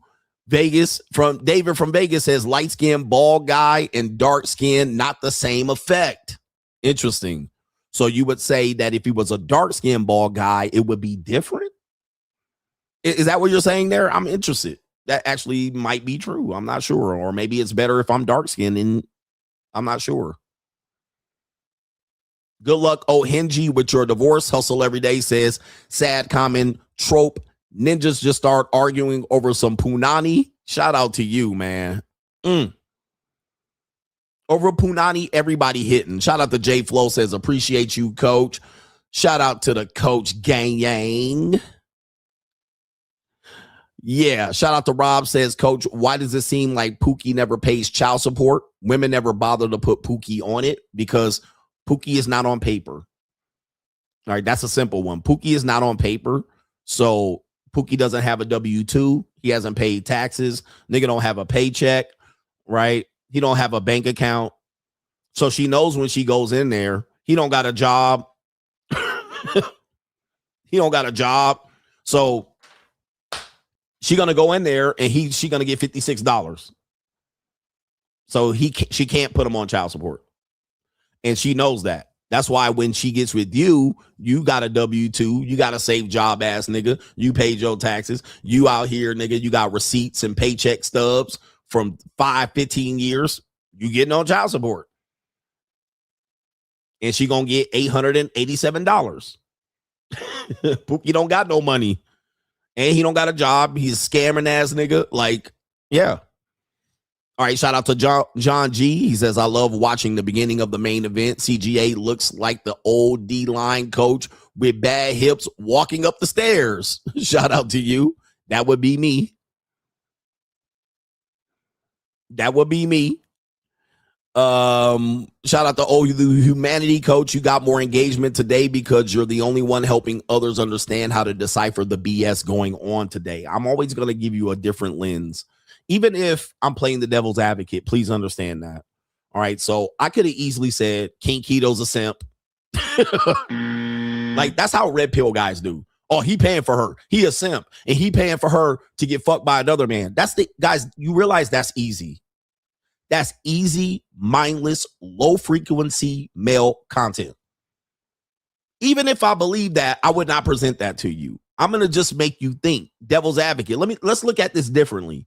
That way, it's interesting content. If I just came on, now I'm going to trigger the incels and the Mitches, but low frequency male manosphere content has led y'all bitch niggas to not boss up because you guys are low frequency content creators. Oh, he a simp. She probably going to cheat on him. Nigga, that's easy. Guys, anybody can make that content. Any of you fucking loser manosphere niggas can make that content.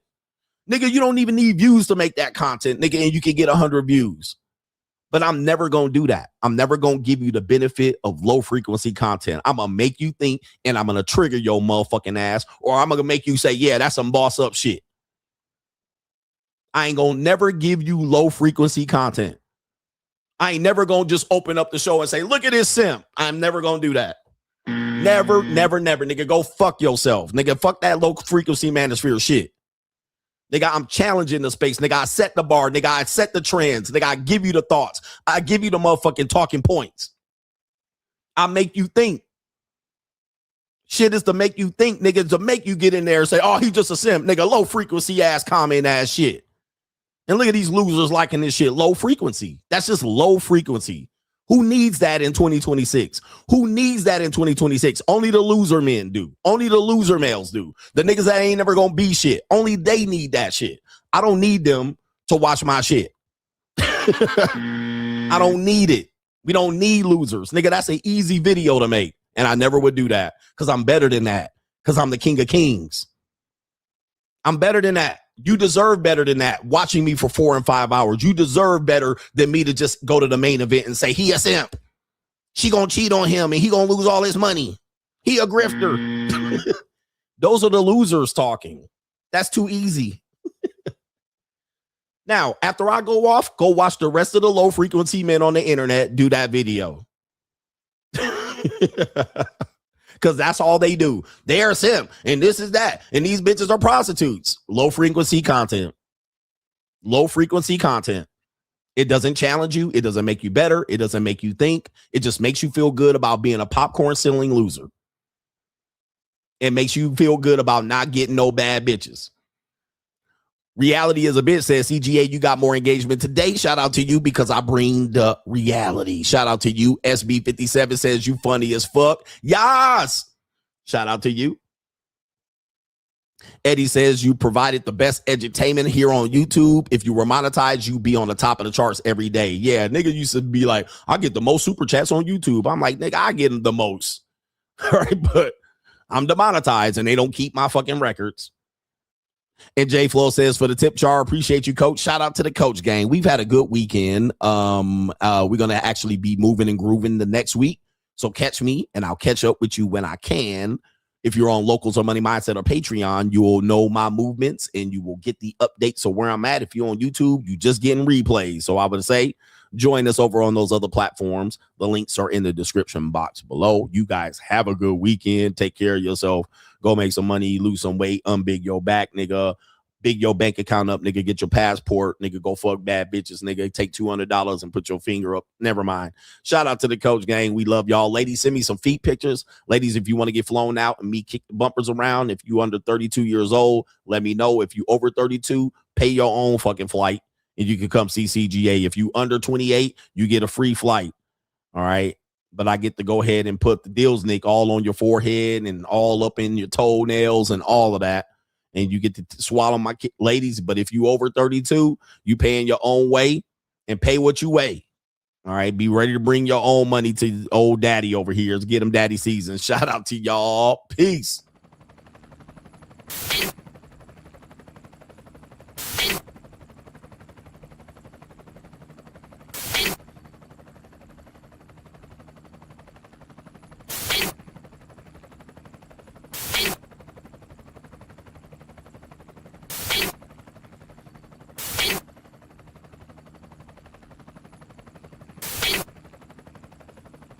And you're in the Desert Storm bunker with Hollywood CGA. Yeah. Legends ain't born, they built from the grind. From benches to banners, we sharpen the mind. We sharpen the sword and promise and swore that we going hard and leaving it all on the floor. Hey, yeah, we going hard and leaving it all on the floor. Hey, yeah, we going hard and leaving it all on the floor. Legends ain't born, they built from the grind. From benches to banners, we sharpen the mind. We sharpen the sword and promise and swore that we going hard and leaving it all on the floor.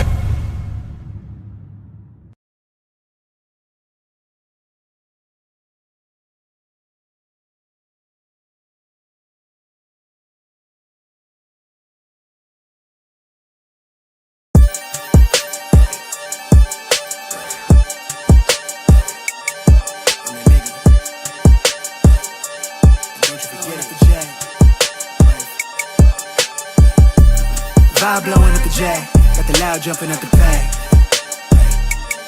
Everything I'm on slack. Everything I do is got the bands jumping at the bag. Vibe blowing at my J, got the loud jumping at the bag. Everything I'm on slack. Everything I do is got the bands jumping at the bag. Another milestone, look at that. Paper boy on my paper route till I'm 6 down on my back. I'm an old soul like my dad. My old girl still a fan. And yo girl at the live show, so don't act like I ain't the man. I'm kicking my feet up, get frank like Aretha. I'm calm but I'm teed up, just flip me a stack. The re-up just doubled up off of the muscle, I stuck to the task. They see me, I'm troubled, I'm bubbling up till it's stuck. And they want me to stay where I'm at. I'm good everywhere that I'm stepping, my presence is crucial. You know that this shit not no trend. On a big wave, I'm controlling the tide. Snake eyes when you rolling the dice. So with the stakes inside, I can never take another nigga advice. They can't reach the sky, I'm aiming up high. I just wanna know what it's like. Y'all know what it's like, I come from outside of this. Out the quicksand, I'm the big man, doing big things. Cop a big change, up a state lines, doing stage dives on cam. It ain't no limit to my vision. Check the temp, I'm on fire with it. Got the band jumping out the bag, Prosecco on ice. I'm nobody nice, gonna run up a check. Demand my respect. I'm I'm doing the most. I never quit. They want me to quit. I'm good as it come, I'm good as it gets. Vibe blowing at the J, got the loud jumping at the pay. Everything I'm on staff. Everything I do is